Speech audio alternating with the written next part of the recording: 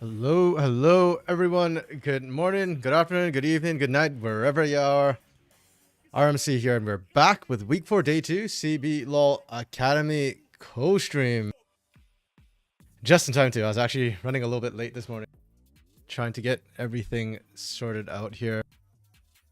And just in time for the start of the league.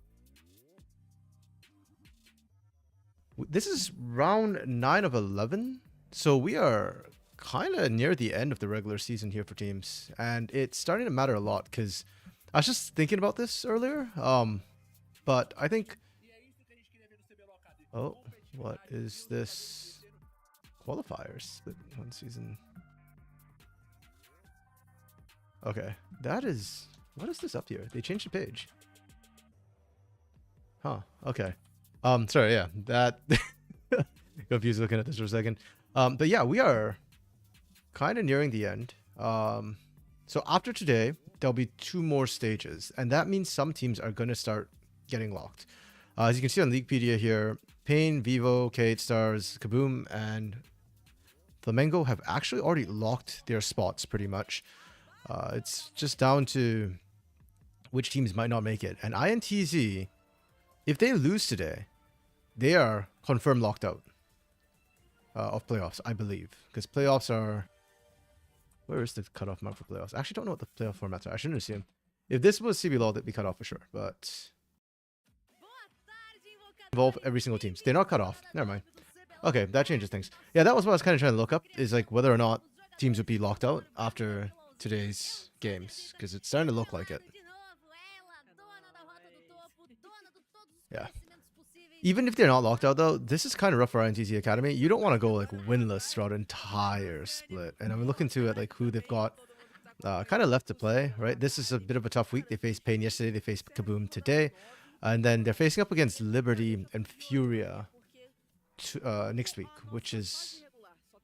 They're not bad teams by any means as well. So INTZ Academy, their backs are kind of up against the wall. Kaboom, on the other hand, they won yesterday against Loud, but they are still playing a little bit sloppy. They're really, really good, and I'd love for them to clean up their macro because their micro so far has been good. It's just aggression from them. I think they're strong, they know it, and because of that, they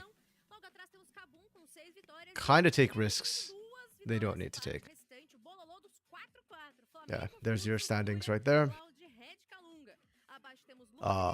5-way tie for 4th right now. It's kind of what I expected. Some of these teams had a bit of a rough week the week before, so they're kind of just bouncing back from the rough super week. Strength of schedule play means a lot, but that's good to me. I like to see parity in Academy. It does mean that there's a lot of competition, so I'm down for that. Yeah, and even the Los Grandes and Liberty, like they look like they're really far down because, you know, 9th and 10th, but again, so yeah, let's not forget that for a second and just think that, oh, you know, they're bad. Yesterday we saw Tower play again in for Rosa. I think it was Dark Knight who was saying that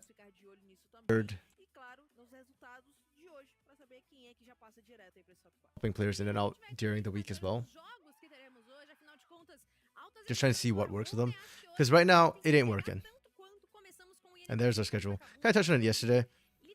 I think that the sort of first 3 games are going to be rather meh for the most part, right? You've got Kaboom, you've got Pain, you've got Kate Stars. And I'm not super high on Tropa or INTZ right now. Close is okay to me, but also not particularly standing out. I think these 3 games here are going to be much, much closer and much more interesting. Because I think most of these teams are in that 4th place soup right now, right?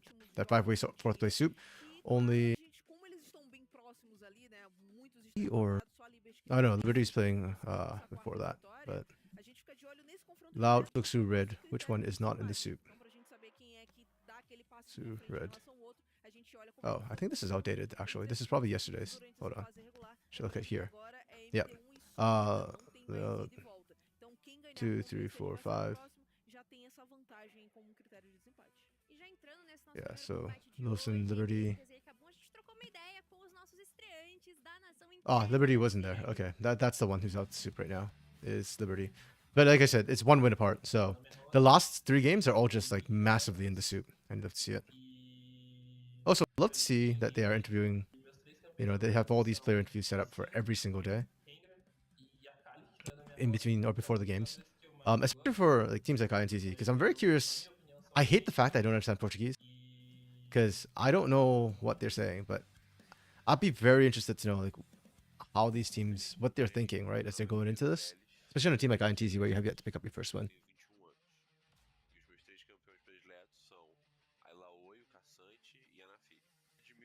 The champions that they like.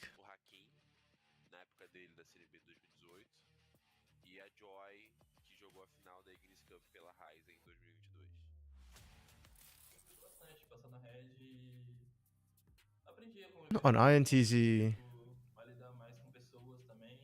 has actually been somebody I've been looking at a little bit more at this team. Up to now, it's been mostly like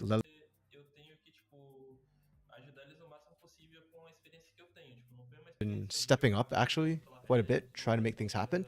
It's just kind of not working. And it's kind of weird to me as well when I look at Namiru, because Namiru is probably the most consistent player on this team.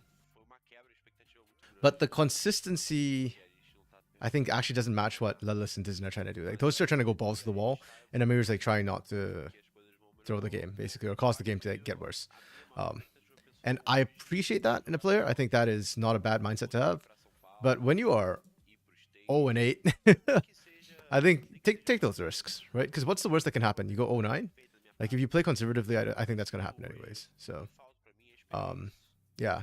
And so it's like kind of this bot side that's been struggling. I think Sta's been doing well, but again, we've talked about this before. Sta can't do anything on her own right now. That this is not the meta for like carry supports. We're not seeing Brand, we're not seeing Lux as much. Like these mages who can do things on their own. So no matter how well Sta is playing, it kind of depends on who she's partnered with and what's happening in the bot side. Disney has gone down a couple of times though to try and make things happen, and I'm here for that. Yeah, we'll have to see how they survive against Kaboom though, because I think Kaboom is very difficult to deal with, especially. Okay, quick look at draft. We see standard bans from both sides. Nothing too shocking, nothing too egregious or anything. I will say that I've noticed the last little while, Milio has kind of fallen off a little bit in terms of priority for these teams. I am curious if it's because we're seeing all these bans to the early game, but I do feel like Milio still has its place, especially with something like a Jinx here. So we see Smolder. I like it. I think that's a good first pick. You can build a team around it. And then I've mentioned Nautilus before. I'm not a fan of Nautilus. We see the Azir coming out as just a solid generic mid lane pick. A little bit surprised we don't try and see like Ori Nocturne or something like that, or Vi to try and counter the Smolder. And Vi wasn't even banned, by the way. LeBlanc is an answer. Lee Sin. Okay, I like this combo. I like this combo a lot, and I was just saying that Namiru needs to step up a bit more. I think these are champions to do it. Like, nice. And kick things off. We get the Jhin, Smolder, sort of handshake answer. We ban Alistar because we have Nautilus. Twisted Fate gets banned because we want Cassante. Garen gets banned because Batao. I don't know how I feel about this, Batao, that you're forcing bans from this. And then Alawi against Lilith, again, same thing. I don't know how I feel about these top laners forcing these bans. I thought Batao looks way better on Gwen than he did on Garen, and I feel like just give him the Garen, he's going to do less with it. It's just the nature of the champion. Okay, then we see Poppy. Okay, I really like the Poppy when we're doing with LeBlanc and Lee Sin. So, solid pick up there. You know they're going to go for Cassante. You left it open. They banned two champions who have decent, pretty good lanes into Cassante. I don't know if Batao was actually played Cassante this split. I need to double check that, because if he's just be set up because they know Batao doesn't play it. We go Leona into Nautilus. I love it. And then we go Gwen, which is one of some of the answers, into Cassante. Okay. Kaboom's draft, really good. INTZ, not bad either. It's not the best draft to facilitate a Smolder, but at the same time, you have early game strength. So that's all I really want from a team. Both of these teams. I don't think that either team really like hard countered each other. Like there are good answers from both sides, but the other. So 4 to both of these teams right now. And ITZ and Kaboom. Yeah. And oh yes, I wanted to check if Vital was actually played. Oh, good grief. You know what? I'll just open it here.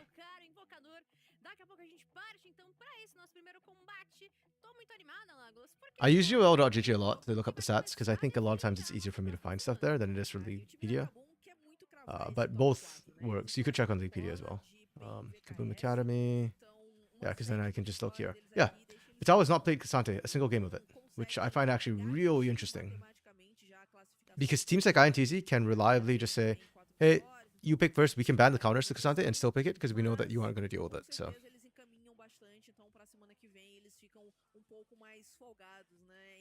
Yeah. Hello? Do I have a guest joining me today? You do. Hello. Hello, 4x4. Our up, How you doing? OG Portuguese, CBLOL Brazilian, CBLOL English Brazilian. Doing good. How are you doing, friend? I'd say that's 3/4 true. Yes. Wait, which quarter? Not true here. Calling me Brazilian is generous, but look, I'll take it. Like I have the passport and all that, so I don't need to give my usual self-defense here. Didn't these? Oh no, the games did just start. For whatever reason, I thought it started at 1 my time. So you're already the. Oh yeah, I was gonna say you're Brazilian, but no, that's CBLOL starts at 1 p.m. It starts at. Yeah, I think that's what I've got on the. Yeah. Or, no, CBLOL here starts at 1 o'clock Brazil time. Yeah. I'm glad you're here. You especially single off the rookies that went up to CBLOL from Academy, so. Yeah. I mean, it's been so good, dude. Like you messaged me off air and you said you've been having, just as much, if not more fun doing this instead of the CBLOL, because and I agree, this is just a much more interesting prospect, especially when the track record has continued to be so good for the talent development pipeline. And it's not like we're just sending guys up to the CBLOL to get crushed, right? Not are we sending more guys than ever up to the CBLOL, but they are doing better and better. 100%. It's crazy to me too. Like watching Shino, is that how you pronounce that? And Steiner? Shino, yeah. Yeah, watching them pop in, like, to be honest, I was actually a little bit worried for Shinu. But yeah, that second game, he definitely popped off. So, and the replacements in here have not really missed a beat whatsoever too. So. Hell yeah. Yeah, and that's the other thing, is it just brings guys from tier 3, and tier 3 is starting to be really robust in CBLOL. Like Loud and Furia, they've got good tier 3 programs as well. Like the open circuit is thriving more than ever. Like the path to pro is becoming really solid, and guys are starting to. I'm worried that this is going to be unsustainable. I don't know enough about the economic situation other than, look, vibes in Brazil in general are really, really good, but guys are starting to get paid even in tier 3 as players, which while cool does fill me with a little bit of concern, right, for the sustainability, because we've seen in NA, right, what that can kind of lead to. I was going to say, I can feel the NA trauma there. Yeah, exactly. No, it literally raises hairs. I'm I feel my shoulders tensing up. I feel my shoulders getting closer to my ears as I talk about it. Yeah, so for those of y'all who might not follow the NA side of things as much, our tier 2 kind of crashed down because the pay situation was really high. They had to be in LA playing, and they had to be paid LA minimum wages. So that caused their rates to go up, and tier 3 kind of followed as well and had really high rates for a bit for some of the top teams. So this year especially, it's kind of all come crashing down. So yeah. And the optimist, and I do generally believe that the best days are ahead, partially because I don't see it could get any fucking worse.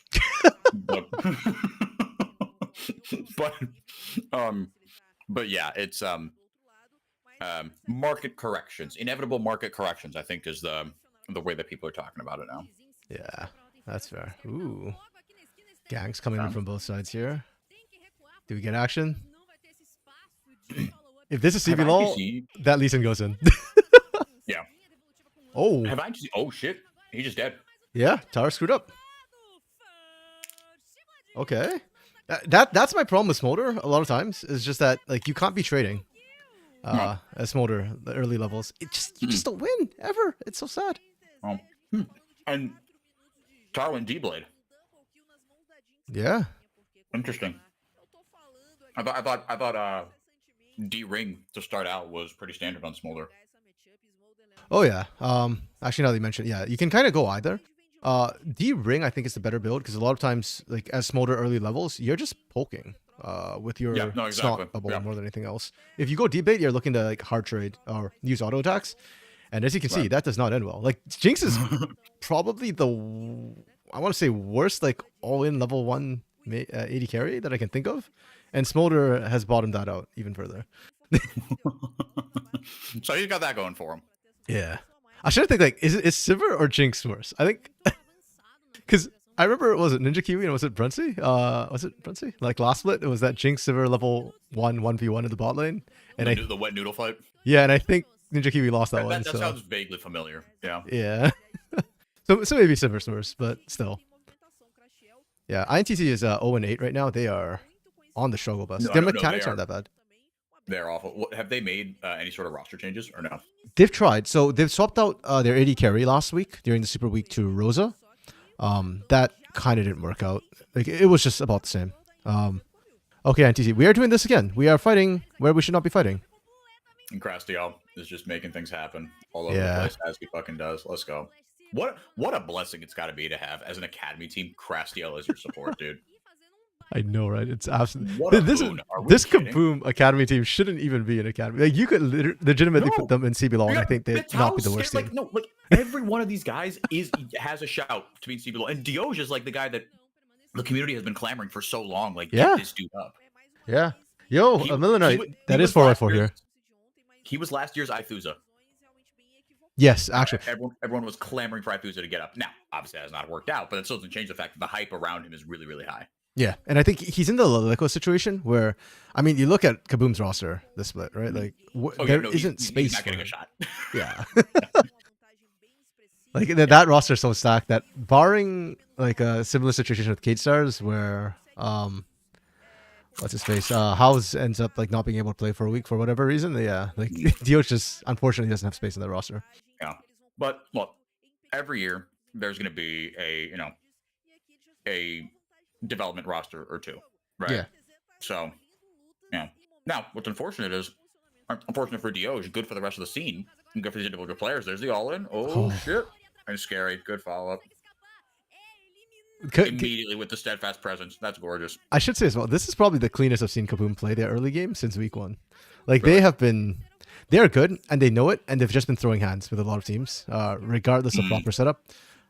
This time, it's looking kind of good, because INTC just doesn't see Kaboom coming, ever. It's kind of weird, yeah, like, all their wards, I don't know if this is Kaboom playing around their wards really well, or INTC just not placing the wards at the right time at the right places. It can be tough to tell sometimes. Yeah. I haven't really been watching. I need to keep... I'll be paying more attention to INTC's like warding and rotations a bit more, but yeah, so far at least it's been kind of weird the way INTC have just... Like, it doesn't look like they screwed up. It just looks like Kaboom somehow magically is always at the right spot at the right time. Yeah. Yeah. If it's enough of that, it's probably a little bit of both, right? Yeah, that's fair. Okay, we are doing this dive again. This is what I mean by, like, Kaboom just kind of throws hands sometimes. Like, that dive is probably not going to end well. Like, we know this. Somebody's going to die, but we do it anyway. Yeah. I mean, it's not a bad thing to do, especially against a Smolder. It's just, yeah. Ooh. Disn's playing well. Oh, I'm getting so tilted for Disn. Oh my goodness, no shot! Wait, and then he gets CC'd in a turret! No, Disn! No! Okay, Namir has to clean this up, right? God, that's so rough. Yeah. That's so rough. That's fantastic by Crastiel, though, just immediately autoing Dizin. And I don't even know if he autoed him beforehand, but I guess there was enough time to... Okay, we're going to get another look at it. Yeah. Because it's like 6 or 8 seconds between, like, resets, right? Where you can, like, auto the same target and still get the root off for the Nautilus passive. Yeah, did he root Lee Sin? I don't think he even rooted Lee Sin. You know what? That's what I'm We're saying, on right? YouTube. It's like, We can if watch he this. didn't, then obviously you auto him, right? Yeah. But then even if he did auto him very initially, but no, because he was later to the gank, so he was just running away. Okay, so he did stun there. Rooted him right there. 3, 4, 5, 6. Oh my gosh, it is 8 seconds. It's like 10 or more seconds, so he for sure was able to get that off again. Damn. Bonk. Oh man. Wow. Well, I feel he didn't so die, bad. so it could have been worse. Yeah. Definitely. I just feel so bad for INTC. Like so many times these sort of things happen to them where it's like they're just off by a little bit. Mhm. Yeah. Kind of sounds like the CBLOL squad, to be honest. Not It not not as does. often, but like it's like are they the worst team in the league? Yeah, but I don't think they should be 1-10. Yeah, exactly. It's the exact same situation. I was actually just talking about this in chat last week during the Super Week about the fact that both INTCs, like something's wrong here. Like, Yeah. oh, okay. No, something's in the water. Okay, you see, this is what I mean when I was talking about Kaboom just seems to be always here at the right time. Like INTC just never see them coming, right? So Scary just walks right in and just punishes. I mean, I don't blame Sta. Like she re-engages because you're dead. As well, try and stall everybody up. Yeah, try to get one back.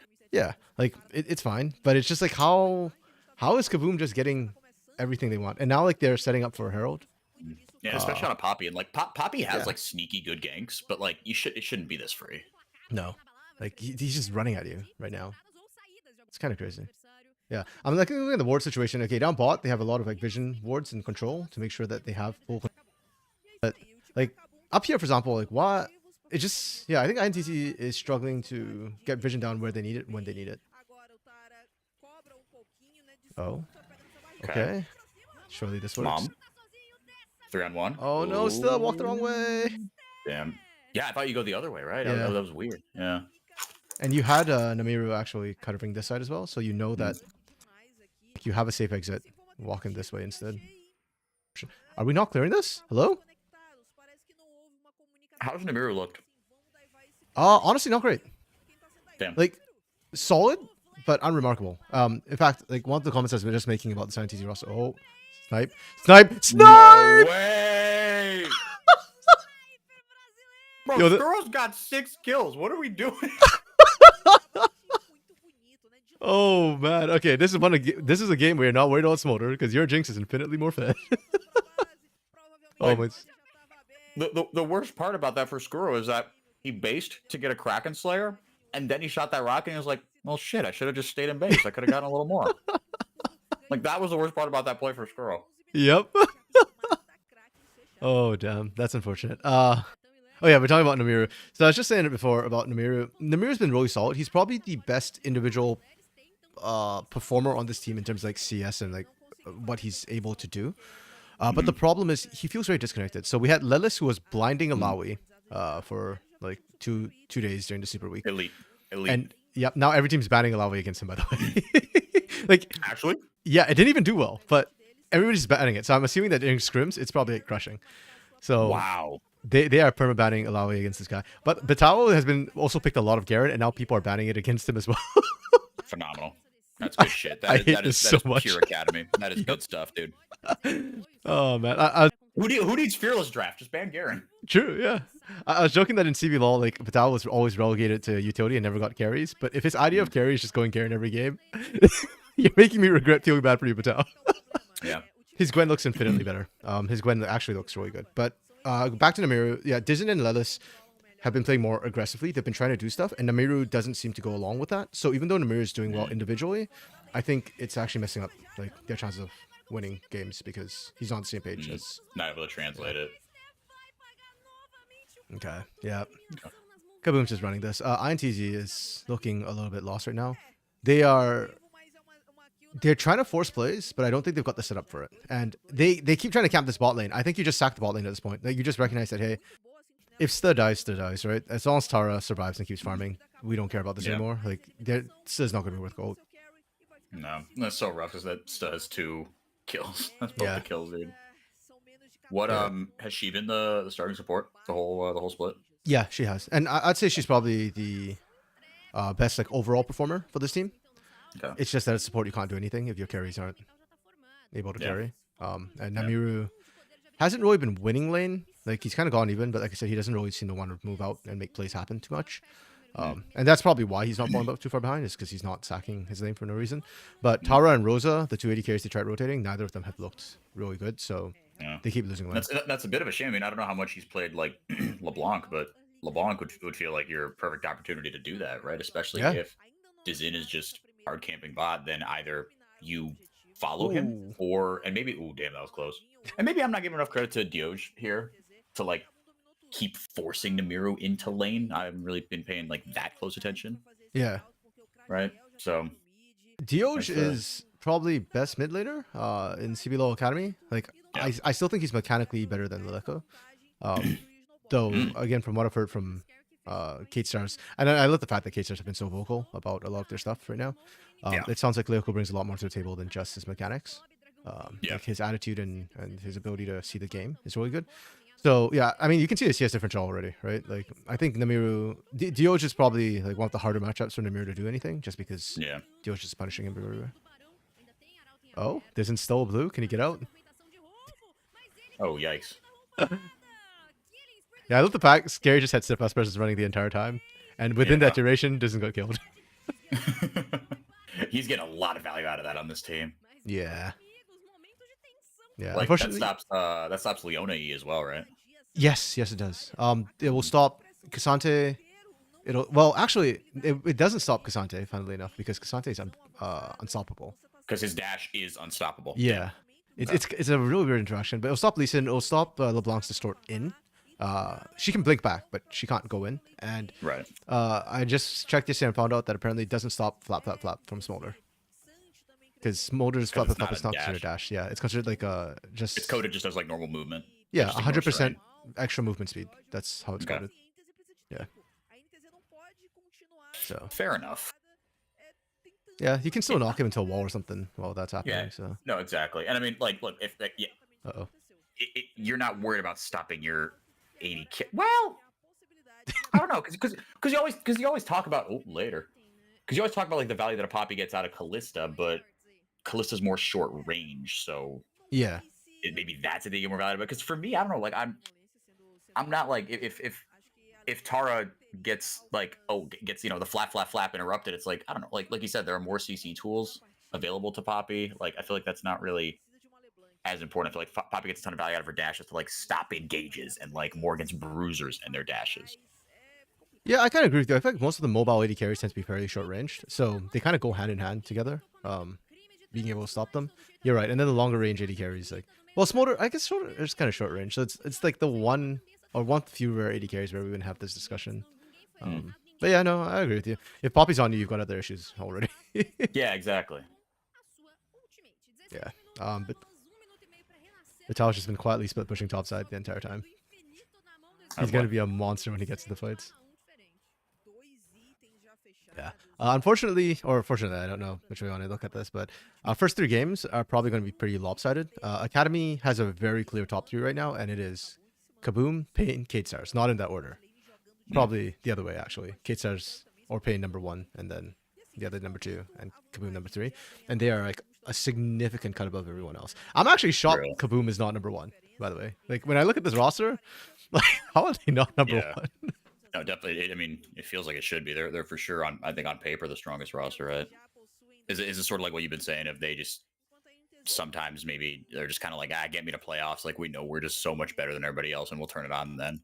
I think so. I refuse to believe that their macro is just this bad because they are like because they don't understand macro. I mean, come on, you've got Crossy on your team. Like we've seen this guy's macro. Even on a losing Kaboom, he was still like rotating everywhere really, really well. Mid and and every single one of these guys except for Dioj has spent moderate time in CBLOL. Yeah.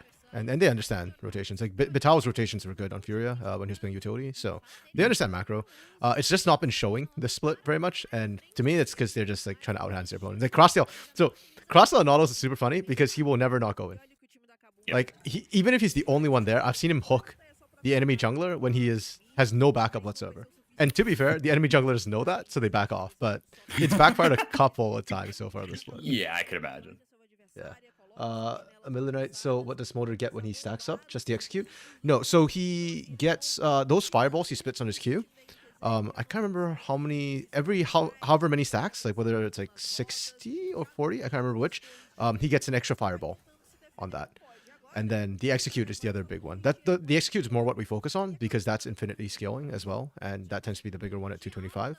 But he also gets more fireballs coming out when he hits something. Yeah.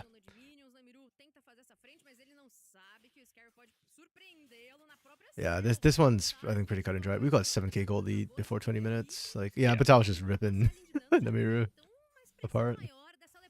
By the way, I do like the fact that Academy is actually running AP LeBlanc, and we are not stuck in that stupid AD LeBlanc meta. It's gorgeous. I can't wait for the trivia to come out, by the way. I want to see your reactions to some of those questions. Oh yeah, no, it was honestly it was like the first question that had like it was like a bit of a trick question, right? It was Yes. like okay, like I wasn't even mad just because like I should know better, having done this twice before. Like so I was like, you know, I'm not even mad. That's on me. The rest of it I thought was like, and like it wasn't all like, you know, like for lack of a better term, like, and I'm not saying you're like a bullshit artist, but there are some bullshit questions in there. Yep. Which is what you intended, and that's fine. But it wasn't all of it. It didn't feel like Yeah. okay, RMC's trying to be like annoying for its own sake. There were enough, and I would say like actually a healthy amount, more than I was expecting. More questions that are like, okay, this is like reasonable. Like if I for whatever reason, they felt more like bar trivia questions, right? Where it was like you go to a bar and it's like, okay, this is fun for everyone. Everyone can have a crack at this, right? You don't have to be like a CBLOL hardo to make an educated guess on this. There were like half the questions were like that, and that was enough for me. Okay, INTC is doing this 4v5, by the way. Like after Baron's down. Yeah. And I think Kaboom could just turn and fight this. Like, but health bars are starting to get low, though. To be fair, like this is like, if they get 5 here, maybe they could do this. Ah, Namir's kind of low. Yeah, Namiru's already out the fight, but Kaboom didn't even fight that. That was the funniest part. Like Kaboom was just trying to base, and I can't remember who. I think it was Scary who was just trying to stop everybody from interrupting packs. But I think if Kaboom just fought there, he could have just wiped and broken base. Yeah. Yeah. No. My approach to trivia questions tends to be like I try and find some interesting stats, some troll questions just for fun. That's my personal amusement, and then I try and find some like questions which I think are more relevant, even if the answer is not like super interesting. But the question I think is more yeah. Yeah, but the first question, I put in the meme, and then I realized that if none of you fall for this, I'm gonna look like an idiot. And I was like, you know what? That's fair. If I'm trolling you guys sometimes, I'll troll myself sometimes. Yeah. Yeah. If we all got it, then that's its own entertainment value. Yes. Yeah. Yeah. That trivia will be going up later today. In fact, between this game and next game, I might. Oh really? I'm just doing like a little, just cutting up like a clip to put in the tweet. Just making like a little short video. Hell yeah. Okay, yeah, I am 100% down for that. I've been itching. I was actually the one who bugged Rude about it because it's like, bro, when are you putting this up? When are you doing it? Yeah. Okay, good engage. Oh, okay, we had 225 stacks. Is there a chance? Yep. No, there's not because Scary's there. It's playing this Poppy really well. Oh! Get off my mid laner. Oh. Oh! Oh my goodness. That was such a good fight for Where ITC, did Dioge actually. come from? Penta. Oh, another one! Yo, this is like our 4th Penta at CBLOL Academy. We just had 2 yesterday.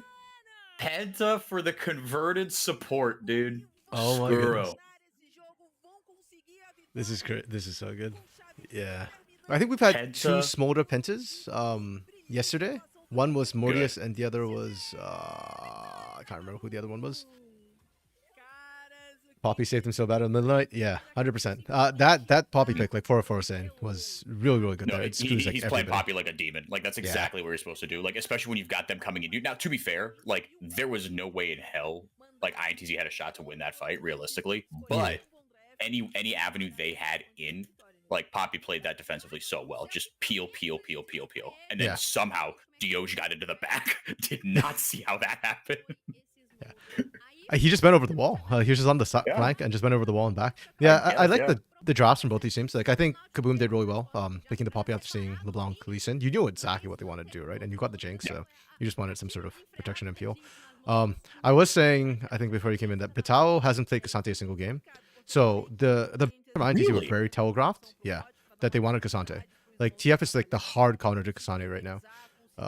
And Garen is just a Batal thing, but it also does well into Cassante. So when they ban these, that telegraphs they want Cassante.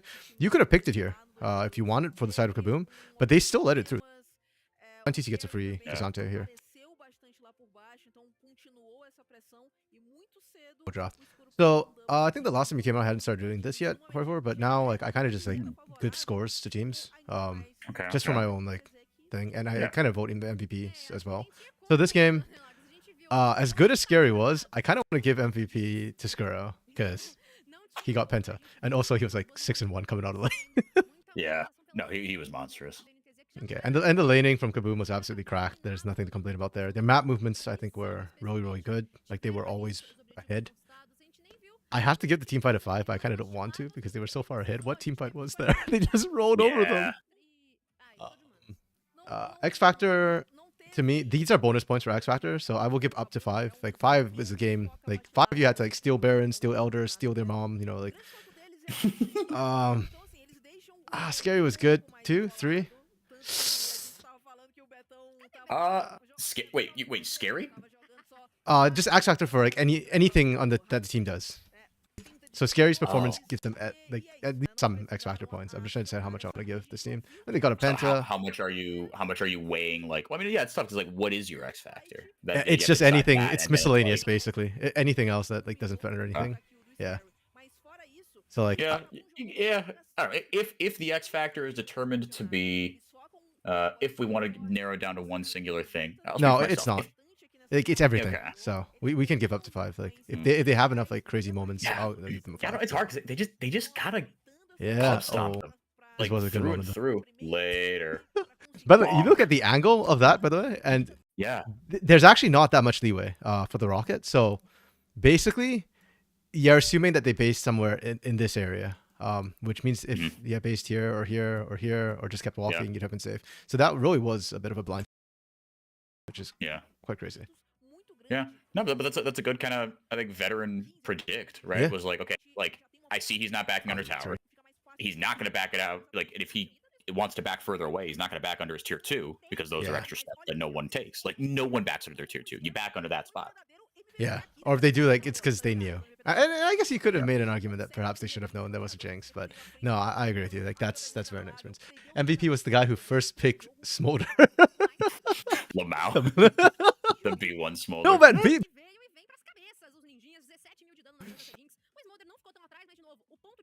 I'm struggling with Tara quite a bit. Tara gets 2 times meh from me.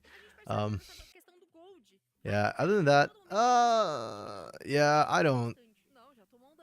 My opinions have not changed for any of these players, unfortunately.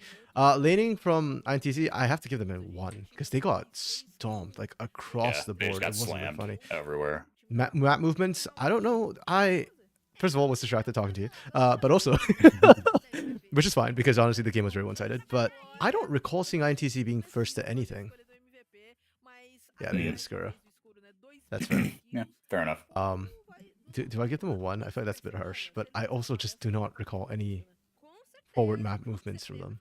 No, and like I think in the beginning of the game it was all very reactionary map movement, but you know, it's like they were answering plays, but all they were doing was answering plays, and when they did, it felt too little, too late. Yeah, I think that's a huge point. The fact that if you're late, I don't think that can be counted as a positive map movement.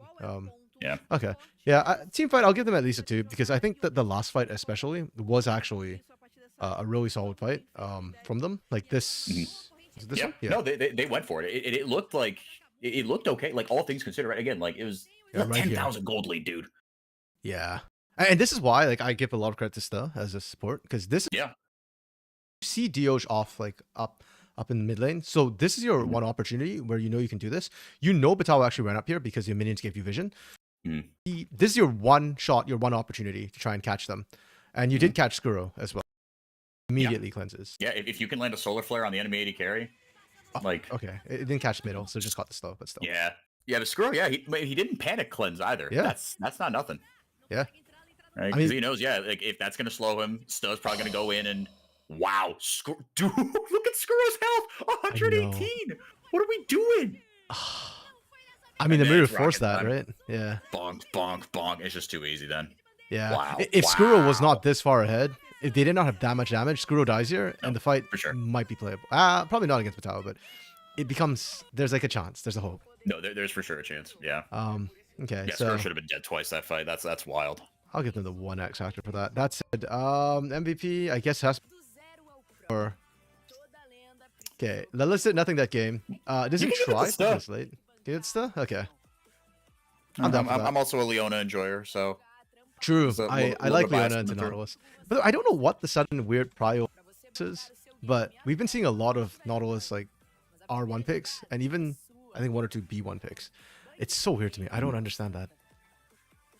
Like, why do we love Nautilus so much, guys? Like, it's good. He's no, I really think he's never bad. No, Like seriously, I think no, he's so dude. He's made of CC. You have a point and click ultimate that can hit multiple people and hard CC someone else, right? Someone in the back line. The ult hitbox or the hook hitbox is what it is, right? As Kaisa comes back into the meta, Callista is still in the meta, right? Like I think the 80 carries that are in the meta now that it's getting towards, like it's getting away from kind of your poke lanes, right? It's not just your Varus. Jhin is completely gone, and I think the 80 carries that are in the meta pair well with Nautilus, so I think that's part of it. And again, there is some bias here because I just love playing Nautilus, and I've been playing him ever since he was a jungler. I just think he's such a high floor champion, dude. Like, and even if you are just getting like skull fucked in lane, you are going to be useful later. No, Amelia, you agree? Okay, look, I agree that he's made of CC, right? And I understand pros like pick him. Yeah, like it's a perfect support, right? Like you can do so much on no econ. He's so squishy. Like I was actually gonna look and see. You don't have to be squishy, right? You just ult, hook, auto, riptide. You do so much with that. If you can get that combo off, right? And if you can't, CC has been blown on you, which will not be blown on the follow up. But I feel like Leona's just better Nautilus, except that you've got to land skill shots, which. Yeah, no, and I mean, look, Leona and Nautilus to be are cut from the same cloth. I don't view them very differently, right? Good for like kill lanes, right? Again, can do a lot on a little. Those are my thoughts. That's it. I just don't like the heavy prio we're putting on it. Like I feel like he's interchangeable, so you don't need Nautilus. You just need a CC bot, whether that be Leona, Rakan. I can buy that. I didn't take a Braum, actually. I can buy that. Yeah, not as squishy. I mean, like, he genuinely is. People always forget that because of the shield. Yeah. But a lot of times, if you survive the initial engage, and Leona's W gives her just such a like her level 2 trade is whenever I play Leona, it's so disgusting. It's get level 2 first, and then you go. If they don't respect, if your enemies see you ding and don't immediately walk backwards, they should die. Yep. Like that's how you have to play that champion, and then you can do the same thing again at level 3. Because even if you go in with like, okay, I've got 1 charge of my refillable pot and like, actually you wouldn't have a refillable pot at level 3, but like, if you got 1 pot left and then like 3/4 health, you pop your W, they can't touch you. Dude, it's so strong. Like that's why she was as busted as she was. Like what took her out of the meta finally in I think it was 21, or like around then, was that they knocked a ton of extra resistances off her W. It's so strong. Yeah, and on top of that too, like her passive, everybody forgets it adds extra damage. Like it's significant at all stages of the game. People really like there are a lot of Leona. If there was like, there probably is a subreddit r/Leona mains, but 100%. There's one for every champ. So yeah, no, but people took like when the support items were what they were last time, where there was like, oh, you could take the the AP support item, or the not the actual like Nami support or Lux support item, but like the AP like tank one, right? They gave you like a little like marginal AP versus the one that gave you like marginal AD. People were taking the AD ones because, like you said, her autos do extra damage, and you can go auto Q auto and get that reset. And so your upfront burst on trades is nasty. Yeah. I don't know. I just think. Oh, and Rel too. I forgot as a champion, right? If we're talking about CC bots, yeah. I just feel like not the Rel Penta in LPL. No, I didn't. Wait, this one? Yeah, literally like I think literally yesterday or like 2 nights ago. No, I didn't. Got a Penta in LPL. It was stupid, unbelievable. Yeah, and it wasn't like in some the bottom 16th versus 17th like some shitter game. It was FPX versus Top Esport. FPX is kind of a not great team, but it was Tien playing against his former team, playing for Top. That's Esport. Hilarious. I wonder if it's because like all the damage came down and it was just lucky that. No, I think it really was because he wasn't like Astro ahead or anything, right? He wasn't building anything ridiculous. It was just a very normal Rel game, so it was a lot of luck. But by the time he got a triple kill, everyone backed off, and it was like, oh my god, can we give the Rel a Penta? And everyone just like like people were just dying, like or like getting very low around him, just like kill him fast. I'm going to die. That's hilarious. Oh man, I wouldn't be surprised, seeing that something like that. Tropa and Pain. Tropa right now, to me, I look at the names like Avenger and Soweto. I thought they'd do better, but they They have swapped not out their been. bot lane, right? They have, yeah. Ben. I don't know how you pronounce that. I've been just saying Benjay for short. And Vavel just swapped in yesterday. Bibenji. Benji. Oh, okay, Benji. Okay. Yeah, the Benji and Vavel just swapped in yesterday. Vavel being formerly Loud Academy's support. Used to play with Sant. They were pretty good bot lane. And this, I know Vavel did. I don't know if Bibenji did as well, but came over from didn't they come over from W7M?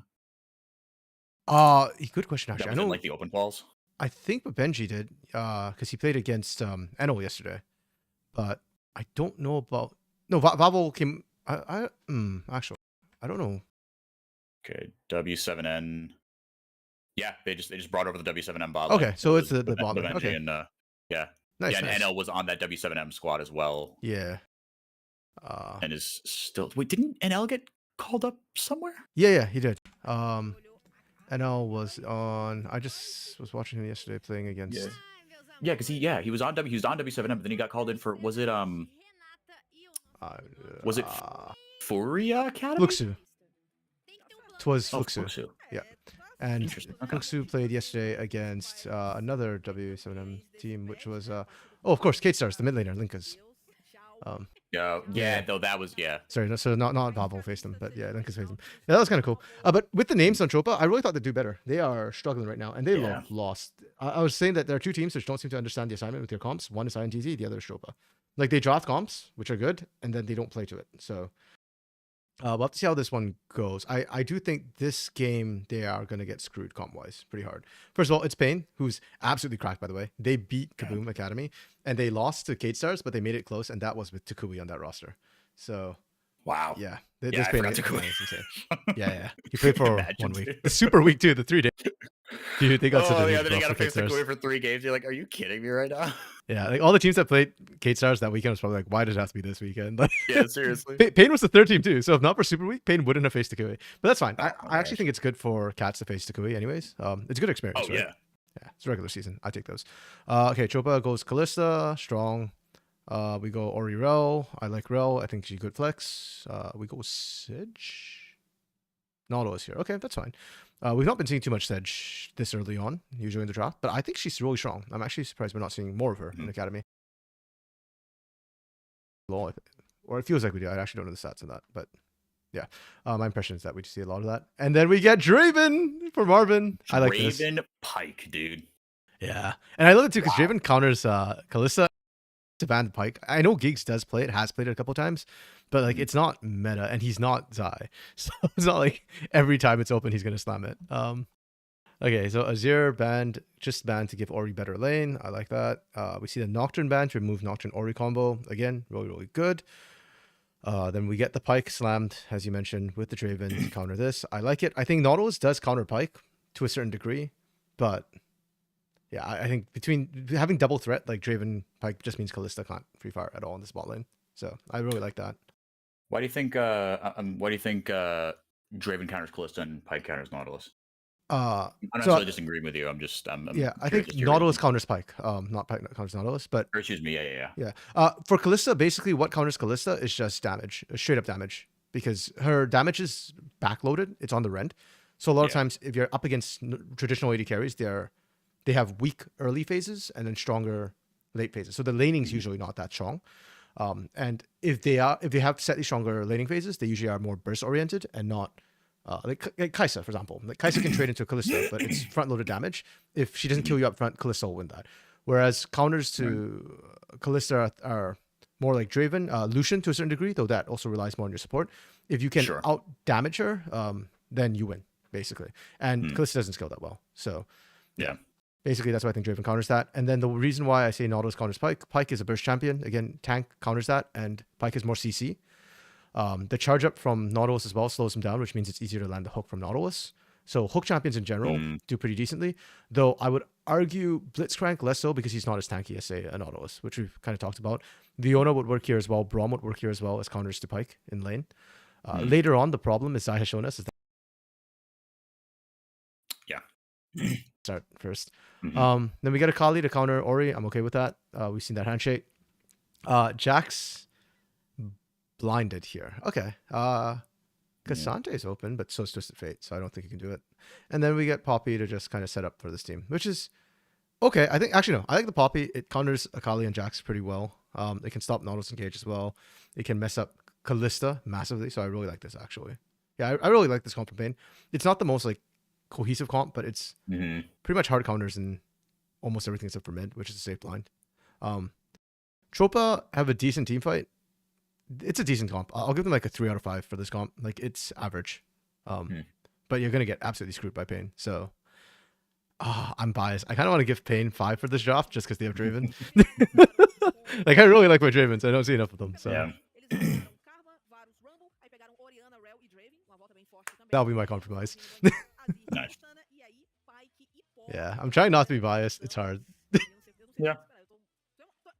Oh, and I just found out yesterday, 4 I can't buy a Pain jersey because they only sell it in Brazil. So I can't even get like Rose to ship it to me by sending it to US and then getting shipped up from there. That's brutal. Yeah.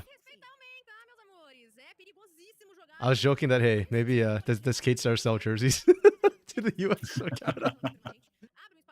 Yeah. If I mean, I'll see if I mean I've gotten family members to send me soccer jerseys before, Hey. so maybe you know, if I don't go down to Brazil in the next year or two, then I'll you know, I might have some family like just be like, hey, look, I will you know, send the pics and I'll you know, I'll take care of the rest. Yeah, because the shipping can be obviously a bit of a backbreaker. Yeah, it's not even that. You need like a CPF, and they only ship within Brazil, so it's like yeah, no, literally that, as a and that's, foreigner, I that's can't. dude, what I wanted so bad, what I would have like actually done immoral things for was the red Canids, the baseball jerseys that they had.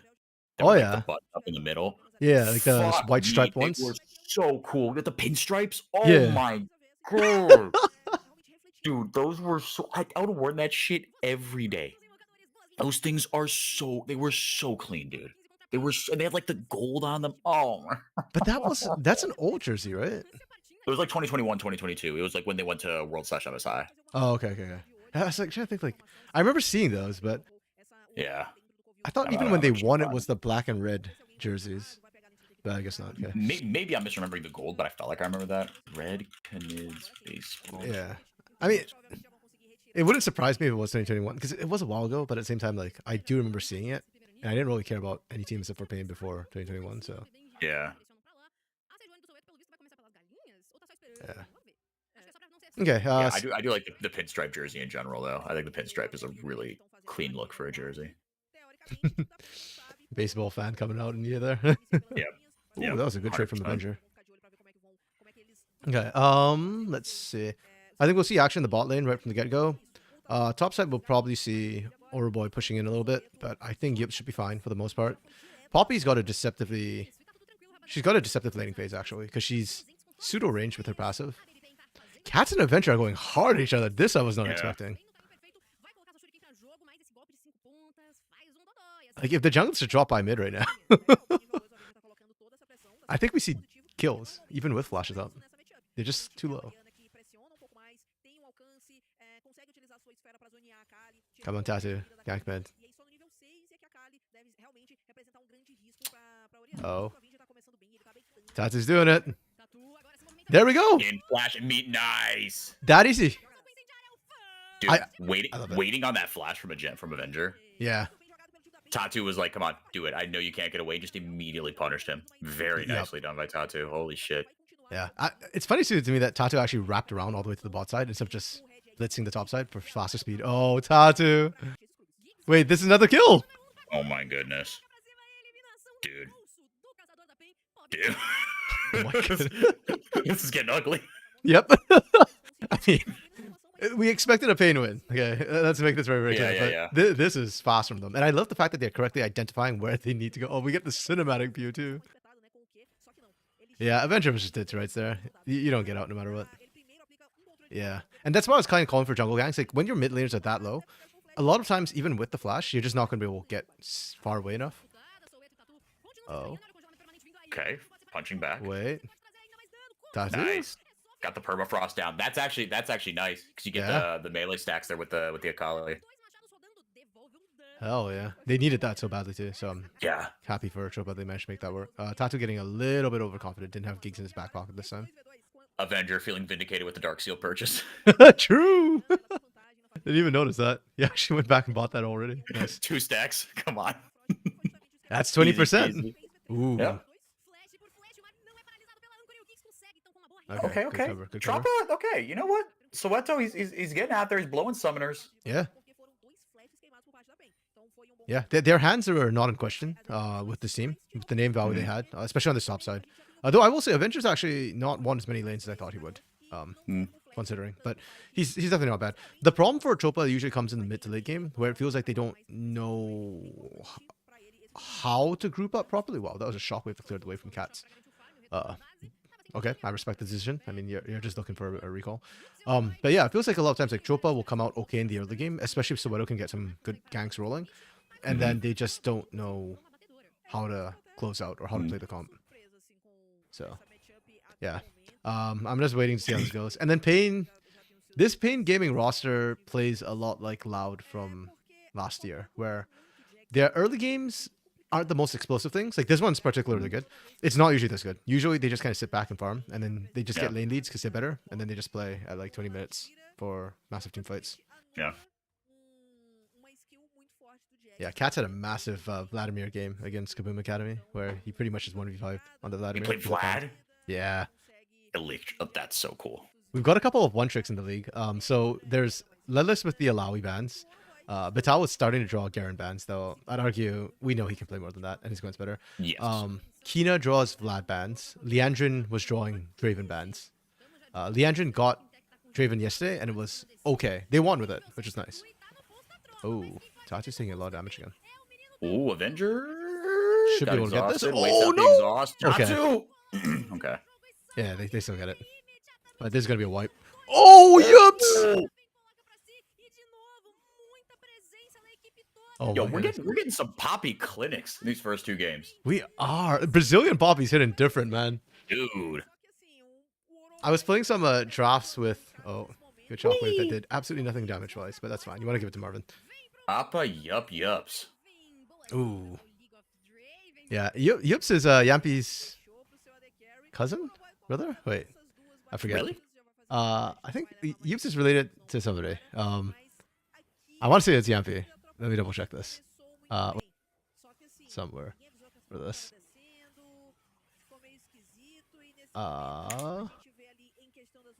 Yampi's younger brother, yes. That's Yampy's younger brother. Yes. Arsen Wow. Wilkes, thanks. Sorry, bro. It's like, I have that written down. I know you all told me before, and I just forgot. I just had second guessed myself for a second there. Yeah. Yups is kind of crazy. Last split on the former Pain Gaming Academy roster, he was probably their biggest carry. This split, Cats is definitely stepping up a lot bigger. And Marvin has been consistently improving throughout the split.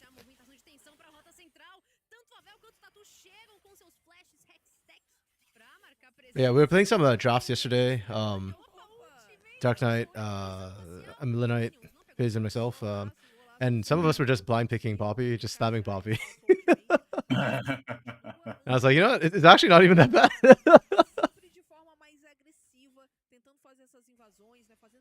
Oh, Poppy's really strong. Oh no. Benji's so dead here. Yeah, I feel like if you want to do like these sort of dives, okay, like this one was a good setup, but you know, like the last game we saw the 3v2 dives, like I don't think you should be doing them on champs like Jinx, even when you're kind of ahead. Like you need to be playing like the Dravens, the Lucians, maybe Callista if you want to pull those sort of the dives off, or like Kaisa when she's on a power spike sort of thing.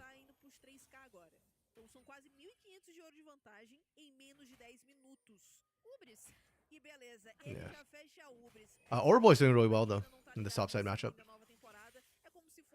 Yeah. He's still up CS. I feel like right now, if Chopa are to win this, it's gonna need to come from Avenger and Oroboy, just like kind of popping off. Benji's doing a good job trying to stay up in CS, but Draven's just gonna run you over. That's just one of those counter things.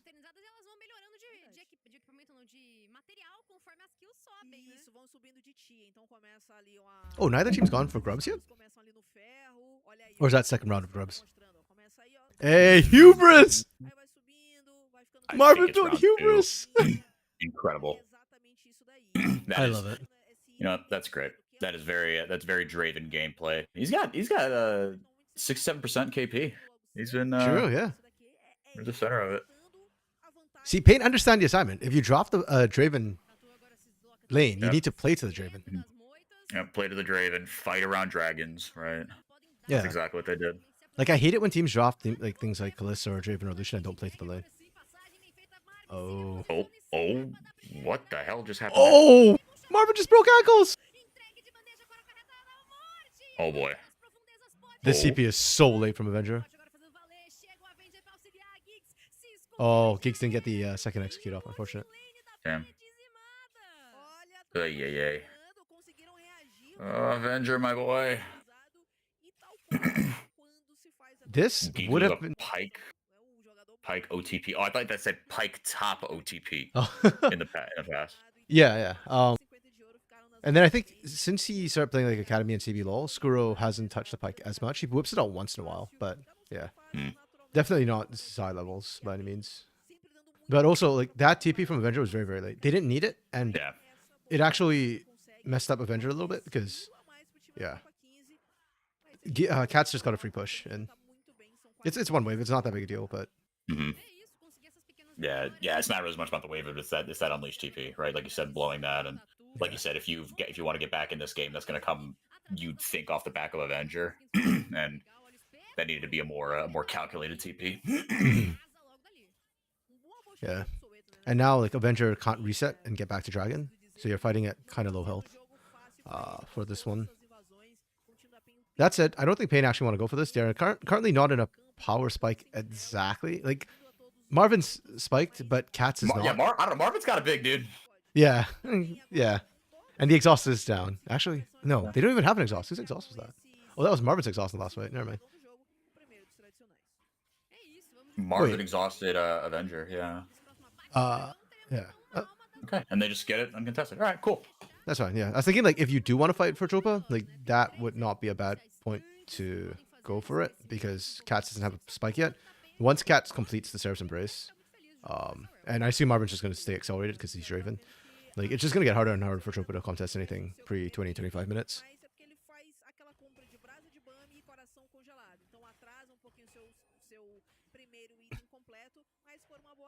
Oh, interesting. Okay, so the passive concept's an auto attack, so Counter-Strike actually blocked it. Arcsent is very surprised so far by Marvin. Poppy's passive, where her auto becomes a ranged auto every once in a while. Oh, with a buckler. Yeah. Ooh. Bonk. Wow. That's pre-Seraph's Embrace, by the way. Yeah, that's 3/4 of an item at best. Damn. Arxon, you're surprised by Marvin so far. He's been a very good AD carry from someone you barely heard about before and still don't see people talking much about him. Yeah, for sure. Oh, this could be good. Oh. Bravo! Oh. Do they have enough damage to kill Tatu? They already rendered, right? Wait, why is Marvin not autoing? Well, I need to watch what happened there, because I feel like Marvin... I think he's just scared of the Leon, or not Leon, Nautilus Sejuani. Yeah, no, I think he should rewind that. Yeah. Because it's like, if certain abilities were already blown, then you got to be stepping up some more, dude. I'm going to slow this down, 0.5. Like, Vavel blew the hook there, so that's not going to be up for another, like, few seconds. He X-flashed, hook down, right? Okay, so Marvin's just chasing in, that's fine. Like, Tatu's doing Tatu things. Tatu dies is okay, because that's just how it works, right? Dump some autos into the Nautilus, but he got Fate's Call. Came down. Depth Charge already came out too. So they find Tatu here. And Marvin just keeps running. Like, you've got minions here. You've got Geeks in front of you. Yeah, the only one in range is Vavel. Yeah. If you got one auto on Vavel, you get the kill there. Yeah. And Gigs might have actually started getting resets. That is... okay. Well, Arxon, that's why you've never heard of... So we were gassing up Marvin. Yeah, I took everything I just said in the last note. No, Marvin, when he first came in his first week, I was very underwhelmed by him. I thought it was... Oh, I should have just waited. Oh, and we're into a pause. Okay.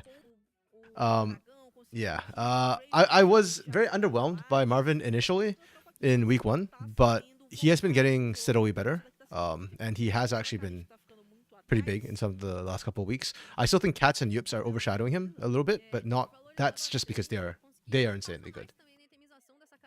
But clearly top 380 carry for you. Just a bit short behind Mortius and Skuro. Pretty sure you're at fault here. Even CBLOL every time he plays a player, they do. Axon, have you ever thought about becoming a caster? It seems you've got good potential for the caster curse there. Yeah. About Marvin here. Yeah, because the problem is on that particular roster too. Yups and Cats are just so flashy, or so much flashier, that even if you're a good AD carry, you just look like you'd have to like Brunsey level, you know, kind of thing to. Oh, yeah. I just see bot laners. Yeah, Marvin's got the second highest KDA, though a lot of that's just from low deaths. He's getting a lot of assists because his team keeps KSing him, securing for him. Damage share. Yeah, Marvin ends up rolling on the damage share. That's exactly precisely the problem. Like, his damage isn't bad. It's just that his team makes it hard for Marvin to stand out stat wise.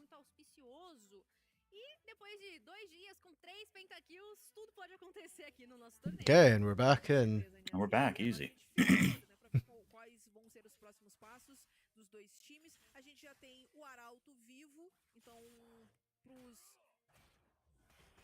Okay, we just go for Herald here. We're stronger. You can brute force this. Yeah, I think Pain can just kind of brute force stuff. And this is... They're kind of like the opposite of Kaboom in that way. Like, Kaboom shouldn't brute force some of the stuff they do, but they're good enough, and so they get it done. Whereas Pain should brute force sometimes, but they still play it really, really slow because they're just really conservative, I guess.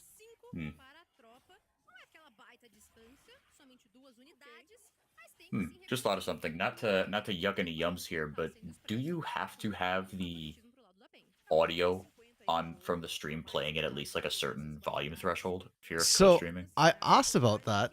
Dia kind of said just do whatever you want. I do have it running. I don't know if it's at the threshold, but I do have it running on the stream. In Discord you can't hear it because the audio doesn't come through. But if you no, the Twitch stream, it's there, really faint. I've been told it's unintelligible, but considering I'm an English co-stream, I don't know if it needs to be intelligible. And Dia just said do whatever you want. So okay. Yeah. It's really weird because like we are in a very different position from I guess most of the other co-streams. Like on our CBLOL stream, we don't even have to have their audio. Yeah. I think Rogue doesn't even that makes pipe it through at all. That I'm glad that they like bent the rules a little bit. But like on Ida does like they have it running. Yeah. I think they just it's in the just talk over everything, right? So like it's weird. Yeah, I still have it running in the background because I really like the Portuguese casters like reactions and stuff in the game. Yeah. Like yesterday, Grunthar like shouted something in English. I can't remember what he said, but he said it in English. Like, I understand that. Nice. Yeah. Also, I love it when I think it's Legolas who usually does this, and she goes like, yeah. Yeah. No, shows, a spicy play. I'm just like, yeah. that is a very valid reaction. That transcends languages. Yeah. Do you know if Legolas speaks English? Because I have interacted with her on Twitter before in English, so I'm curious if like I think she speaks solid enough English. Yeah. Okay. Yeah, I think all the casters do, to be fair. Okay. Yeah, to where they could like interact with someone on Twitter in English, right? And like in a pinch, an online interaction, use Google Translate. It's funny when I went down there, I think everyone thought that they were gonna have to speak English to me, and so like every time I greeted someone for the first time in Portuguese, they were like, "Oh, I thought you like I was just gonna speak English to you." And I'm like, I mean, you still can, I suppose. I'm gonna talk to you in Portuguese because I would like to keep working on my Portuguese, but yeah, but they were all and I guess everyone was just like perfectly ready to speak in English. So hell yeah. Yeah, I know Rafaela speaks English as well as Takeshi because yeah. Because they were talking with Root and Trajan. And I got to talk to them very, very briefly at Worlds this round. And then I know Sheppy did the interview on MD3 with Coach CL and said he wasn't like super comfortable with English, so I think Joxer mostly spoke the English. Gotcha. Yeah, that's cool though. I really respect that like a lot of them can speak two languages because I feel really bad whenever like I can't speak a second language. Like I'm ethnically Yeah. Chinese, I do not speak Chinese, so Yeah. Yeah, I mean, it's always tough with English, right? Because English Yeah. is just like the lingua franca, right? So we're spoiled living in the U.S. and Canada, where yeah. we effectively speak 1.5 languages because we can, odds are, communicate with almost anyone in the Western world. Yeah, and even in the Eastern world, like there's Mhm. usually people who can still speak English. Yeah. Not obviously as much, but like you know, enough that usually things still get done. No, exactly. Yeah, I'm just so thankful for Google Translate a lot of times. Like when Yeah, I reached out to excellent. Liga GG, I used Google Translate. Yeah.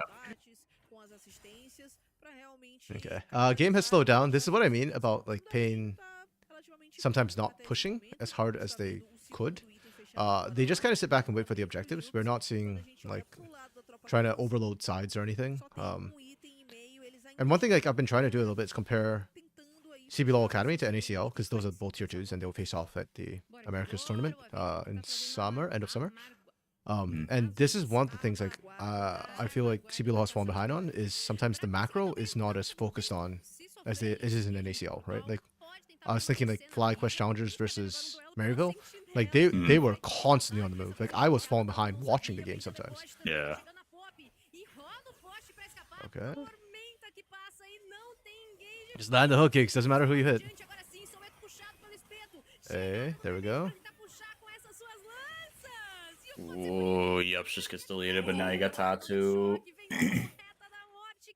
They're just like I feel like they could win that. Like, but again, like Yeah. I'm just not seeing the autos come through, right? Like I'm not seeing the like if that was I feel like he'd be hopping all over that fight. Mhm. And Marvin's autos in this Draven are not oh, okay. There was the Herald bug where sometimes Herald faces the wrong direction after you hop in. I was a bit worried for a second there. I was gonna go the wrong way. See, there we go.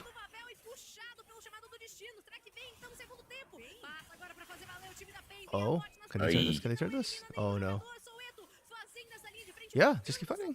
Marvin. Yeah, he's got 3 permafrost stacks on him. He's got to be careful. Okay. Yeah. But like you're seeing how low Pain's getting them if they Yeah. just like fight instead of like constantly running away. I don't know. Like it's a valid game plan, just not with this composition, you know? Sure. Like you got Pike, you got Draven. That tells me you want to go in. Or you should want to go. Yeah. Okay, yeah. Tropa's playing decently well, as well. I don't know if it's also because when you're behind, you can sometimes like sitting back is the right strategy, but they've sat back quite well and actually kind of reduced the lead a little bit. So, well played from them so far. For them to come onto the front foot, I think they need to start setting up better vision though. Their vision right now is very defensive. They have nothing past the middle part of the map right now. Like everything's just defensive here. And that works for a certain amount of time. But once objectives come up, you kind of have to start pushing out.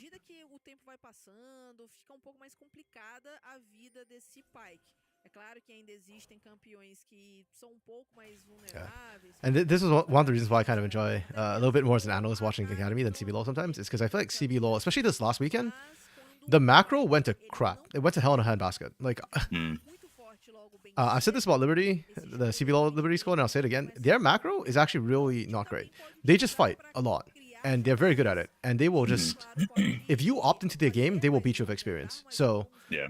whenever teams are struggling in Liberty, a lot of times it's because they're not playing the macro, and they're just saying, "Oh, you're here. We want to fight you." Do not do that. Liberty's hands are very, very good. Please.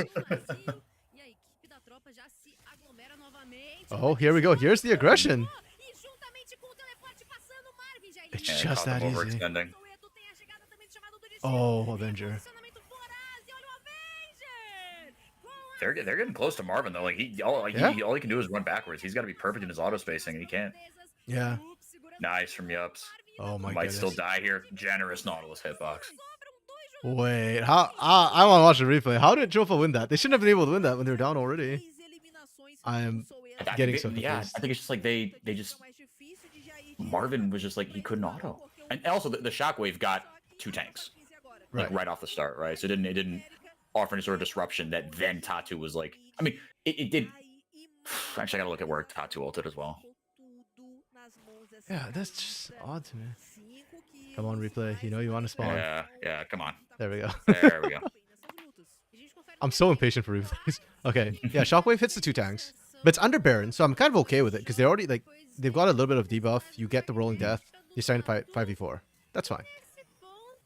Then Avenger Yep, goes no on money. Cats, which is okay. Yep, just trying to hit Babinje. Yups is on the wrong Benji. side of the wall. Ooh. Okay, Gigs gets the execute. Yeah, I think part of the problem is just that. Boy's just running at Marvin, screaming. Yeah, and it's working because there's no fuel for Marvin here. Yeah. Like, Yups and Tatu, they needed to, I guess, disengage and actually peel a bit sooner. Because, yeah, even here, Avenger getting in, that could have been stopped by Steadfast Presence. When did we use Steadfast Presence? Avenger effectively kills Kots. Yeah, okay, so Yups is here. And you mentioned he would try to go after Pinja. Or, yeah. Benji. Ooh, good flash. Okay, yeah, I think that the mistake right there is just that somebody needs to stay back and peel for Marvin. Yeah. I understand Yups wanting to go in and actually pick up like the stomp on that, like the catch on that side, but that kind of left both Avenger and Benji to just free fire. Yeah, it's not the end of the world for Pain. I still think Pain's in a decent position and should still play aggressive. Ooh, okay, so no flash, Okay. missed his ult. Shockwave's down as well. They still believe. Yeah, it's still doable. See? Great. You have a front line, front to back. Yep. Yeah, and Trappa, they don't opt into it, which is smart. Woo. Yeah. Yeah, that's fine. Because I think realistically, you can play as Pain Gaming really defensively without blowing any of your ults in these team fights, right? Like, we literally just saw you play a front to back in that choke point without blowing any ults. Your ults are panic buttons, like when something goes horrifically wrong, like Avenger finding a flank. So the fact that they kept losing was, to me, was just not. Oh, Avenger? He gets out! And Vavel might die for it. No. Oro Boy's a little late to the fight. Oh, God. What was Avenger doing up there? He was playing cute. He was looking for the flank position, which, to be fair, as an Akali, you do want the flank position. Unfortunately, yeah, but like you gotta have something else covered. It can't just be you. Yeah, like, and a flank implies that there's a primary point of attack, and you're taking an alternate one. There was no primary point of attack. Yeah, you can see that Oro Boy and Sweato, like, not even like, so Avenger trying to get a flank was ambitious, to say the least. And on top of that too, I want to highlight lack of vision. Like, they have no wards on this side of the map. I've complained about this already before. And look at all the red wards. My yeah. God. Oh, these are all like zombie wards. 6 of them? Zombie wards, all of them. Oh, those zombie wards. You're right. That's hilarious. But yeah, no, Avenger, I think, was just really over aggressive. And at this point, you just let Valvo die. Like, trying to recommit here is just risky. And one thing I want to praise Pain for was they did not abandon Marvin this time. Like, you can see, once Marvin actually has peel, they can't get onto him, and then he gets to take over the game from there. Yep. It's just that easy. And maybe it's just a mental reset. Like we said before, Yups and Cats with this team have been such big carries. Like, perhaps they're just not used to peeling for Marvin, because Marvin's not usually their big carry condition. Okay, they got Baron. Let's see what they can do with it. It shouldn't be hard to push into this. They don't have great wave clear on Tropa's side. So you can just go fishing with Pike if they try and wave clear. Yeah.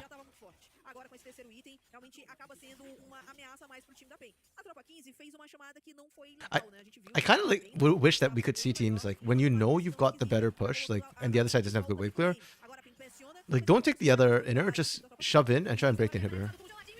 Yeah, Geese gets caught. Oh. And Tatu was just stood there looking for a flank, and Benji said, "Just okay, I'm going forward." Oh my goodness, that's ripped. Oh wait, this is terrible for Pain. That was a 4v5 in a turn. Oh my goodness, dude. Replay. They'll get there.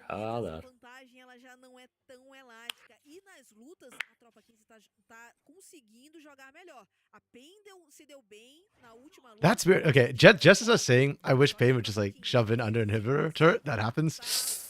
Not a good look for me, but I stand by what I said.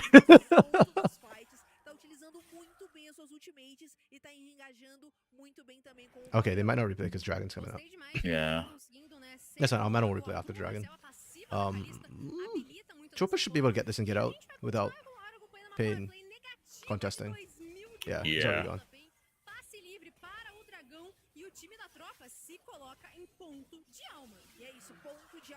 Okay. Oh. We go for the fight without Marvin here. Soweto just goes immediately onto Kots. Yeah, we are fighting without Marvin here. That was a call and half. And again, Marvin no peel. Marvin just he couldn't find a way in. Yep. Like he was trying to like auto like over the brush there. Oh my goodness.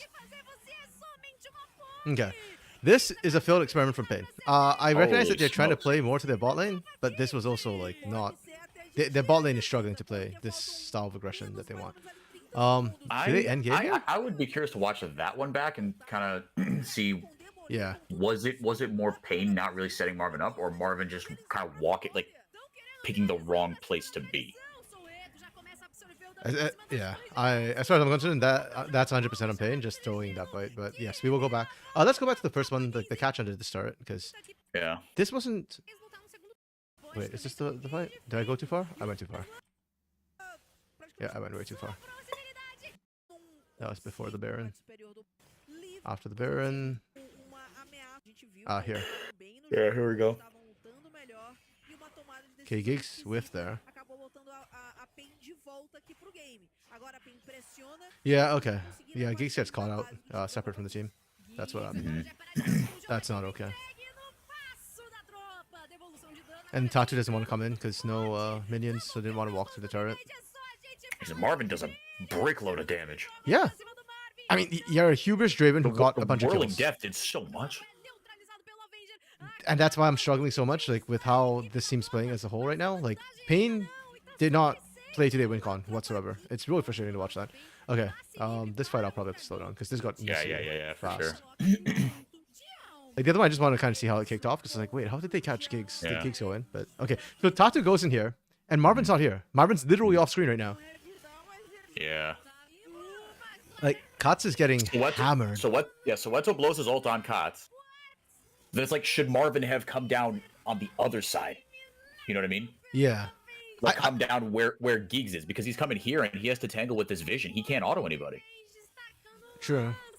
Well, he has vision from the vision war, right? Yeah, that was there the entire time.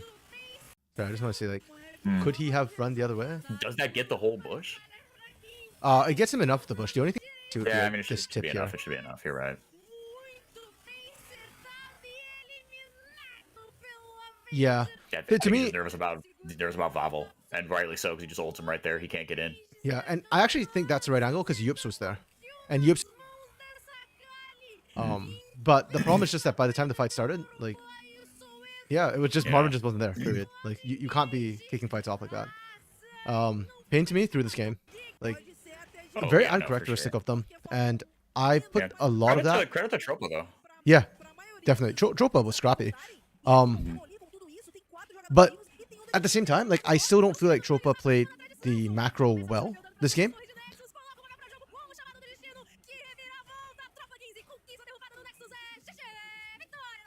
Yeah, it felt like the for every throw there's a catch, and they caught everything. But it did feel like they were more throws than anything. 100%. Yeah, because I feel like Tropa scrapped really well, which is what we'd expect from them, right? If you give them a simplistic situation of like fight or die, they will fight, and they'll fight really, really well. And yeah, I think they did that great. But in the first place, like, I don't think they were ever challenged macro wise. And actually, I just want to check how many dragons and like what objectives were taken. Yeah. So yeah, I think Pain was still just like grabbing a lot of the objectives throughout that game. Okay, laning for Tropa, I think they laned well. Yeah, they're alright. Average or above average? What do we say for laning? I'm trying to think about like the top lane. Like, Top I laners did think- not get involved for like half the game. Yeah, exactly. Like, But Boy did win, so the top lane in the 1v1. yeah. Sure, give him a 3. I don't think it was Okay. like I don't think it was the lane. Like they didn't get blasted in lane and then lose. Like that wasn't it. Yeah, no, the map movements, like I said, I don't think they were great. They were there. They were where they needed to be, but they were very defensive. Like they, Yeah, and I think there I would give more credit to Pain because Pain's early map movements were very good. Right, talking Yeah. about playing to their win con, they did that very well early on. They took fights around Dragon. Marvin was just free firing. He had 4 out of 6 KP early on. yeah. I will say the team fight. I think Tropa really excelled in their team fights. Yeah. I'll give them a They're 5. very I think they knew how to fight really well with this composition. Avenger, especially to me, really stood out in terms of his navigation of these team fights, and threatening people. X Factor, I'll give them a 2. Like I like Avenger's movements, so I'll give them that. I honestly feel like this bot lane, Benjay didn't do much for me this game. Like I didn't notice much about him whatsoever. Vavo did well. He Avenger got did well. a Sivir triple did kill well. in that late fight. True. Okay. Yeah. I'll give him credit for that. It was set up for him, but he did. Yeah, he did. but he did get it. Yeah. Who would we say is MVP? Vavo? Avenger? I don't think it's Avenger. I love my boy Avenger, but I don't think he gets MVP. Then to me it's either Soweto or Vavo because I think both of them had like Soweto had better Yeah. engages, but Vavo kept out Marvin, and to me that's Yeah. like key. Understanding the assignment. Yeah. I think I'll give it to So this round, partially because I also gave it to Vavo yesterday. So Right. like I think both of them did really well. To be clear, I think either of them could have taken. Holy crap! Jeez. 1, 2, 3, 4, 5.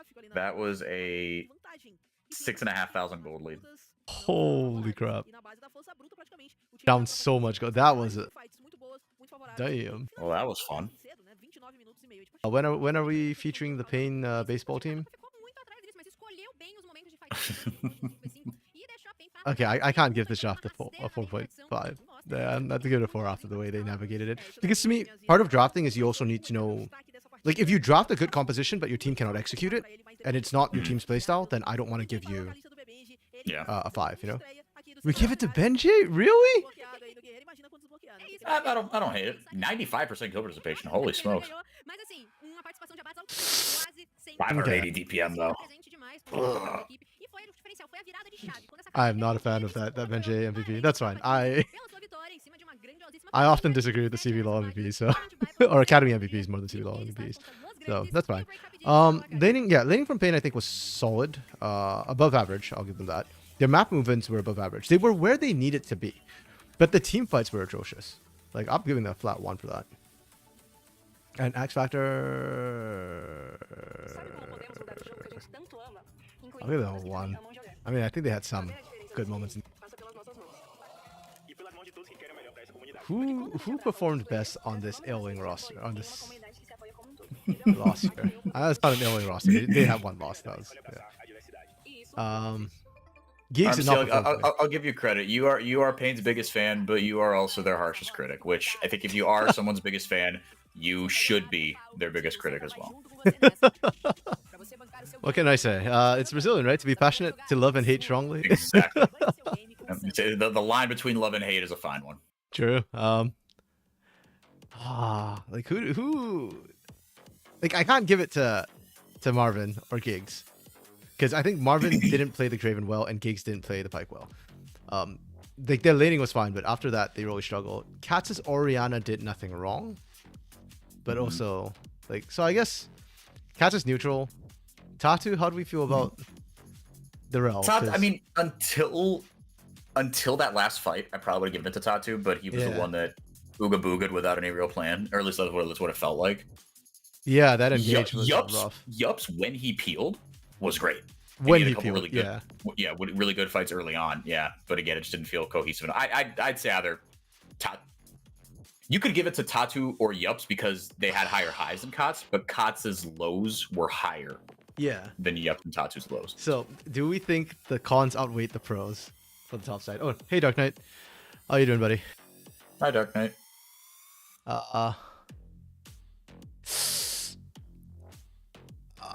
Do I value the floor or the ceiling? You know what? I'm a color. I'm gonna go for the floor. Yeah, I think Cats did nothing wrong that game, which I appreciate. Yeah. Yeah. That was very uncharacteristic. Oh man, it kind of sucks that like the one game you came for or the 1 week you're in here, the day you're in here is the day that Pain crapped the bit. They're good. Trust me. I swear they're good. Source, trust me. Okay, it's Kate Stars versus Los Academy. Kate Stars is really cracked, and somehow all their mid laners, Tukui, Laleko, Linkus, all of them look good on Orianna. I don't know what's going on with this org. Like, do they have an Orianna coach? Because it feels like it. Dark Knight, you miss all the weirdest games. By the way, did you catch up on the game yesterday where Los was it Los yesterday who lost? Wait, I'm banking on where Los lost the Fury. Have you watched it yet? Because if you haven't, that one's weird. I have not. Okay. Yeah, Dark Knight missed it, and I was telling Dark Knight to go watch it yesterday. Because that hurt. Okay. So Kate Stars, really strong team. Again, they're in the Kaboom Pain area. Hopefully they're more Kaboom than Pain today. And then Los Grandes, they're actually a pretty decent team. At first, I was kind of down on this team. I felt like they didn't have standout players. But Jota Amez has actually done better this split than like the 1 or 2 games he played last split. Randall is actually really fun to watch, by the way. If you're familiar with Randall, I don't know if he's had a previous, competitive experience. I don't recall. But this guy is insane. He will go for fights. He's like Winnie in AoE. Oh, not AoE. He's wildcard this split. Yeah, like he just picks fights that make no sense sometimes, but it works out because nobody expects the aggression. And especially when Los Grandes sits with him in his pocket and actually goes with him in, it looks pretty good a lot of times. So he's the playmaker for better or for worse, sometimes worse. And then Konseki and Empty were very quiet to split, but I think they've been getting better. They're still not like superstar AD carry status for me, but they are solid. And I think they have further room to grow. So I have quite hope for this roster right now. I think they are probably they are hitting the average tier, but I think they will continue to grow. Hopefully. I mean, this is round 9 of 11, so they don't have much time left in the regular season. But yeah. But the playoffs, all the teams play anyway, so they have some time. Yeah, crazy guy Randall is what some of our chat people call him. Draft. Ooh, interesting. We got a Jax ban. This is new. Huh. I actually have been complaining that teams have not been flexing or picking Jaxus early or as much as I'd like, because he's a flex between jungle and top.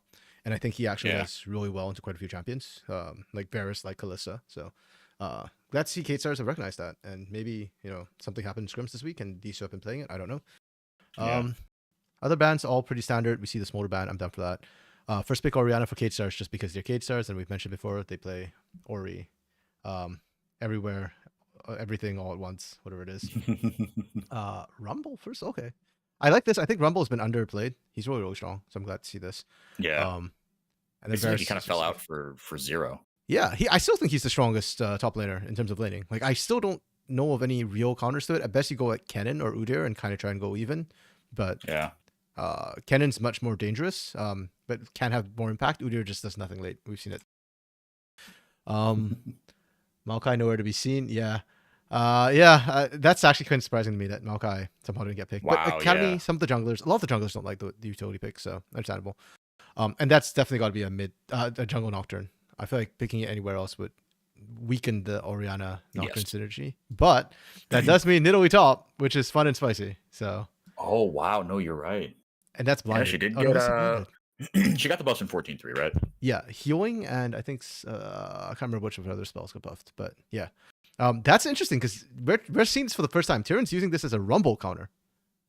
So, yeah, I am here for it. I could theoretically see it if you outrange and then you can heal to sustain through what little poke you have to eat. Actually, on paper, this doesn't sound too bad. It doesn't fit a composition necessarily, but top lane's an island anyways. If you can win it in separate lane split push, that's viable. And even if it is just to be a neutralizer, but with a little more upside, like you were saying. 100%. And a lot of times too, we see Rumbles running Ignite. I'm curious if this runs Ignite, Teleport instead of Ignite this time, because I don't know if you have as much kill threat on this Nidalee. Let's see. So Rel instead of Maokai, that's fine. I'm okay with Rel being picked here instead of the Maokai. I think Maokai brings more to the team, but yeah, it's perfect serviceable. And we're taking out counters to Varus in lane, so we're likely looking at a lethality Varus, question mark? Or sorry, lethal temple Varus, I mean. If we're taking out early picks. And then we take out Tristan Azir for better lane for Ori. That's pretty standard. We saw it last game too. The Akali, again, we see that coming through. Hopefully, Tavares can pilot like Avenger did his. Ooh, we get the Ballista combo. And I think it's worth noting as well, we get the Ballista combo where Blitzcrank is picking blind. So you're assuming that this is Rel jungle and not Rel support. Because I think if it's Rel support, that could mess you up. Yeah, it's not quite as good. Let's grind this, man. We pick Renata anyways. Which, okay. Brave choice in the Blitzcrank. I'll give you that. It's good AoE though. I like the Los Grandes draft a lot. I think this is a very cohesive, strong draft. Ori Nocturne's a good combo, but I think there's too many threats here. And yeah, I'm actually liking the Los draft more than I like K-Star's draft right now. Like, it's strong picks for K-Stars. It's like individual strong lanes, I guess, but in terms of cohesion, I think if Los Grandes don't fall behind in lane and they just group up and force team fights, they can win. And I think Akali can take the split push from Nidalee later on. So personally, I favor Los Grandes to drop. I think they want a little bit. Yo, Orbital, welcome in, buddy. Same old, same old. We've got 4x4 with me today. So hello, Orbital. Yeah, we get some Brazilian insight. You think it's Mortius or Linkus carrying or winning, carrying or Los just winning? Oh yeah, forgot. Yeah, to talk about Linkus. Linkus came. Do you know Linkus's backstory for? Because I just found out yesterday, and I was shocked. So apparently he was on the Flamengo Academy roster back when Flamengo was being run by like some half-baked organization that like didn't pay the people. They were like they didn't have like water or something. They were showering at a gym nearby. Jeez. Yeah, it was like horrific situation. Kind of like the Renska situation that Axe was talking about. Yeah, I was gonna say. Yeah. So kind of like that, and apparently like.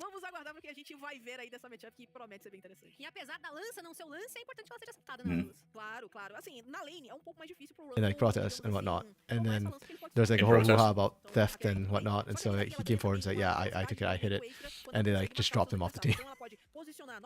Wow. And I mean, Flamengo as an org got dropped out, like sold their spot after that, but like, yeah, that's kind of crazy. Oh, my mic cut out hella bad there on stream. Oh my goodness, dude, I don't know what's going on with my mic. It's working fine on Discord. You said he took the graphics card out in protest?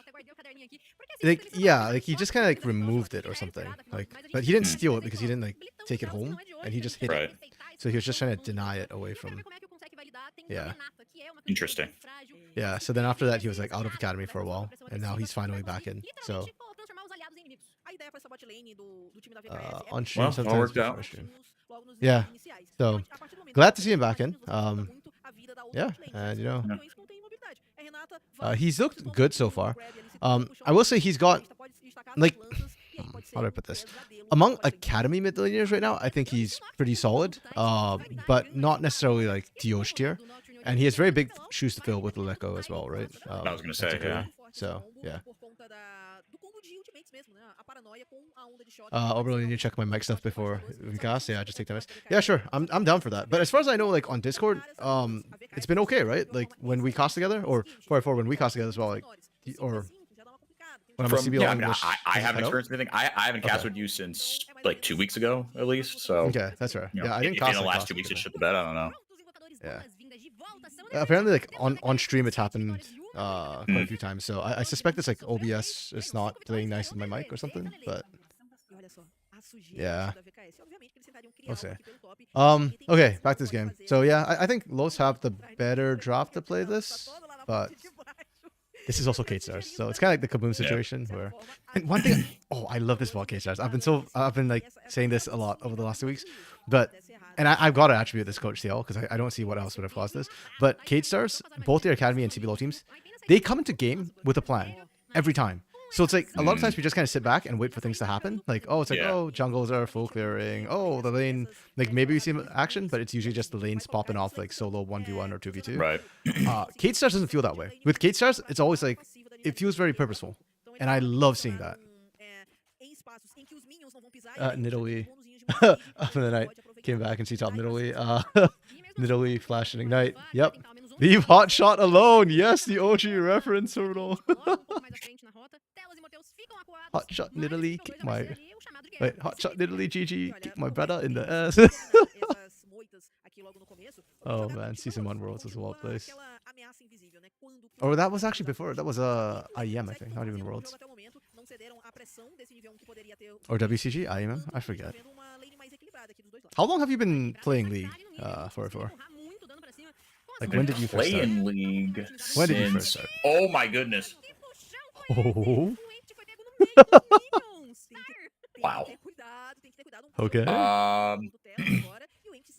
Playing since 2012.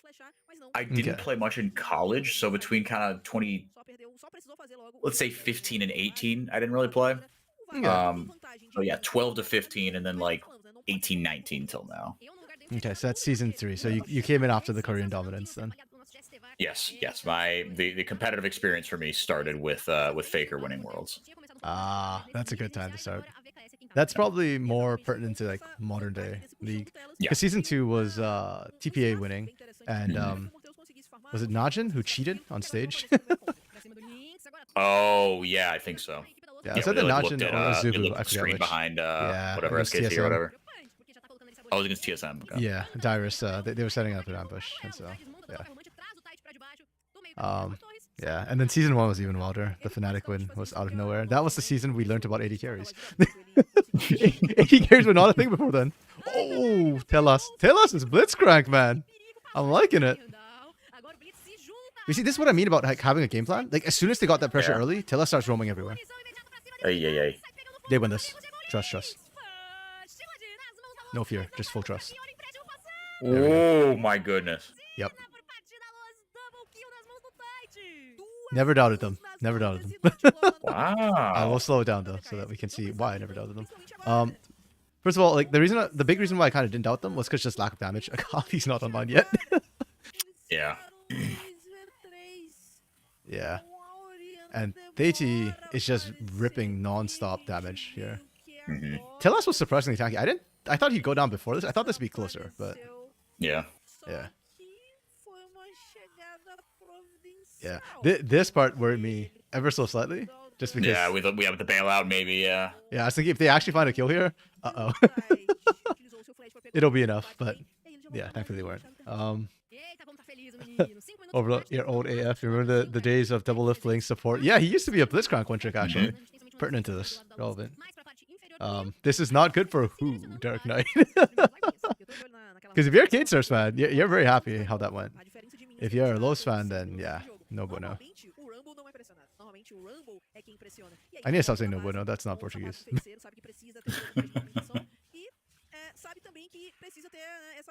What is the equivalent of when I feel like I've asked you this. Have I asked you this? I asked somebody this. Maybe I asked Sofchan this. What, the equivalent of no bueno? Yeah. I mean, it would be no é bom or é mal, but no é bom. Okay. No é bom. Yeah, but like people don't really say that in kind of the same way they say like no bueno. It's just like a catch-all of like the thing in front of me is displeasing. Yeah. Like okay. Is there like a catch-all? Like that's what I'm trying to think of. Okay.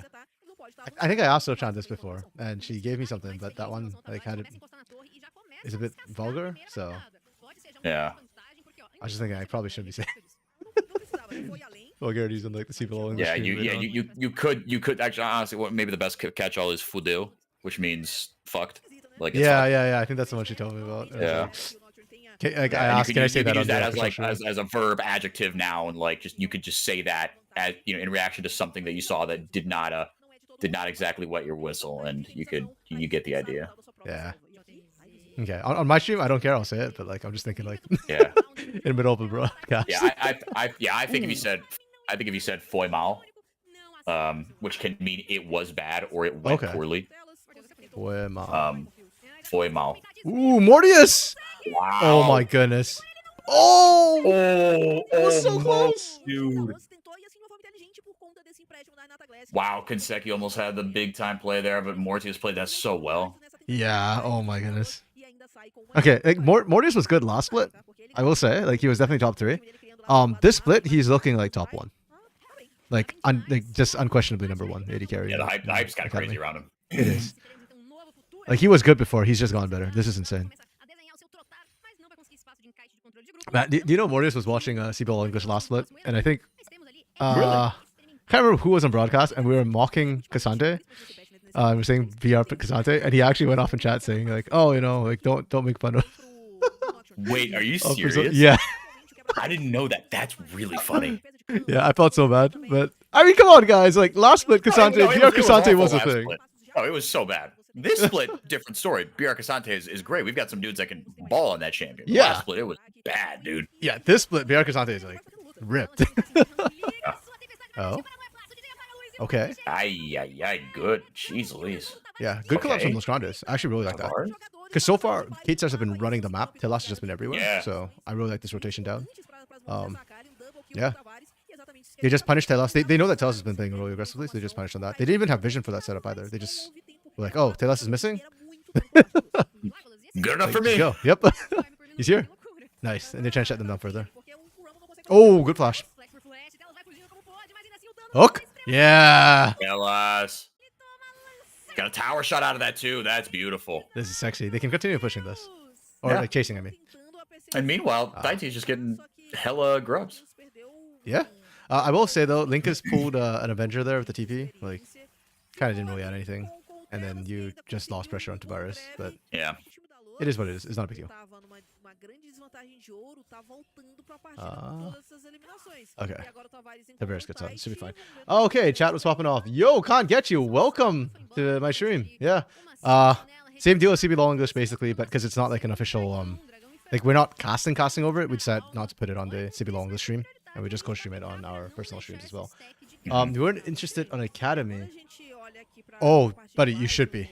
Because this is the year of the rookie, and Academy legitimately still has players of that caliber, like we've seen so far from the likes of Leleco, and yeah, like Mortius is still here, Dioj is still here, Cats and Yups. Don't watch today, but aside from today, have been here. You know. Sorry for saying loud better than being last rocket. I mean, they did win. I can't say anything when they lost. You know, like. Hey, look, one team is still the better team, but that was not a good look. You know what? If Loud is willing to send me a jersey, I'm willing to let people say they're better. I wouldn't say it, but I'll let other people say it. I trolled Loud at Worlds last year. In the first game they won. I didn't want to do it when they lost, but when they won, I held a Loud sign and I was like first row right in front of them. And like as they were bowing, I dropped it, and behind that I had the go pay sign. Nice. Yeah. Managed to get pictures of some people holding that sign too. Yeah, I saw that. Yeah. I'm a troll. Ooh, actually, this Nidalee Connor's been working out pretty well. I mean, okay. Here's the catch too. I think Tyrion has been having a really good split. Oh, by the way, the profile pick. I kind of hope Tyrion wins MVP. I don't know if he will this game, but I kind of hope he does because his profile pick is hilarious if you haven't seen it before. It's him holding like with a backpack and like a small cutout or like picture of the rest of his team, and he's putting them in. Oh his backpack. yeah, you told me that. Yeah. Yeah, it's hilarious. I love it. Best profile pick. Yeah, and also for can't get you, just so you know, like Academy too, I love their drafting has actually been adapting faster than CBLOL's, which I love. Like their Smolder win rate's higher because they actually play comps for Smolder, whereas in CBLOL it's just like, here's Smolder, I pray that your McCowan can survive the lane, because if not, you're screwed.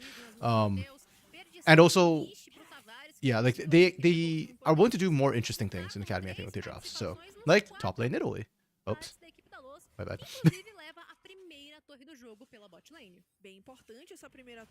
Yeah, lane Italy, for sure. Like lane Italy doesn't offer much to teamfights Dark Knight, 100%. So yeah, we'll kind of see how it ends up working out. I think 404 kind of mentioned it. You're just kind of picking as a lane neutralizer right now. So the question for me is just how well does it neutralize the lane? Like, is it enough to be worth the lack of teamfight later? Turn from the T1 few years ago was lame. Now dude's looking interesting to say the least. Yeah. I don't know about say like Tyrion would be CBLOL already. Oh, another great hook from Telas.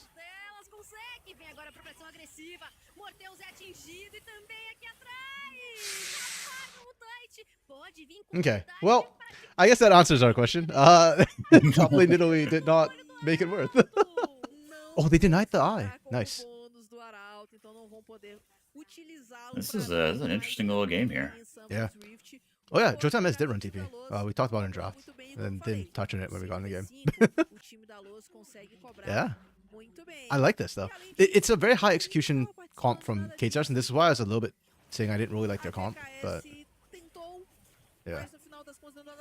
Oh. Wow. Wow.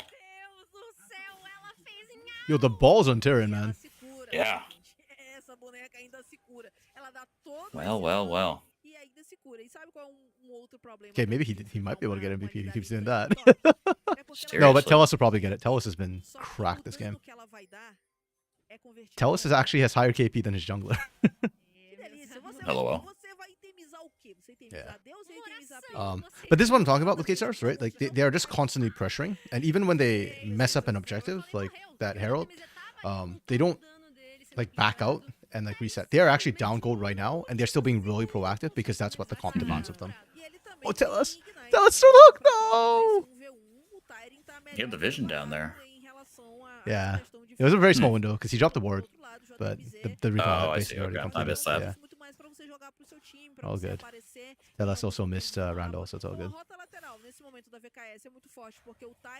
Besides K-Stars, which teams are looking good? Pain Academy, no cap and no bias. And again, don't watch today, but besides that, they have been a top 3 team. They lost to Tropa today. It was ugly, but you can trust what this man's saying. I swear, like as biased as I am for Pain, honestly, when it comes to analysis, though, I do actually try and keep it away from like being biased. So as long as you don't watch the hot takes on Gringos Liberados, like. And Kaboom Academy. You should take a look at the roster. I'll get you just literally just the names on that roster. That is not an academy team, and they are not in first place either. So that kind of tells you how fun academy is. That a CBLOL team, like a I'd probably say like slightly below average CBLOL team would not win academy this split. Jotam did not expect the damage. If he ults earlier, you think he kills turn? Yeah, I don't know if his ult was up actually, because he did use it at the Herald fight. So I think it was just off cooldown right at the end of the fight. Yeah, that's why I'm like pretty excited to watch Academy. Even if I have to solo all the co-streams, I'll do it because it's really fun. And yeah, it's been worthwhile knowing these players. Okay, Los? Oh, great flash Minkas. Oh. I actually really love that paranoia. They didn't use the damage part of it, but I love the vision denial. Oh! Wait, that combo! Tell us. Oh. More TSA too much of the equalizer. Yeah. That was really well played from Los Grandes. That was a really good equalizer from Jotam. Oh, they are getting wiped. Damn. Wow. Okay. Yeah, I think this is the problem with the K-Stars comp. I don't know what Orianna and Nocturne can really achieve here, because who do you go on with that combo? I guess it's Varus. But then like there's so much other damage. Like here, Empty has not thrown a single auto yet. 1 arrow, 1 auto, 2 autos, 3 autos. Okay, now it's auto, but like the problem is even if you kill Empty here, I don't think it changes anything. And if you go on Jota Mez, like once Equalizer's down, that's his job done. And then Empty can start pre-firing. I mean, he's lethal tempo, so like he will be worth more later, I guess. I don't know. Yeah, it's a tough comp. But I did like the paranoia to deny vision. They stopped the initial engage. It's just they took too long to do Dragon, unfortunately. We still need a lot of replacements in CBLOL. Actually, that'd be a fun thought exercise to think of who would be worth replacing in CBLOL right now with an academy counterpart. I mean, look.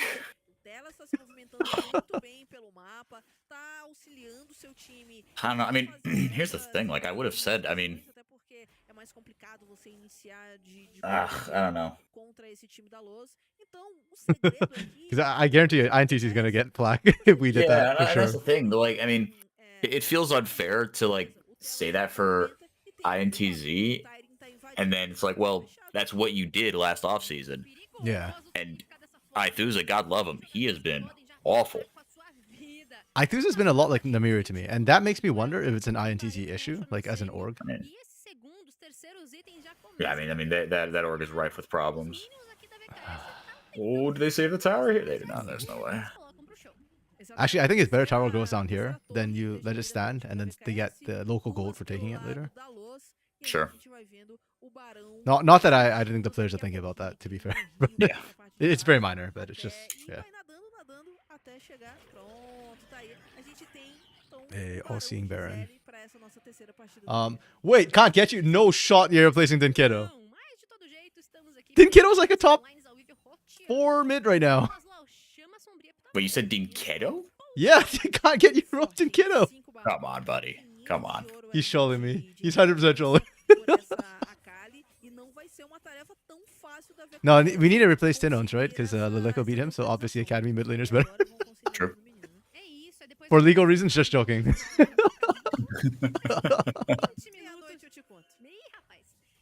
Yeah, for the sake of your kneecaps. Yep.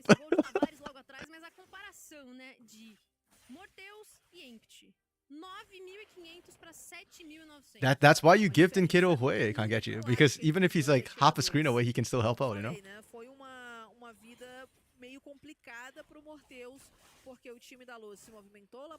It's all planned. It's all planned. It's part of the pain strategy, you know? He's secretly practicing Xerath. We just haven't seen it yet. Okay. Yeah, while all this is happening, we should note both teams are still playing well. I like the vision actually coming out from both these teams right now. I think Los can get away with a little bit less vision, especially around Baron, because they're a teamfight team. And I do not see how K-Stars can look at Baron unless they take out at least 2 members of Los Grandes. If not, like, man, I hate how all-seeing Baron terrain is so important. Like, it's so busted. If you don't drop teamfight comps and you get all-seeing Baron, it's just like GG on that particular objective.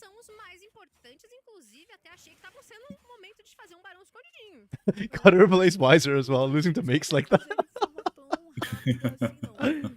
Makes has been a very, very pleasant surprise for me. I've said this a lot to the CBLOL English team, but I don't know if I've said it much in broadcast. Makes did not look that good in Academy. Like, he didn't look bad, but he also didn't look like he could take on freaking Wiser in FNB, you know? But yeah. Yeah, and Makes has been up and down. He's been good, and he's definitely CBLOL ready. Yeah. But I think I do think, and this is gonna, I don't want to yuck anyone's yums here, but I do think that he is riding that one Cassante performance a little bit. And look, credit to him, right? But I do think that is coloring people's perceptions of him just a little bit. Yeah. And that's, yeah, I mean, to be fair, hey, if you did that, that's more than almost anybody else has done, right? So. Yep. Yeah, exactly. Look, because pretty much everybody's played Cassante, so. Yeah. And yeah, you literally 1v9. Like, Liberty was actively conspiring to throw that game away, but Makes did not allow that. It was a monstrous game. Maybe the best individual performance all year. That's huge. Okay. The disengage. Wow. Okay, I think. Oh, they hit him. It's fine. It's Siren. It's Nidalee. She's gonna be okay. They can re-engage now. Los has blown the big engage. They only have hostile takeover left for teamfight. And no shot, we're going back to Baron. Yo, Los could throw this here.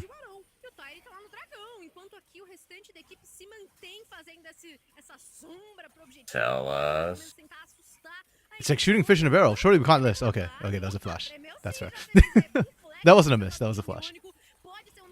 Also, takeaway hits absolutely no one. Do they have vision on this? Oh, they do! Oh, they swiped it! Oh, and here comes the TP. Linkies. Oh.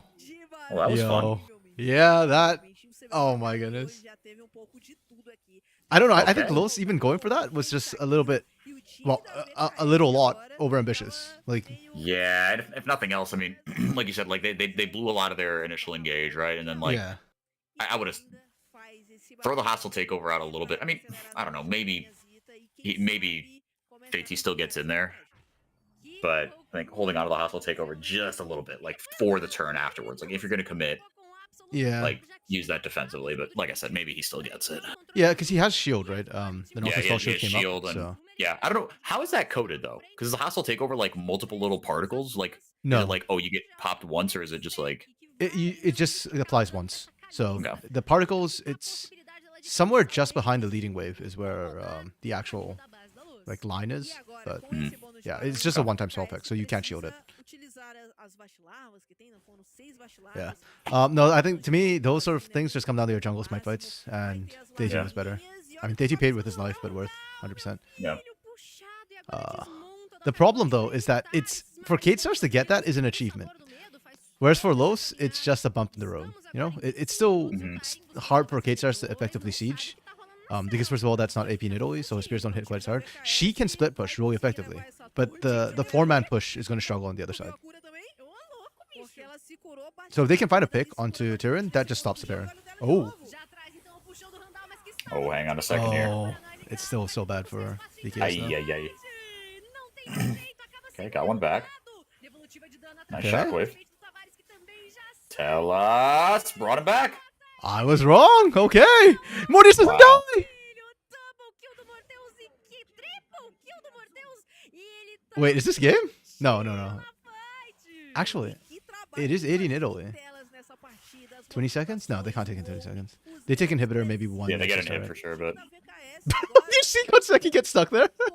Or not get stuck. No, Okay. it's He was just mad. shifting back and forth real quick. Never mind. I thought he got stuck in the turret. Oh, it actually might be game. certainly gonna try. Oh, okay. No, Konseki. Was that enough? Don't tell us. Yeah, yeah, it's GG. Oh my goodness. That was a fast end. Mortis. Yeah, he's fine. He's fine. Yep, yeah. Link is Tyrion still gets good. the rest. That is a crazy ending for Roy4. I did not expect it. Like, Wow. I was waffling back and forth. Can they do it? Can they not? Can they do it? Can they not? And I was like, no, they can't. Oh my, wait, that last fight. I need to go back. How did they? Yeah. How'd they lose that? Like, they had a great equalizer. They had everything. Okay, and Randall tanks so much damage initially. Equalizer comes across. Oh, it only caught 18. Never mind. His Stella's got pulled out. I didn't see that. Still though. Oh, he died. Deity died right before the bailout came through. So Randall didn't get the reset. Dang, that's unfortunate. Oh, it's such a close fight. Yeah, this comp, huge props to Kate Stars because honestly, the comp was not a good comp. Like, how is this team fight? We saw it repeatedly. They can't actually team fight. Like, but Kate Stars executed just better than Los Grandes. And also Los Grandes threw the Baron. Okay. Oh, I didn't even do their drafts, right? So I like Los Grandes draft. I think the laning from them was actually pretty good, all in, all considering. I think Tellus was absolutely cracked. But considering how good Tellus was, I think they negated a lot of that. The map movements from them were... I'd have given them a 4 if they didn't throw that Baron, because I lumped that under map movements. Yeah. The team fight was solid from them. I'll give them a 4. I think it was good, generally speaking. The X Factor was okay. Like, they didn't do anything like crazy. They were solid, but like crazy. Oh, KMZ, yes. Kota, new top laner. Who do I think performed best on Los Grandes? I don't think Tavares did anything this game.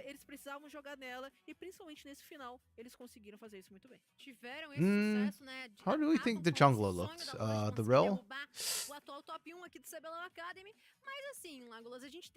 Do we think Rel did? No, but Randall lost this might fight. I don't know. I'm kind of waffling between Jota and Mez or Empty. I'll go to Empty. I don't think he did anything wrong. Yeah, I think he was solid. Yeah, he was solid. Yeah. I think a lot of their strength came from just draft and not really screwing up too hard. Whereas Kate Stars, I did not like their draft. I'm sorry. I'll give you a 3 because you executed well, but I did not like it. Yeah, it just felt like I can see what they're doing. You've got really clear points of strength, but I feel like this comp is really hard to close out The laning was pretty good from them in general. I don't think it was like Omega though. I thought Lewis handled it well. I thought the map movements were really clean from K-Stars. And I think I've only given them 5s, right? Oh no, they had one bad day. But bad day aside, I think they've been like spot on with their map movements. I really like Telas this game, and the way he was just omnipresent everywhere on the map. And yeah, I think Taichi moved well as well this game. Their team fighting, it's gonna be weird to say this because the team fight for this comp was very difficult, but I'm gonna give them a 4 because I thought they piloted it well for what they had. If that makes sense. No, I agree. Okay, good. I think they had plenty of X Factor this game. I think to win this game, they had to have X Factor. Like, Tyrion popped off. Taichi's paranoias are really on point for me. They weren't used aggressively, but I really liked how he denied vision, and that caused Los Grandes to not be able to coordinate everything right away. Yeah. I thought Mordius positioned well, and I really liked how it was played. So, if it wasn't clear, tell us my MVP this game. Okay, yeah, really good play. And sorry, I've ignored chat for a while. Let's get back to chat. Super Clever is the better rookie top laner. Yes, then makes for sure. He's been more consistent. I agree. He literally said in a podcast that he's learning a lot of positional stuff from Belzy. Belzy is a miracle worker. I don't know how he does it. That man is insane. Kate has to do even more to win this game. Yeah, exactly. Equalizer wasn't that great. Tavares didn't do anything either. Yeah, Tavares this game was incredibly underwhelming on the Akali. Link is so much damage last fight. Well, that's fair. Actually, Link is out damaged Mortius. That is a little bit surprising to me. Very well played. We have better draft, doesn't matter. Let's just throw hands and win. Kind of. I will say I don't think they said like draft doesn't matter. I do think the draft has really strong, clear winning points for them, which play well to the individual players. So yeah, I think it's not a bad draft. I just really don't like how it can't team fight. And yeah, that's why I'm like still giving it a 3 because I don't think this was like a troll draft. We've seen some troll drafts in Academy. I'm trying to think which team did one of the worst drafts I've ever seen. I need to go back and look at it. Yo, Arashi, welcome. Your favorite caster minion is doing well. I have a friend on today. 44 is here, so I don't feel lonely, so that's great. Better than not usual. It's about 5 hours from start to finish. So when I have to like solo cast, it's a slog. Yeah. Die of loneliness, you know. Not actually, but they just died to towers. Yeah, oh. I like the profile pics in the Academy. Yeah, they're great. Pretty sure the worst draft involves a certain player picking Lawi, sorry. Yes, yeah, Lelis. Anyone looking at especially good today? Tell us looking fine in this picture. That's all I'm saying. The blitz was clean. The blitz was also really clean in the game. Wait, no, I don't think it was Lelis who had the worst draft I've ever seen. Oh, maybe it was. Actually, it might have been. Hold on. What was the draft on day 1 that I wrote down because I thought it was so bad?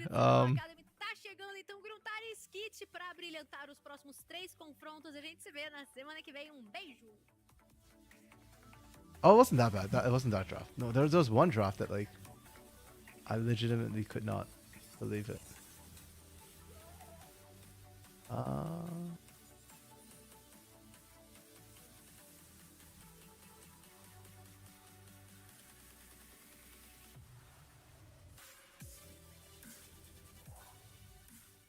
Sabe como podemos mudar o jogo que a gente tanto ama, incluindo todos que também amam jogar. Oh, one of the roughest drafts.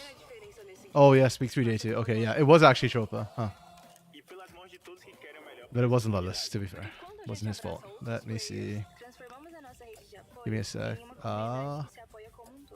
Let me pull up the draft here. So that 4x4 can see the draft that I was complaining about.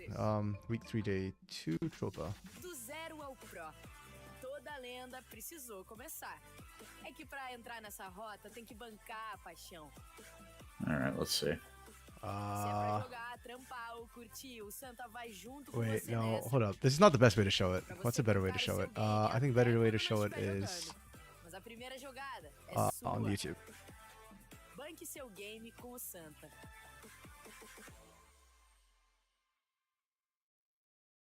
Videos. Hey, can I find it in here? What round was that in? That was round 6. Round 6. Round 6. Wait, Academy is after CBLOL, right? Yeah, I'm pretty sure. Okay. Oh, they didn't have the video of it, so I gotta go to the lives. That's fine. We can do it in the lives.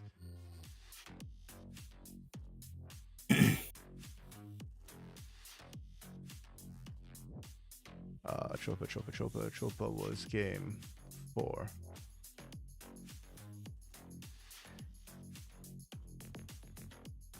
Wait, is this it? Semana 3, Rodada 6? Yes. Not the draft I remember seeing. Oh, day 2. Wait, day 2 is round 6. Yeah, That's right. round 6 should be, yeah. Are my notes like just wrong? Hold on. Oh, okay. Yeah, no, this was the one I was complaining about for Tropa. Oh yeah, because literally the comp couldn't do anything this game. That was why I was bitching about it. They dropped it like 3 losing lanes early, and yeah, I didn't understand how they were gonna execute this composition because There's a lot on the Vi. and the problem too is like Vi can't actually even go in because of Wukong and Rakan. She goes in and you get one shot to kill Varus. If you don't one shot Varus, it's like they got like all the meta, but basically there's no cohesion in this draft too because nothing's gonna really set up. Like Smolder or Maokai is not a good bot lane to be trying to play into this. Yeah, I was complaining that this was like a good draft in isolation, a terrible draft when we saw what was coming out. Yeah. Like when you saw the Rumble here, I don't know why we're picking the Cassante into the Rumble. And then yeah. The Maokai as the last pick was kind of weird too. Oh, hold on. I hear sounds. I think we're into the next game.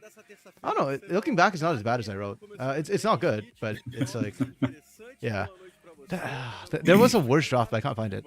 Where like I suspect it's one of the Camille support drafts, but never mind. I can't find it.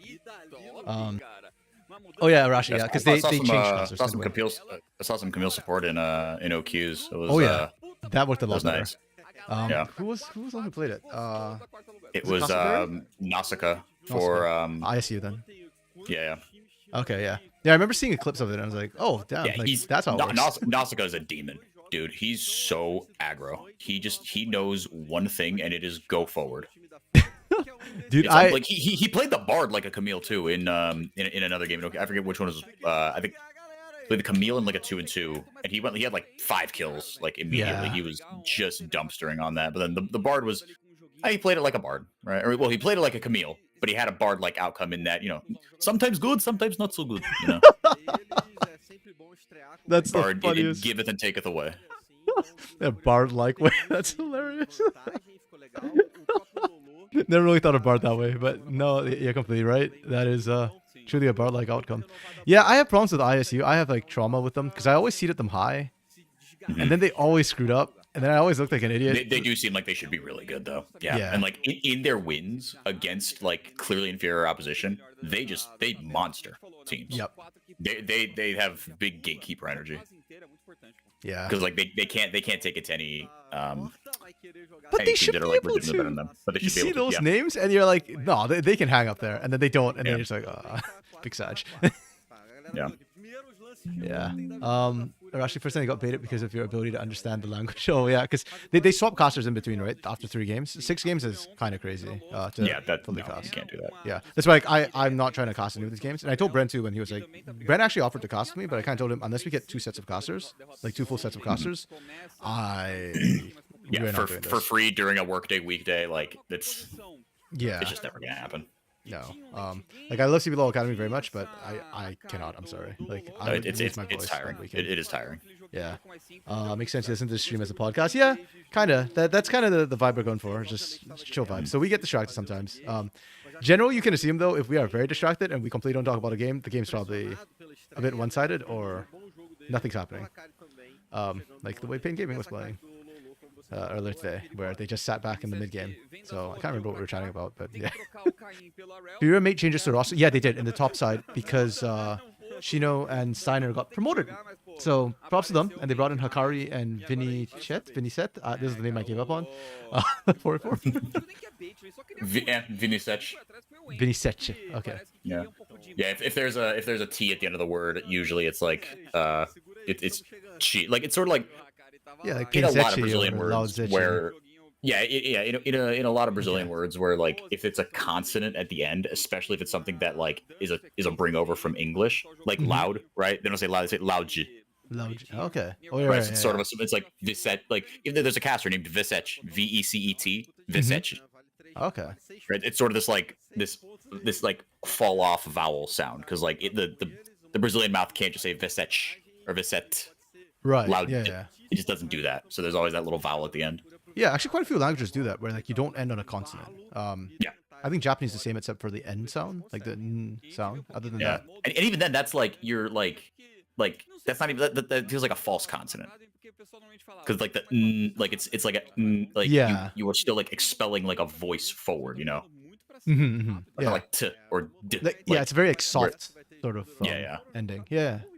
Oh, that's cool. That actually makes a lot of sense. So it's like because I see like zechi a lot, right? Like or like Oh is yeah, this the yeah. etchy, That's like Zete. So that's like a little different, right? Like Painzechi, right? Like okay, like so a it's not pain like the fan. etchy. It's that ending part. It's like Yeah, so it's like- spelled differently, but it's said almost the same. okay. Because I was wondering about like Vincetti in this case, right? Like or Vincent. Wait, Yeah, hold on. literally just What read. is how it's spelled? that's Furia Academy Viniceti. Viniceti. Oh, Viniceti. Yeah. No. So because it ends. So I thought it was spelled Vinicet. Okay. But I guess if it was spelled Viniceti and Viniceti, it would still be pronounced like almost the same, pretty much the same. But does the Sechi here mean like anything? Like it's like because like Laudzechi and Pinzechi and Vizechi. Viniceti. Yeah, Yeah, have pronounced properly. maybe. I don't know. I think that's maybe a question for the native Brazilians. True, actually, yeah. Chat. Where Yo can we will find probably know some better. Because pronunciation stuff, it's easier for me to ask you because like chat can't talk to me, so like it's hard to them to tell me how to pronounce stuff, right? But yeah. But like I guess for explanations, it makes more sense to ask them. Wait, they changed and won against a complete lowest roster. Yes, the Furia fetuses, and I'll continue to call them that after the last split, are pretty good actually. So yeah, they can be kind of fluky, but the subs that came in were solid. So props to them. Can't tell a good part from a trolling part because it looks way too similar. Yeah, you tell them part by the W at the end of the screen. Mirror and destroyed. We're kicked out. It's Viniceti with the C. Yeah, it's with a C. Yeah, so I think it is different. Yeah, because I think Dark Knight nailed it. He put into words what I couldn't really describe as like the Z is the like fan of X. Man, Like- oh okay. That's So what. if I was a fan of RMC, I'd be a RMC Zetchi. No, then you'd be I'd be RMZ, right? For the Zechi. RMZ, yeah, exactly. Okay. Very interesting because as much as giving props to Furia for swapping in the subs and still doing really well, they to me are kind of a average level team. Naze is good, but he's been replaced by Lolo actually, so they actually swapped out even their mid laner a couple of weeks back. Lolo has been good, just really solid in general. Aikawa and Yuzent, they are meh, but not in a bad way. Like they are meh as in they will get the job done, but they are not my highlight reel players. So I was a little bit concerned losing Steiner because Steiner has been cracked in the academy. Viniceti has been okay. He had some good, some bad. I think I need more tape on him to form an opinion. Hakari's been pretty good though. His map movements and rotations were super solid. Like his TPs were not wasted at all. Always got Nice. pressure with it, so it was nice. Okay, so but the like Zechi with the C doesn't. It's not like a suffix, right? It's like it doesn't Yeah. mean like fan of. Yeah, Vinny. that'd be like a Z. But Vinny it's fan. also but it's also funny because I think it's interesting because if you're the loud fans are called the Laudeches, so it's not Laudzeches. Oh, It's just okay. it's one of those things. Okay. Looks like they probably have technical difficulties again since we are taking a while to load in. I'm just gonna hop up and grab food really quickly. Yeah. So if you don't mind just entertaining chat for a bit. I will. I'll hold it down. Thank you very much. You know, if you speak Portuguese, I'm sure they'll soon for you. Gotta. Yeah. You know what? Yeah. Yeah, I'll get some practice in. Right. So you gotta talk to get better. So yes, let her rip, and we'll entertain the crowd here. And yeah. E chat, pode me xingar, pode falar, pode xingar meu sotaque, pode xingar minha gramática, tudo isso. Vamos lá. Depois do garinzão do robô esse fim de semana, acho que Cara, sendo bem honesto, eu não tava prestando tanta atenção no draft agora.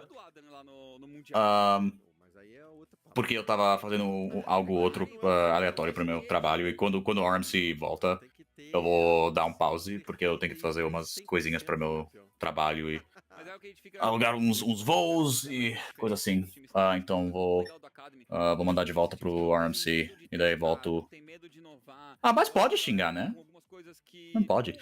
E não, falando sério, se eu erro, tipo, faço erro gramático, erro sintático, pelo amor de Deus, me fala. Porque eu não quero, sabe, ficar repetindo hábitos maus. Mas, opa, olha. Sabe?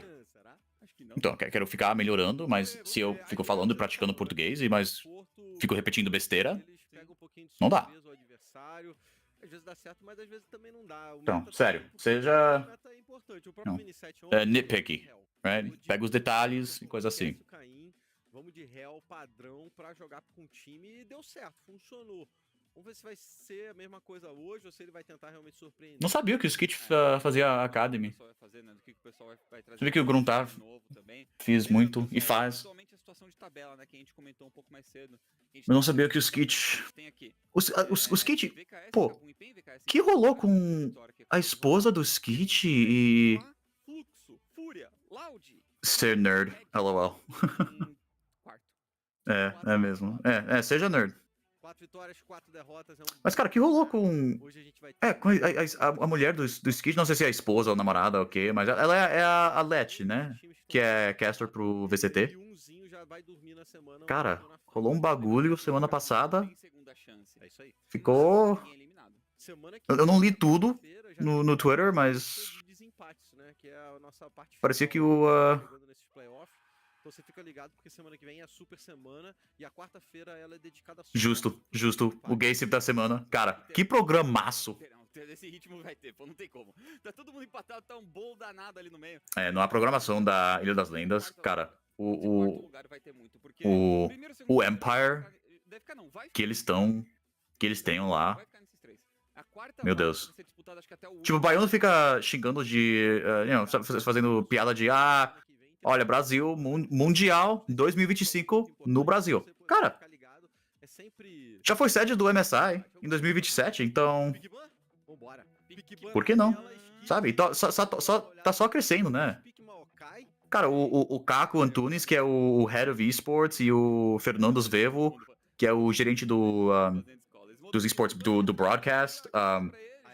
Cara, a Riot NA, eles pegaram os brasileiros. Falaram, pô, seu cenário tá crescendo muito. Tá crescendo muito pra Dedel, sabe? E trouxeram eles pra Los Angeles. Falaram, cara, salva nosso cenário, salva o LOLzinho americano. Eles estão in charge, sabe? Sendo gerentes de tudo. Os brasileiros estão... Cara, eu nunca imaginei que eu moraria, moraria, não sei, em um universo em que os americanos estão ajoelhados em frente dos brasileiros falando, pelo amor de Deus, salva nosso cenário. Eu te dou grana. Meu Deus. Okay. I will say, I don't know what you're saying, Hello. but I agree. Your voice is sexy, whether it be Portuguese or English. Okay, yeah, I'm back. Grab food. Thanks for entertaining chat. I have no clue what you're all saying now, but that's fine. I told him that was nice. Arashi, I said I was like, oh, you guys can make fun of my Portuguese and like all that, and everyone they're like, no one's gonna make fun of you, dude. And I was like, okay, like fair enough. But I was like, but if I make mistakes when I'm speaking, then I want you to correct me, right? Because I don't want to like just reinforce bad habits. Yeah. And I only made one mistake. Even that it wasn't I was like, ooh, like because there's like there's two words for live, right? So it's like, oh, like I was saying like never did I think I'd live in a universe where Riot NA is begging the Brazilians for help because they essentially brought like Taco and Fernando Svevo over to LA, right? And they were like, here's a house in LA, here's probably they backed up the fucking Brinks truck and we're like, here, take all of our sweet American dollars, send it back home, all that shit. So I was like, oh, I never did I think I'd live in that world. And I was like, you could say viver, which means like I am alive, right? I live. Or morar, which is like I inhabit more of, right? Like eu moro nos Estados Unidos. I live in the US. Eu estou vivo. I am alive, right? So I was like, which one is it? And they corrected me. So draft. Yes, draft. First off, already caught my eye. We have a very spicy one from Fury here. So first off, the Maokai first pick, I like it. It's very strong, flexible, 3 lanes. Vera Sejuani, very standard. You know, it goes back to like freaking 2022 almost. The Maokai Sejuani, like back and forth. And we see in here, we get a Yone coming out of nowhere. Dude, was Yone mid? Yeah, but it could be Aatrox mid, but it's probably going to be Yone mid. No, it's going to be Yone mid from the draft for sure. But what's surprising is that we see Yone and Seraphine being dropped in the same pick. So now it might not be Yone mid. It could have been Seraphine Yone bot lane. Like it's a potential flex. It is weird, but and now you don't know if you're allowed. Like where are we doing here? Like I can just imagine the coach like seeing this and going like, what the hell? Like Yone occasionally, but it's almost always a counter to Aatrox. So seeing it picked here, it's wild. It's weird. And I don't know if Lolo was known as like this definitely felt like it was like we cooked something and we are going to push it through no matter what. Yeah. And that's crazy. Like I just wonder if like Lolo's been like, is this a pocket thing? Is this a one trick? Lolo. Then we see the Nautilus come out, which is whatever. It's okay. That's fine. What are you talking about? You love Nautilus. Yeah. You know, can't get enough of it. At least so CBLOL Academy seems to think. And then we see the Senna, which is a deny away from Seraphine as well, which I kind of like. I hate Seraphine. It's really boring to watch. It's so strong. Yeah, it is disgustingly strong, which is why I think Senna. I'm actually a bit surprised that we didn't see Senna picked early in the draft. I'm surprised we're not seeing Senna picked more. She's so busted. Yeah, we are seeing. I think more of her in North America. If it go, which is true. No, that is true. Like I think if Maokai is like pound for pound the strongest champion on the patch, right? Given his flexibility and stuff, Senna maybe not in the same breath, but like, and she's not 1B, but I think she's 2. I think she's so strong. That's fair. Yeah, I actually think she is B1able. If you have the bot lane for it, and if you imagine if you went Senna here instead of Maokai, Senna, Yone, Seraphine. If I'm the other team, I'm crapping myself right now. Like, that's nasty. That's really nasty. Yeah. So understandable, but I did like the Maokai first pick. I think that's it's just so 100%. Flexible. It's fine. Yeah, and I'm kind of thankful they didn't go Senna Seraphine here. So then we see the Olaf. Oh, we see Olaf. Oh yeah. Oh, actually, I really like this because you ban Olaf here and you ban Silas, and you have them guessing that this Yone it might still probably go to the top lane, and so now they have to pick a top lane that can handle Yone no matter what, and that's where they bait out the Jax. And then you slam the Aatrox. Exactly. So it's I like the drafting idea from Fury here. In terms of what they've managed to achieve. Now, what I do very much dislike is their lack of a marksman. Furious comp will struggle pushing. You have to win fights in order to push now. Either that or you split push. Those are your two options. The fights in choke, and you do have good split push. The fights in choke points are going to be brutal to play if you're loud. Well, they're like, just send your bruisers forward. Your Maokai, you press R and take objectives, right? Not even choke, in river, right? Send the Maokai forward. You've got plenty of CC, and then just release the hounds, and the hounds are Yone and Aatrox, and Seraphine just like over the top, and everyone lives forever. Oh man, yes. I see the vision. I think it's high risk, but I see the vision. Yeah, my only concern though is what Loud have drafted into, because I think the choke point dream is not a one-way dream. Loud actually have incredible choke point play as well. And I really like this Talia answer because they know by now like what's going mid, right? Like it's going to be the Leone mid. You pick the Aatrox to handle, or you pick the Aatrox to handle the Jax. It's got a much better lane phase against Jax. So yeah, so you just run Talia into the Yone and punish him early, bully him early, and now all the choke points are also death traps for you because Jax can counter-strike you, sit on all of you, Tajani can block up, Talia can make it hell, and you actually have a proper marksman who can sit back and pew pew. So I think Loud they do have a lot to choose through for you, and like you said, without a proper marksman, it gets tougher to shred the tanks. Yeah, so I really like both your drops. Furia gains extra points for me for creativity. I love non-meta drops. I love drops that keep the enemy guessing. So absolutely love it. I think Loud responded very, very appropriately, and I think this game will come down a lot to execution because like bot lane is going to be a wash because it's Seraphine lane, so Seraphine will always come out relatively unscathed. Top side favors Furia, mid lane favors Loud. So incredibly balanced draft. I'm really happy with that. All right, I'm gonna take 10 or 15 minutes, take care of some IRL stuff, but I will be back. Yeah, no worries, no rush. Bye. Peace for now, 404. Okay, 404 will still grace us with his beautiful profile pic though. He's just muted in the chat, so. If not, in fact. Yeah, Jax was a great pick. I think for Loud, like given what they thought they were playing into, and also to just match that sort of death ball composition that Furia was starting to draft. So yeah, Arashi fully agree with that. Going further back, Yone and Aatrox the same team. Yeah, I like that too. But that's why I said like I think Loud drafted really well. The Talia is a great answer into what they wanted to do. Yeah, Furia is basically just going to throw hands. Now, keep in mind too though that Varus has a built-in heal cut. His Hail Varus has heal cut built in. So Seraphine will be good, but she won't be as good as she otherwise might have been. I think these are just going to be very drawn-out, brawly fights coming through, which is actually really fun to watch. So, oh yeah, 100%. I mean, that's what 404 was pointing out initially, that the choke points are really good for Furia. And as per usual, he's 100% right. The choke points are good for both these teams, which is what makes it really interesting. Because I think Furia wanted to create like these sort of massive team fight comp where if you ever get caught by all of us, you're dead, and choke points would be great for you. But Loud kind of went, you know what? We aren't going to try. We're not going to back down. We'll just match you choke point for choke point. Like we can also go choke points with you, and it comes down to a lot about like execution, and just I think who gets a hit in laning. So yeah, like this is a game of rock paper scissors where both teams are throwing rock, and the team that wins is whoever throws rock harder. Literally in Loud's case, because Talia. Ooh. Oh, Bulesha. Can you get a phone? Okay, well played. Vinny Sechi should not have followed up there. Got a little bit too hypey trying to get that first blood. Backfires. It goes into Sant too, which is like the best person who picking up on Loud. Well played, well played.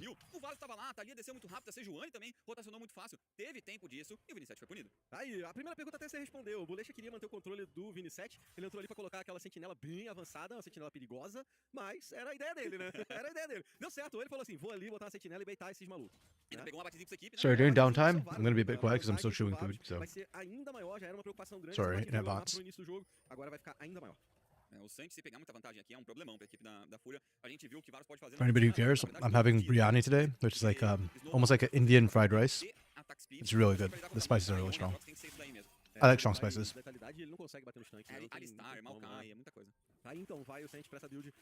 One who loves bring out Brazilian sayings and slangs we call 5 minutes of trading blows without losing the friendship. Hey, yeah, that sounds fun. Yeah, that's a fun way to put how this fight's gonna go. I always wonder too, like, how friendly these players are, right? Because like some players we know like don't have great relationships with each other, but others like when Greftar and Aegis were on different teams last split, like they seemed really friendly still. I wonder if like these academy players, you know, maybe you pick certain drafts because like you're facing for certain teams. Ooh, good hook from Belisha. Right now, Loud's just playing better. Because Vinisetti, I'm sorry, it's gonna take me a while to get used to that name. So apologies for butchering it. I will keep trying to get used to it. Vinisechi, because he died early, Hugado has a massive lead, and Hugado has materialized that by going for the grubs, going for dragons, and because Sant and Belisha as well kind of survived, and yeah, the Varus against Seraphine, you can kind of poke out. They are getting a lot more, and that's very scary if you're Fury right now.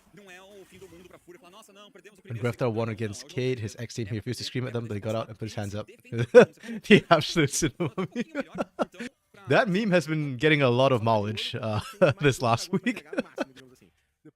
I remember seeing it for Titan, and then who was the other one they did it for? One of the Korean players, I can't remember which, on Twitter. It's a good meme though. I think Greftar is more like trying to maybe do the hug thing for his former team, for his former jungler. Hakari dominating Curdy right now. That is a little bit surprising because of the player tags. I thought Curdy was a really good laner, but when you think about the matchup and the fact that Aatrox was the counter here, it's expected that Hakari starts to win that out. I'm curious to see if we see ganks coming in to salvage the top side. Oh, good read. Wow. No way. What? Oh, they didn't have enough damage on Loud to finish off Lolo, and the CC chain was really good to hold them there for Lolo. That's actually really bad for Loud for a whole bunch of reasons. So, first off, it's worth noting that original Q from Tilia mostly missed. So Lolo would have died if that had connected, but because they didn't, Lolo's just able to sustain through between Lethal Tempo and Triumph. But that's really bad for Annie, because if Yone starts getting ahead, he can literally 1v5 this game, right? And he's probably the most scary threat for Loud, just because Fate Seal cuts right to the background. So, yeah. Oh. Lolo's coming. Lolo's gonna clean house. Lolo has no ult and no flash. Never mind. Okay, Arashi goes to show how friendships last despite the teams you're in. Yeah, exactly. That's why I wonder, like, with some of these academy teams too, if that's the case. Oh, weird. Trying to gank mid again. They even rotated Sant up for this one. Damn. I don't hate it for Loud, because even if you give Seraphine some gold, it's not the end of the world if she gets ahead. It's far more obnoxious, but at least laning-wise, Sant is going to be willing to sack that a little bit. And Loud just maintain their stranglehold over objectives. So that's 3 grubs, Herald, and Dragon. It's just diveable. It's diveable, I think. There's no chains of corruption for Sant. Oh, good block from Belisha. Really well played. Dark Knight, you think it depends on the team, and the team has a gaming office. That's true. Most of the academy players don't play from a gaming office, right? They just play from home, I think. So, yeah. It's unintentional. That's what makes it funny. Low connects difference. Massively well played. Yeah. Yeah, I've been quite impressed by Lolo. I will say I was actually a bit surprised when they subbed out Naze, because I thought Naze was doing decently. Like, I didn't think Naze was performing poorly. But I can kind of see why they did it, because Lolo has been really good. Yeah, props to him. So, Loud's still ahead. We saw there. Sorry, not Herald. They took second set of grubs. So they have all 6 grubs, plus Dragon. But I expect to see Loud set up for this Herald with the sort of control that they have going. Of course, Dragon first, because that has already spawned. But, yeah. Loud's macro right now is very, very, very good. And I'm a little bit worried that Fury is giving away so much of the pressure. Yeah. Excellent. So they have to contest this. I cursed it. Just as I said, Fury has to contest this, they just walk away. I don't know. I feel like they could have fought that. This, I think, is a lot harder for them. Oh, great rotation from Annie. Yeah, I'm surprised Furia went for that right there. Like, there's nothing... I don't feel like you get anything from that particular play. And you know that Loud's still mostly around from the Dragon take, so... Yeah, felt a little bit surprising to me. You actually even saw Hugado, yeah. So you know it's a 3v3.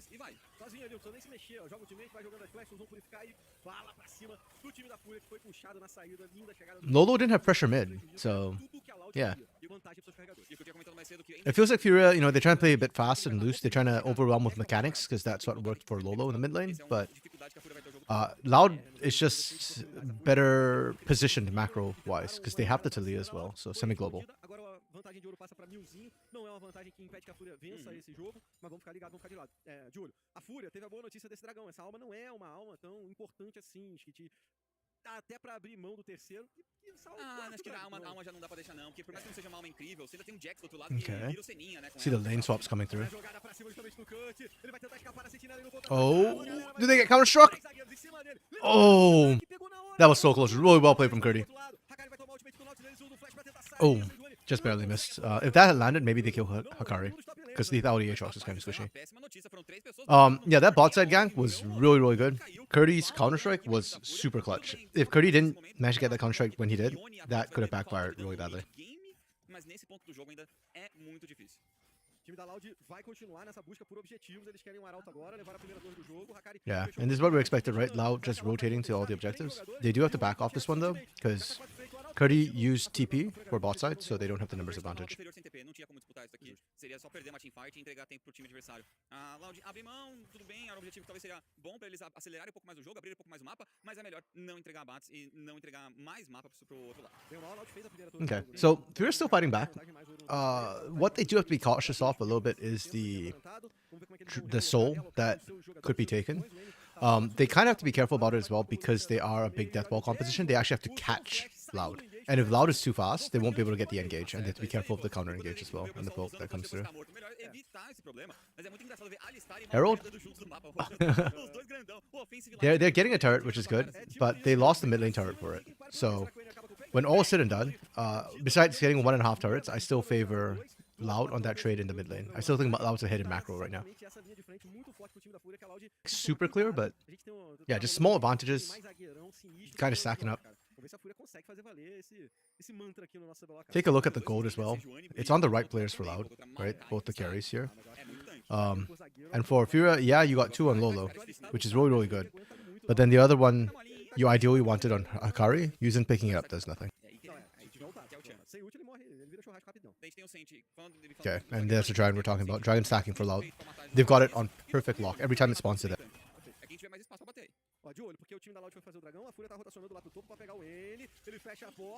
Oh man, this split push from Lolo. I will say though, Loud need to answer this, and if they don't have a good answer into the Yone here, Lolo could just win the game off split pushing. And I'm looking at Curdy to handle it, because originally the Jax was actually picked to be able to handle the Yone anyways, right? So now if you can get that matchup, that's good for you.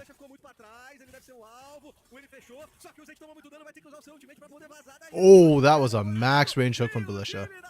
Sexy. Belisha Ignite took it. Unfortunate.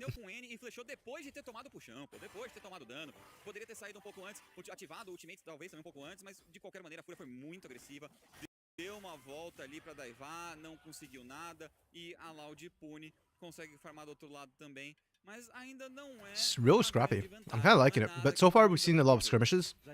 Furia is okay with skirmishes. Actually, both teams are kind of okay with skirmishes. The big question for me comes when we get the full 5v5 fights. A lot of times you'll see with these sort of deathball compositions, they are strong in the mid game. So, like 1-2 item spikes, that's kind of what we're looking at. But they have to get on the back line. So, if we get to a team fight, what I'm watching is for Sant's positioning. If Sant can survive, but if they get on Sant, then I think they can just roll over Loud between Seraphine and the Aatrox Yone.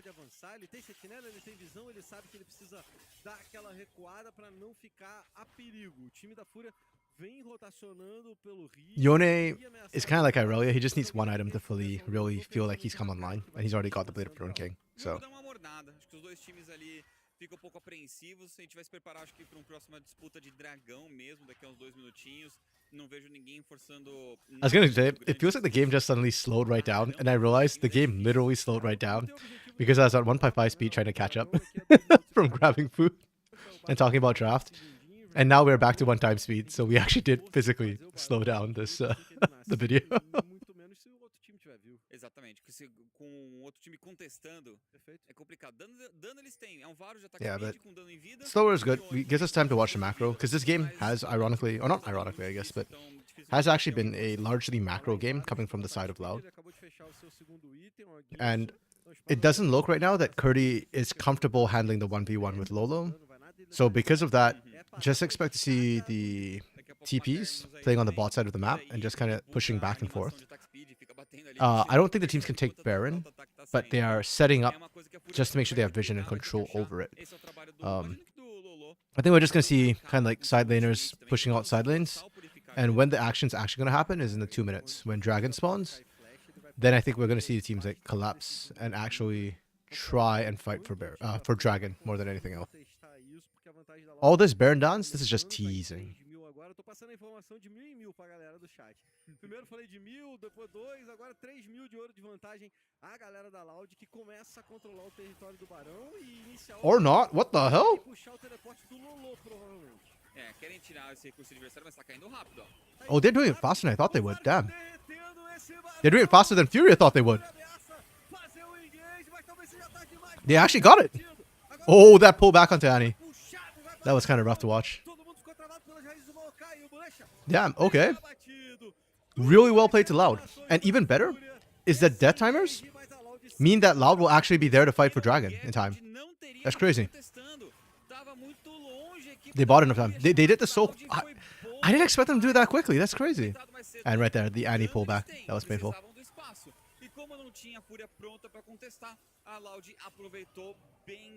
Yeah, huge win for Loud. Holy crap. They have built the Rune King and Guinsoo's. They've got Trinity Force and they have the Andries. That's it. Like, I guess maybe Jack's base plus that is enough already. This is crazy. Wow.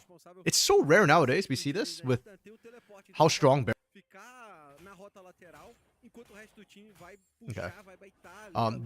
So as I mentioned, this is really good for Loud. We always talk about Baron pushing power, but one thing we tend not to address as much is that Baron just gives you straight AP and AD, right? It gives you extra damage by giving you extra AD and AP.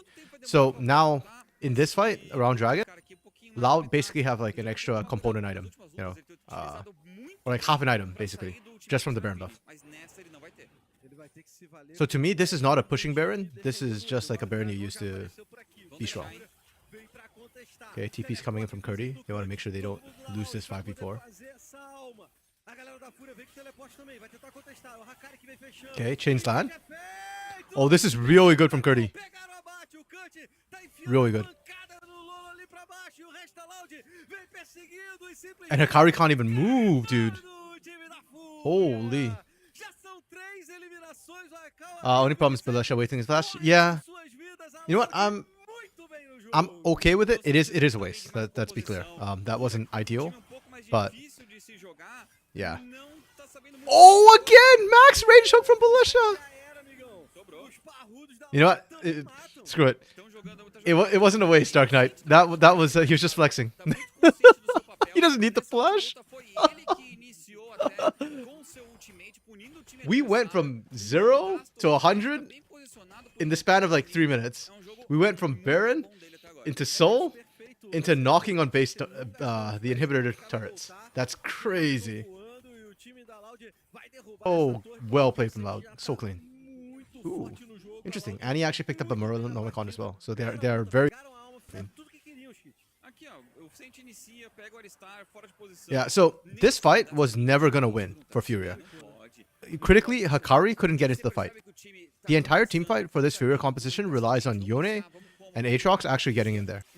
Lolo is the one who's fed right now, and Lolo was being soloed out by Curdy. So, good luck. Aatrox has problems accessing backlines comfortably, so yeah. That was beautiful from Loud.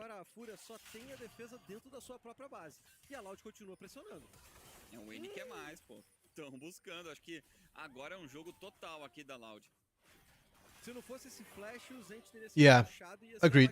Furia fell behind early a bit too much, I think. The third dragon was when they really had to fight. Like, you can give first to, but yeah, it's just not great to give up too many in a row.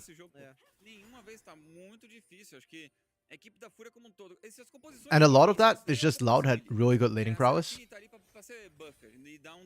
Like, they won most of their lanes. So actually, that's not true. Hikari won the lane early against Curdy, so I don't know. Actually, yeah, thinking about it, no, I'm wrong. Yeah, they just should have contested harder, especially on the top side of the map, and they didn't. Perderam o mapa todo e vão ter que I think a lot of times what we see in Academy is when the jungler dies, o time da Fúria, porque a the Loud team whose tá jungler died cheio early de just kind of jogadores, sits fizeram back and um nothing rolê happens. até agora, 7 mil de Right? ouro, So we saw e Vinizetti basicamente 7 die mil early, and de because of that, they total just ali. Fear just kind of sat back and let Hugaro take over the game. Todo mundo, os carregadores da Loud estão muito na frente. Pô, Gruntar, você falou que era de 1000 em 1000, foi de 3 pra Foi 7? de 3 para 7. Não consigo pensar em nenhuma conta para justificar isso aí, não dá não. And yesterday, I ranted a lot about Cloud Soul and how it can be valuable. Não, mas aqui acho que Honestly, a for Loud these tá compositions, bem it's not controlado. super Foi um jogo huge bem normally, bonitinho, bem controlado but por parte da because they just want to team fight into each other, right? But now the problem is that Furia engage onto Loud because Loud have faster movement speed, which means that Loud gets to pick the engages. So it's a small advantage. It's not like game breaking, but when a team's already ahead, it's just icing on the cake, right? Team default to reset and play lane, yeah. And that's why I was praising K-Stars earlier, right? Because even when their play screwed up, they don't reset. They keep pushing. Aí a gente conversa. Aí a gente conversa. Beleza. Mas a Loud tá fazendo o jogo dele. Like they just kept making plays, and that's why they never felt like they were behind, even when K-Stars were down like a little bit of gold. They still felt like they were up ahead in the game. Not a lot of teams can do that. Kaboom's another team that can do that, but Kaboom does it regardless, right? Like whether they're up or down gold, they don't care. They just play. They're better because they think they're better, which is usually true. Okay, good catch onto Belisha. Let's see if Curdy can change this. Oh, huge encore. But yeah, like I said before, if Sant gets the free fire, the fights aren't really done, you know? Oh, Lolo. That's massive. Furious hands checking right now. Oh, the pullback on the Sant! Furious doing it! They're throwing rock harder! Venceu, não sei, mas eles estão buscando, acharam o pick-off na hora que a Loud estava colocando. Yeah, Furia just, holy crap. Furia just outplayed that fight. They did not care about the gold lead. That's that positioning and execution that we were talking about, right? Like when you've got these sort of compositions, who plays that better? And Furia just absolutely... That was beautiful from them. They played around the vision really well. And I want to give them even more props because their vision was that good, right? This was saying. But effectively, the only vision Furia had was here and whatever they can see. Everything else was dark. And yet we saw Lolo like hop over the wall and manage to almost catch. Yeah, real incredibly well played from Furia. Yeah, 100%. If they lose that fight, agreed. Like, their base just falls apart at the point. Oh, here we go again. As we're gearing up for the Baron fight. Wait, actually, sorry guys. I need to answer the doorbell. Sorry. Somebody's ringing my door. It might be a package. Sorry. I'll try and be back. Just give me a quick second here.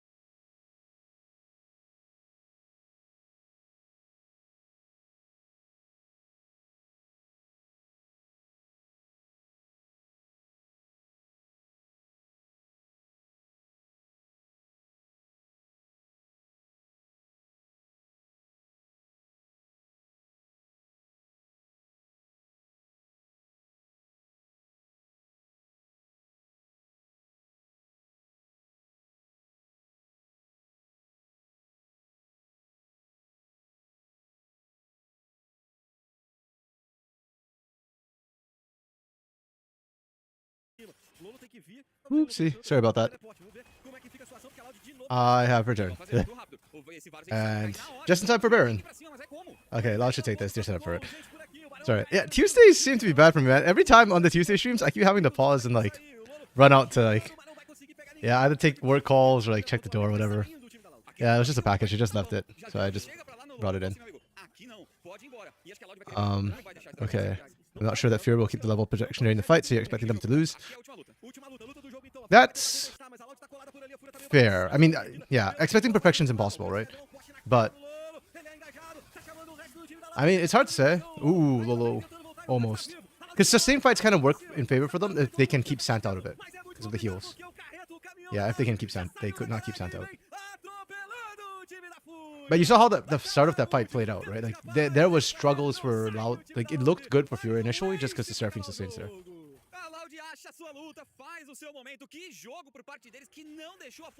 Yeah. Yeah, the margin of error is just so much lower for Furia because of that. Ooh. They just end. Yeah, because they have Void Mites. I forgot about Void Mites. Damn. Oh, can they not end? Huh. Yeah, there we go, there we go. Because one of the things with these Death Ball comps too is like when you're behind, there is no comeback mechanic for it. Good from Lolo. They tried. Lolo definitely MVP for the side of Furia here. This does not look like 1080p.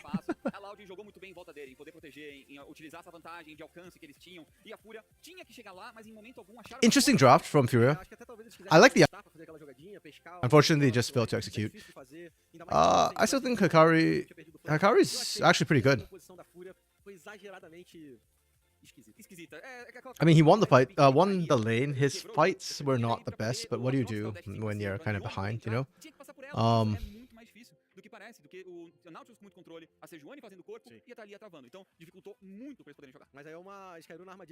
Yeah, Vinny said she, I think one mistake just kind of snowballed really badly for the team. It's probably not fair to say like it was bad, but he was bad. It was just kind of one mistake. Too fast on the early and left. Yeah, it was pretty hard. Yeah, 100%. And again, it comes down to that sort of jungle mess up in the beginning. Again, bot lane was very meh. Which actually, I guess that's kind of why I like it. Because if Aikawa and Usage aren't going to be like huge playmaking players, then put them on like Seraphine Alistair. That's really solid, right? That's what the team needs. Yeah, Lolo continues to be good for me. The draft was okay. Laning was honestly not bad. I'd say like, I'm just going to call it average because I think both teams are kind of average. It wasn't about the laning. It was all about the fighting, right? The map movements kind of fell off. And the team fights actually weren't bad for Furia. It's just they have a harder comp to execute and they fell behind early, so I'll still give them a 4 for team fighting. The X Factor was lacking though. Actually no, Lolo had X Factor. I'll give them X Factor for Lolo. Lolo, really good right now. Rocks. And then the other one was Loud.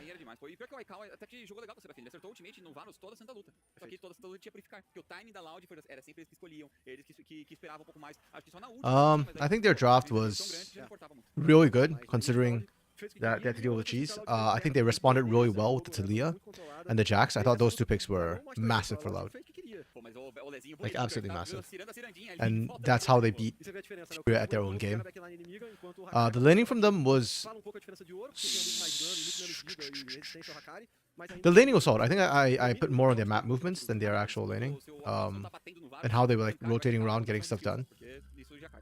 Furia, I give them a... yeah. That's a big difference. You can see they were in control most of the game, right from the get-go. This was the one botch fight that Fury really popped off on that. Very. MVP is thinking Sant, because I think Sant positioned really well in a lot of these team fights. But I think Curdy definitely deserves a shout too. Yeah, being able to... sorry, I was just pausing to just think in. Like, the standout moment for me for Curdy was when he 1v1 Lolo at the bottom of the dragon side to stop Lolo from coming in.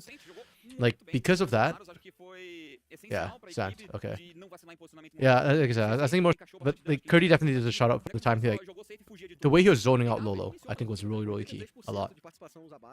That's it, chat. I don't know if I'm happy that I am getting a lot of the guesses right for MVP, or I'm worried that I'm starting to get CBLOL mind, because I'm starting to think the same way as CBLOL, guys. Yeah. Oh man. Okay. Next round is. Oh, we are the second last game. What time is it? Oh damn. Okay, it's already 2 Pacific.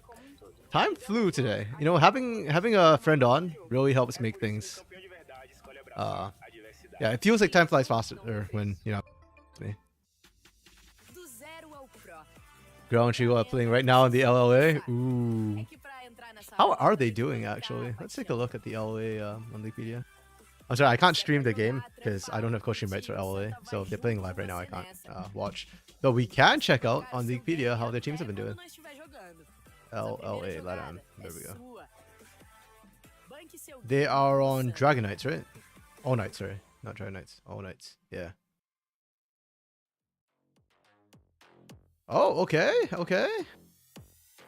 They are not doing too shabby here. They might make playoffs.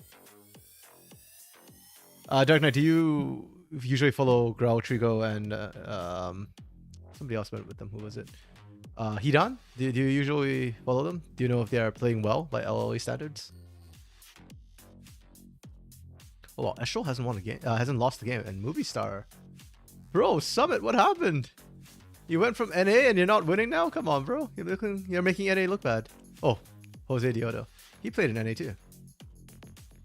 Only watched a few matches. They've gotten much better now. Okay, so here's the real question right now, Dark Knight. Did they get better? Or did Grell? Or does the LLA just play like Grell plays and kind of crazy?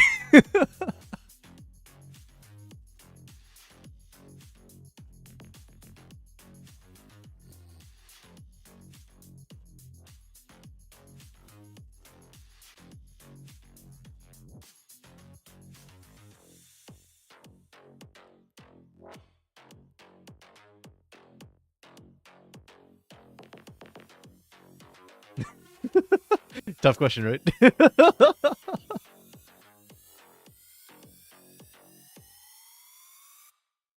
Okay. Flamengo versus Fluxu. Yeah, these last 3 games I expect to be pretty fun. I love how Fury kicked us off with a non-standard draft. Because of the non-standard draft, though, the game did end up pretty one-sided. But I mean, they tried stuff. They were cooking, and I do not fault them for it.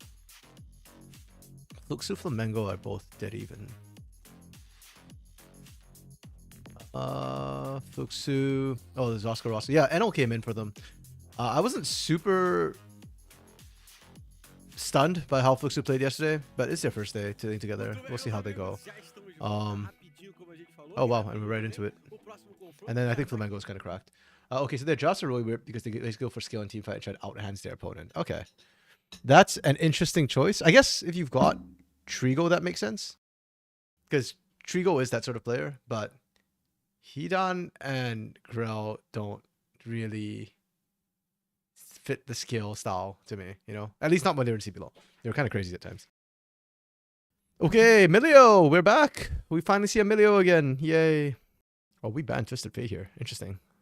Okay. Yeah, everything's kind of standard bans. Milio first pick, it's solid. Fluxu go for new meta.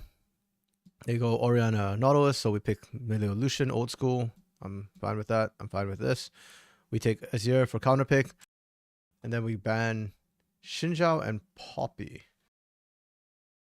Oh, because we wanted Kai'Sa, right? Kai'Sa pick to try and answer the Lucian. I think this is a risky choice. We'll have to see. You can one-shot the Milio, potentially, and the Lucian, but if you don't, the heals from Milio is going to make this very hard for Kai'Sa to play out. One-shot or bust. We ban Xinjiao and Poppy. Okay. I am okay with that, because I think Poppy can screw with Kai'Sa quite a bit.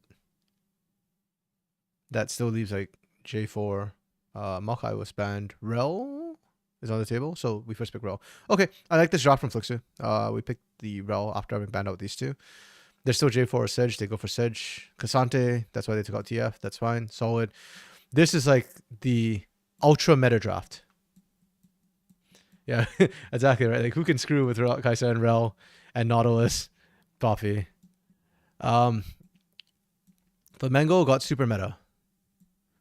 Fluxu got okay answers. I'm okay with Fluxu's draft. I'm not super. I think this is pretty standard.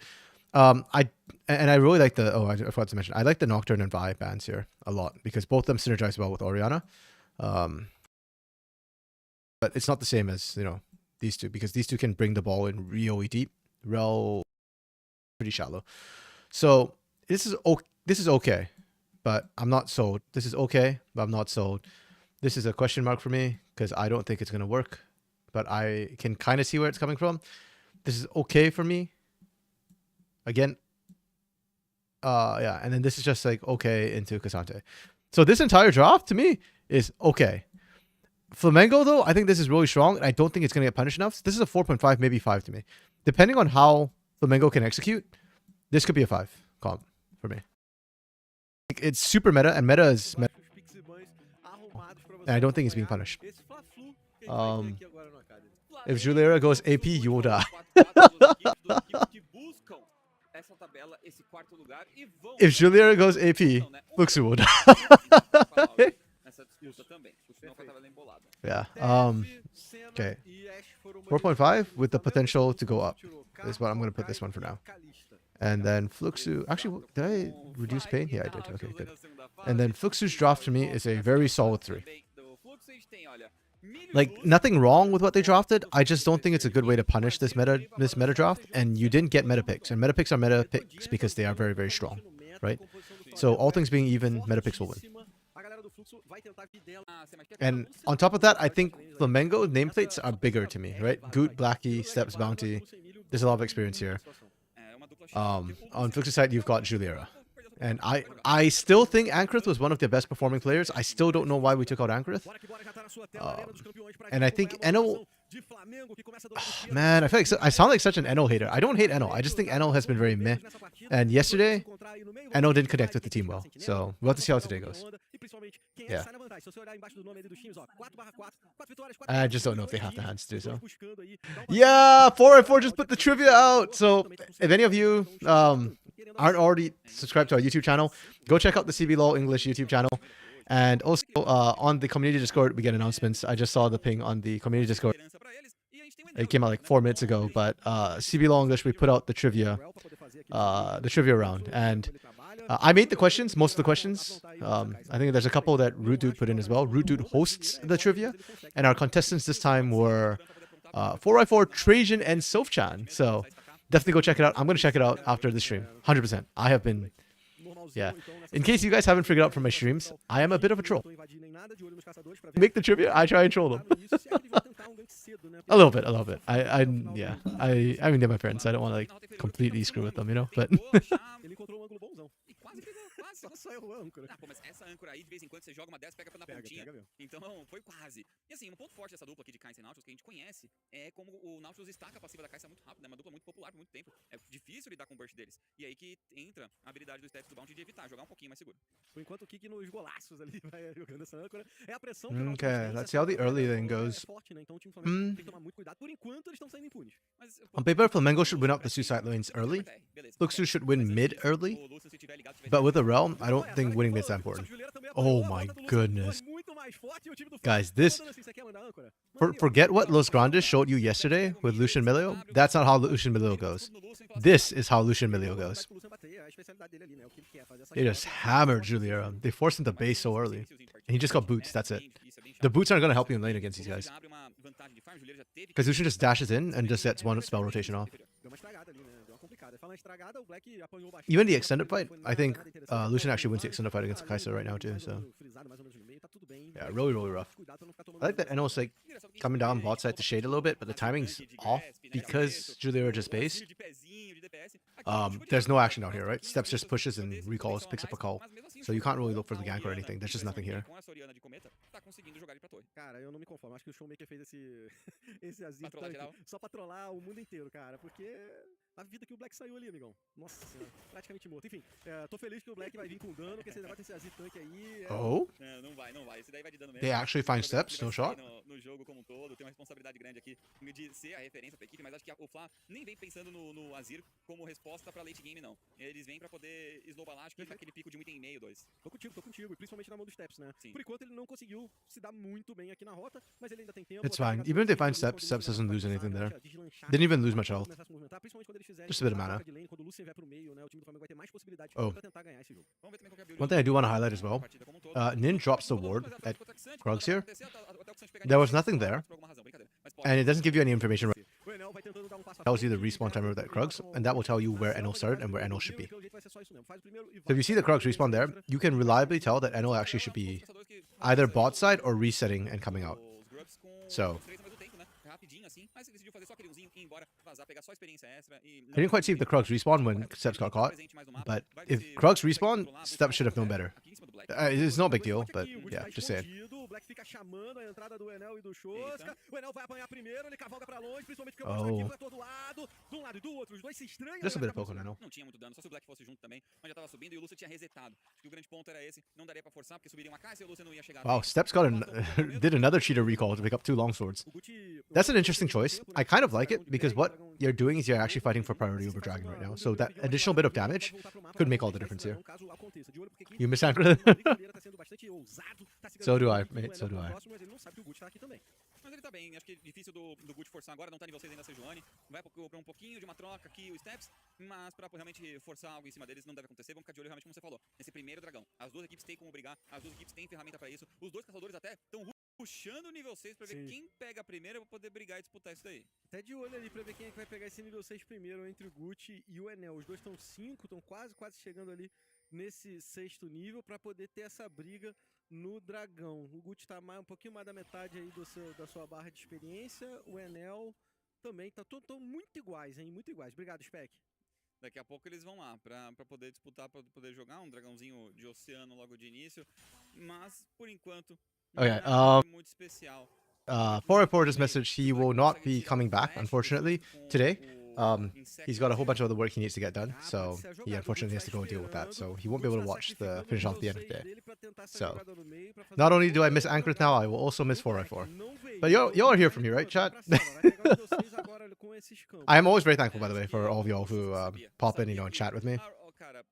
Because as fun as watching Academy is, it's always better to watch with friends, you know? So, yeah. Like, Dark Knight, Middle Knight, Wokes, Rashi, trying to think who else. Usually drops by. Spoods, Can't Get You just joined us today. Like, yeah, all of y'all who dropped by, I really appreciate it. If I miss anybody, I'm sorry. If I miss anybody, it's because you don't drop by enough. No, I'm kidding. I just have a really bad memory, and I'm not scrolling through my chat to try and figure out who I missed. I remember, May PBF, who drops by sometimes too. Wasn't here today, that's one of the reasons why it slipped my mind. Okay, actually, speaking of in-game, we were just talking about the Steps picked up longswords. I thought they were going to try and control this dragon. They end up actually not doing it. And now Fluxu actually got dragon for free, which surprises me a lot. I did not think Fluxu should be allowed to get that. So really good for Fluxu. And it's Ocean, which is doubly nice. Uh-oh. Uh-oh. Okay, we're okay. Hold on, let me just make sure we're back to live. Yep, okay. Got scared for a second, my internet died. It happened the other day. So, that looks to get that. And the Ocean is going to be nice because they're dealing with a lot of poke in the bot side from Lucian. So being able to survive that's going to be good. Likewise for mid lane as well. Early on, Azir doesn't have enough mana to really poke out a lot of mid lane champions. So if you can out-sustain his mana, you can win that lane. And topside, 4-lane is dominating this, which is really surprising. Normally, Cassante wins early against the Aatrox, but 4-lane's been playing this well. So Fluxu are actually, I think, in a really good place right now on the map.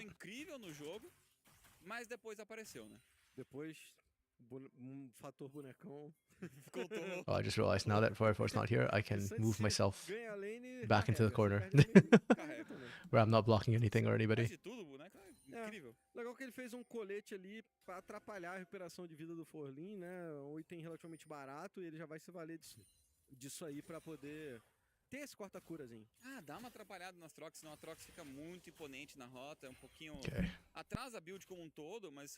tem- Yeah, I'd love to see Good kind of do gank outro this lado, bot side, acaba but valendo a I love pena, the acaba gerando wards that bastante Fluxus have put out. potencial de This cura. one especially, the one Foco that's agora na rota inferior, o moving Gucci camera. realmente tá jogando This pra one cá, there, então o Steps e Bounty good, because it's not a usual place where you put a vão ward. ganhar um pouco desse So ritmo. you can see Good sweeping right now, they will not catch this. And if they don't catch this, then Ah, não sei, Fluxu não. will know whenever Good's looking to try and Vai get. só controlar o rio, Ah. controlar a visão. That dar means that the aquela dive is a recuada, lot o Enel tá less likely to próximo, occur, a galera and tá it's Flamengo who has tentando committed a lot of time tudo, to make these não tem happen. aproximação do Yeah, Xuska e do overall, Black. really well played. Onda de I choque really do like it. Xuska já saiu, trava o Black, não tem dano pra matar, vai ficar por isso mesmo, é mais pra dar aquela limpada na onda de Minas e dar uma assustada no adversário. Ah, que às vezes até queria puxar Ih, pra trás. Gucci. Gucci, ele sabe a sentinela. Tem engage pra Yeah, cima, you don't ele take this foi fight, Fluxu. voado, That's a mas mistake from o Kick. Sejuani aguenta muito dano, o Kick é obrigado a usar o flash pra sair, o That's actually a escudo huge mistake from Kick. detona a vida do Fluxo. Enel ficou travado. This is now Kick dá o diveable if they flash, want to. vai saindo do atordoamento. Fluxo sai empenado Like, aqui once the no wave bot gets lane, there, mas they sai dive. vivo. Pô, foi muito dano em todo mundo. O Kick, principalmente, quase foi... And they know it. That's why eliminado, Enel's still Steps sticking decidiu around. por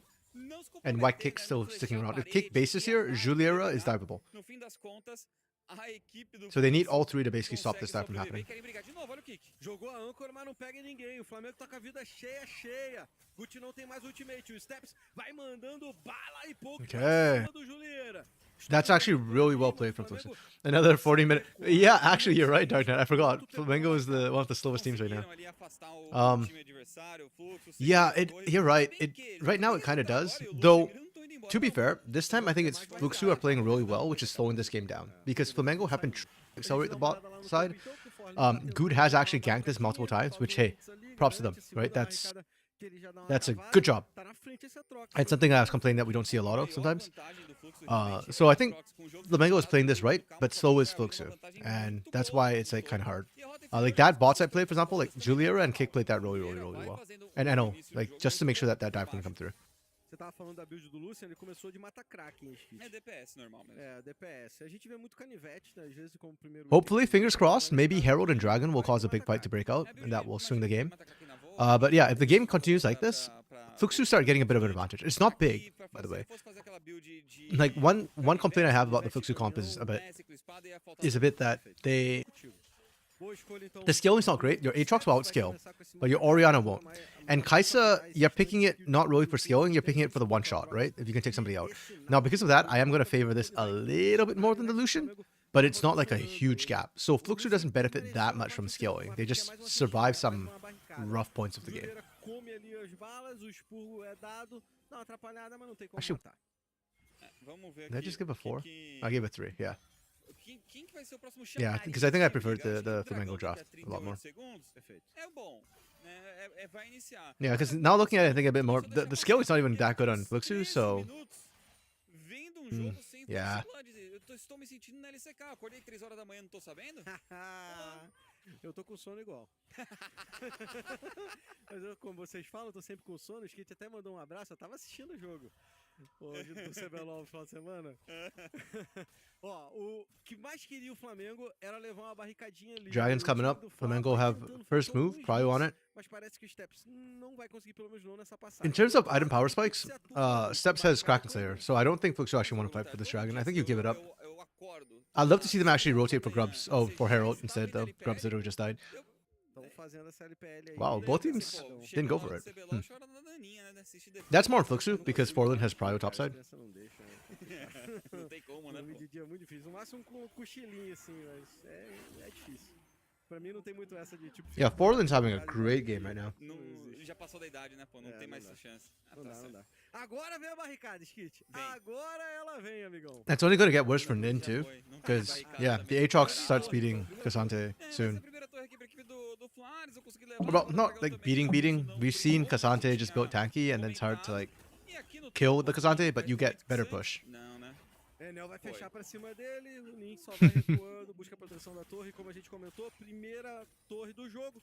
Pro time do Flamengo, eles vão distanciando o ouro, aumenta um pouquinho a vantagem. Julieira fez um golaço, acaba não pegando ninguém ali. I don't know Não if Goot didn't see or like was shopping and didn't see the Void Seeker come across, or whether Goot just had that good nerves that he didn't even flinch when the Void Seeker just went right past him. Mas o fluxo já tá todo por aqui.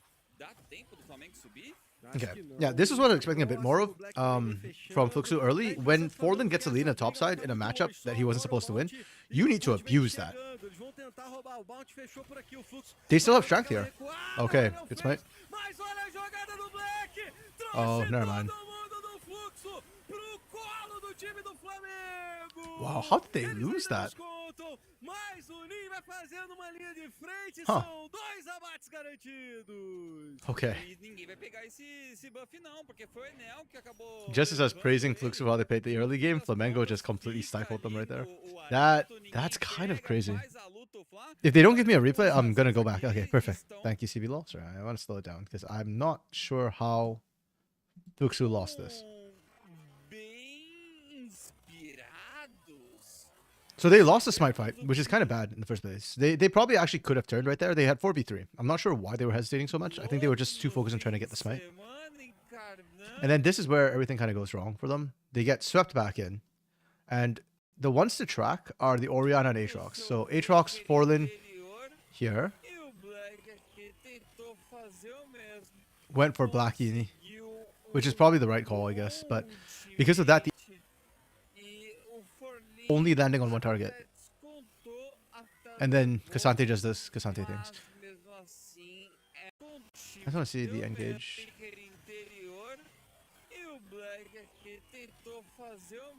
Yeah, Orianna died immediately. I actually think Eno made the mistake by going back this way and trying to teamfight this. I understand why they did it, so I'm not going to say it's a bad choice. But I think it was, in hindsight, you know, now that we've got time to look at it, this was the mistake. Eno should have just picked up the Eye of the Herald. Because you lost your Orianna right away. And it's kited to death, right? Or CC to death in this fight. He can't get the big AoE damage down. But in the moment, yeah, 100%. I know where, I understand where I know what's coming from and why they end up not picking up the Eye of the Herald.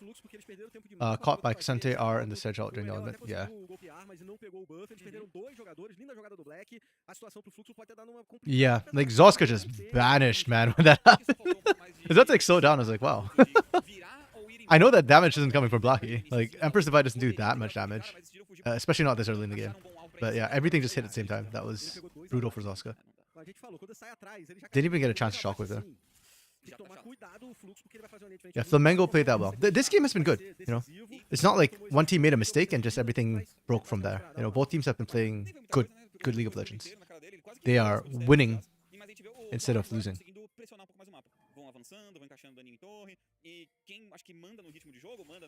Yeah, these are the sort of games I like watching. And this last weekend in CBLOL, we didn't get a lot of these games. Or this Sunday. Saturday we had a couple more, I think. Yeah, Sunday was just hurting me. Oh, big pause. Okay, that's fine. We also have gotten a lot of pauses this week in CBLOL Academy. It is what it is, I guess. You know, that gives me time to eat a little bit more right now. I've been caught up. The last two games have been really good. And we knew they were going to be good, but they've been really good. So I'm actually pretty happy. Last 3 games, actually, even though, like, what's the 2 games before that? Like, the fewer one, but it was still pretty good. I was actually pretty happy with that one. And was, oh yeah, K-Stars versus Lows ended up closer because of the comp that K-Stars were in. So I was pretty happy with the macro on that one too. And sort of decision making. Yeah, they're trying to win instead of trying not to lose. Yeah, exactly.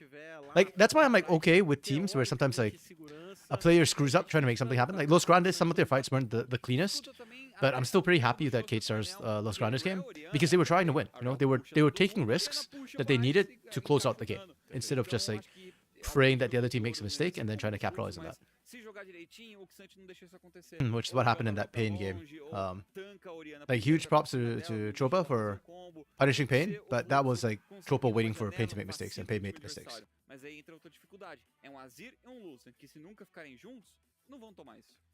O time do Fluxo não tá muito atrás em ouro. Eles estão de boa ali acompanhando, mas eu sinto que é um problema de composição. Mapa também. De mapa, de composição. O Flamengo tá começando a se espalhar demais pelo mapa. O Fluxo precisa encontrar pelo menos uma luta. Se eles encontrarem uma luta, eles voltam pro jogo de boa. Mas eles precisam achar esse ponto. Okay, I've just finished eating my lunch.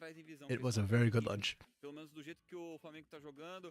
While watching some very good games, so I'm pretty happy. Atrás deles, perseguindo eles. E não numa forma onde o Fluxo tá conseguindo propor, resetar um pouquinho mais cedo, voltar pra um rio, botar uma sentinela e daí forçar uma luta nos termos Yeah, deles. I'm gonna open it on stream. So what I'm gonna do is I'm gonna open it on the side window and I take a quick look at how. A rotação do time adversário. Vou aproveitar enquanto o jogo tá pausado. Vamos How ver do essa I- luta de novo no Arauto, que foi o desastre pro time do Fluxo. Oh wait, are they back? I was gonna go.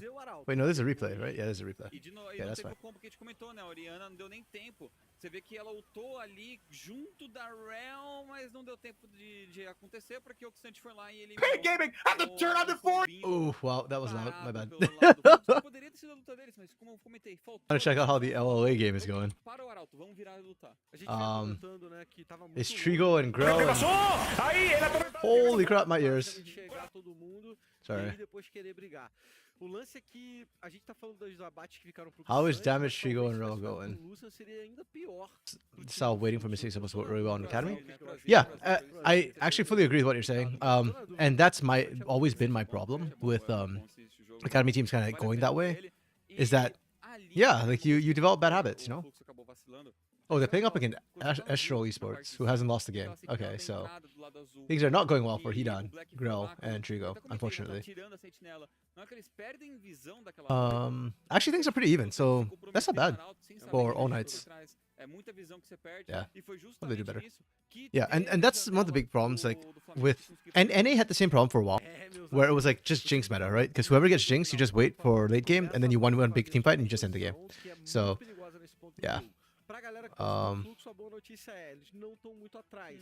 Eles conseguem ali jogar e tentar uma vantagenzinha, de repente num skirmish um pouco mais acertado, um flanco do Yeah, so I'm very happy that in CBLOL Academy, we don't see that too much. Like less than half the teams, I think, are running this sort of like very passive, wait for mistake play style. And even then, to be fair to Chopa, I don't think that they're intentionally running this style. I think it's more like they just they're just more like, okay, well, we don't have a very clear game plan, so it feels like that's what they're doing. But they're actually just running around doing stuff. It's just not optimal stuff a lot of times for macro. Era o grupo do quarto lugar, todo mundo 4-4, todo mundo 50%, então é uma vitória que te ajuda a destacar, te ajuda a chegar pra semana que vem, dependendo talvez só de si mesmo ou de já forçar I hate um pauses. empate contra o seu Casters, adversário. please start the Ajuda game. a afundar um pouquinho o adversário, né? Porque quando você tá tão empatado, você ganha um joguinho, um a menos pra ele. E o Flamengo tem vantagem contra a Loud. Sim. Oh, good question, actually. Like I mentioned the playoff format, but yeah, now's a good time to take a look at it. Yeah, considering we've got a break of E vale lembrar, pessoal pode comentar, pô, mas turno, confronto direto. about it. Gente, As you ninguém eliminado. as you could tell from earlier, I didn't even really I forgot that it's all 12 teams. So let me take a look at it now. Porque os times que ficarem depois do top 4, ficarem do 15, Like I know that's a long break for some of the teams, but vão ser divididos em dois grupos, que daí é só MD3, Upper e Lower. Todo mundo joga. okay, so it's basically pegar uma vaga aí sim nos a playoffs. GSL bracket into a double elimination. So it's like almost a tournament in and of itself. This is actually the same format or very similar format to what North America Tier 3 is using right now, where there is a how do we do it? There's a 32 team Swiss stage, and then we go into these group stages, this GSL stage, which is what this is GSL, by the way. I don't remember what GSL stands for, but yeah, and then it goes into a playoff bracket. So it's very similar to what the playoffs are for CBLOL Academy, and this is NACL qualifiers or Tier 3 North America. So this format is actually really good. It works very well. It gives you more games to play. And it gives everybody like sort of a second chance, if you will. So potentially you have 3 chances if you're coming in from the GSL stage. I like it. I like it a lot. I think it's more than fair for teams. And it makes up for the short regular season, because regular season's only oh, they're even talking about it on CBLOL, the CBLOL cast. Hey, yeah, it's a good topic to talk about because we've got a long pause. There's nothing else to talk about right now, right? Game is happening, so yeah, no, I like the format a lot. I think it's really good. It gives everybody lots of time and chances to play, and this is probably going to be what, best of 3, right? Or is it best of 5? Best of 3 format until the second round. Okay. Yeah, so even better. Every team's gonna get like a ton of games, and considering how short the regular season is, that is huge that we get so many games. I really like it. And you might get surprises actually when this sort of thing happens, because right now in Academy 2 we only see best of 1s. I've said this before. I am personally a fan of best of 3s. I don't like best of 1s because I think there's too much variance and like you can cheese your way through games, right? Like what Furia did last game, because it's a best of 1, they lost, it's over, you know? Whereas if you do like best of 3 and you're Furia that game and you lose game 1, that's okay because you can try and experiment, and if it works, that's really good. If it doesn't work, then you can always just change your draft and play like a proper, like marksman style draft after that. But best of 1, you can't do that. So I actually like this more than a double round robin, because then now your single round robin it sucks for the teams because you get one shot and there's a lot of like coin flipping which happens in best of 1s, but you can correct that in the group stages. If you're the better team, you'll still win out in the group stages, so it's okay. Yeah, so I really like it. That said, I don't think I would like this format as much for CBLOL, because I think best of 1 is better for a regular viewership. So like the casual viewer will prefer best of 1s, whereas the bigger or not bigger fans, but the more how you say like people who are watching more for the game than like for the teams or the personalities or the entertainment will prefer best of 3s. So because I think the most viewers are casual viewers, best of 1 is still better for viewership. So I think for tier 1 leagues, the double round robin is still the better format for viewership.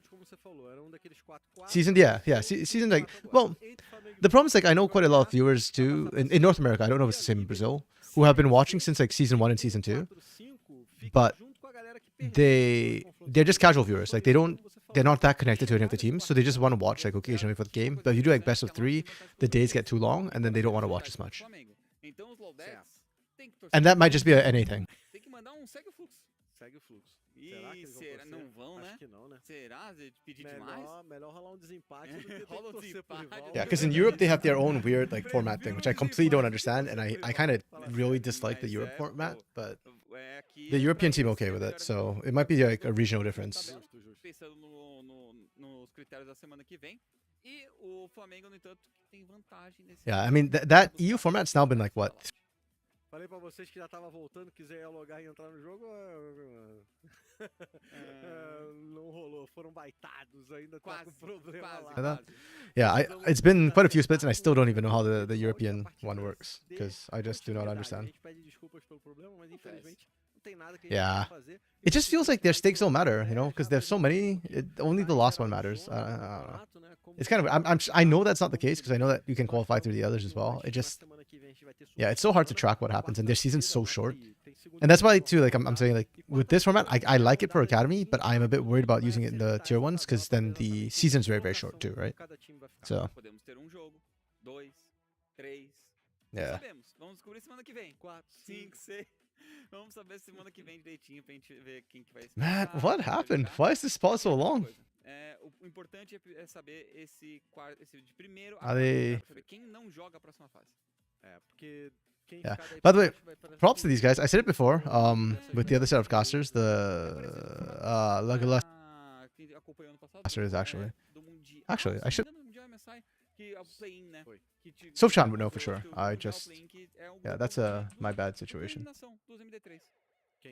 Anyazita? Yeah, Anyazita. Okay. Yeah. Props to Anyazita, and I've said this in Anyazita and Legolas Casa last time, but when this sort of situation happens, it's really hard on the casters, because we just have to vamp, and sometimes we don't have topics to talk about, right? Like, they've already talked about the playoffs, the game, there's nothing else to talk about. Que não é de todo mal, tá? Jogar a próxima fase. Yeah, like, what else is there to talk about? Like, meta? Nesse bololô todo, ter esse Right now, jogo we're de at the mas aí end of até em casos 14.3, I think, here in CBLOL. 14.4 hasn't been applied yet, so you don't even have anything to talk about when it comes to that. Yeah, it's a really rough situation. A lot of times what we end up doing in NA or just in general is like we'll just throw to a break because yeah, if we have nothing to say, then we just go like, yeah, you know, we'll throw to a break and we'll be right back. It's better than having us just like awkwardly there trying to vamp.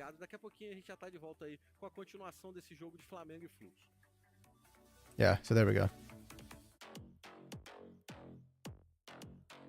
You know what? While this is happening, why don't I watch the trivia? Because it's our content anyways. And hopefully this doesn't take too long. CBLOL English. Videos. Hey. Whenever I don't believe in myself, Sorry, let me get the volume up. And let me know if the volume's okay for you. If it's too high or anything. and I say, well, I me believe know. in dinosaurs, so therefore, at some point, they must believe in me, Oh, damn. and that gives That me the is strength to keep quite going. a strategy. I respect that. I'm glad we got that recorded. That's fire. I'm gonna take yeah, we'll let the viewers interpret that one. Welcome everybody to RMC's trivia questions. This is pertinent to CBLOL Split 1 2024 for the first round robin, and the first round robin only. So contestants, remember that when you answer these questions. Now, if you've not seen one of these before, our gracious source question finder, RMC, has gone and pulled the weirdest and wildest stats from CBLOL 2024 Split 1 and compiled them into a nice little document, a nice presentation that three willing, and I will use RMC's words for this, sacrifices are going to go through and try to answer. I'll be your host, Rudy. I was joking that these are our today sacrifices Soph-Chan, for my questions Trajan. and for my entertainment. How are we doing today, folks? We'll start on the left-hand side. Soph, how are we feeling?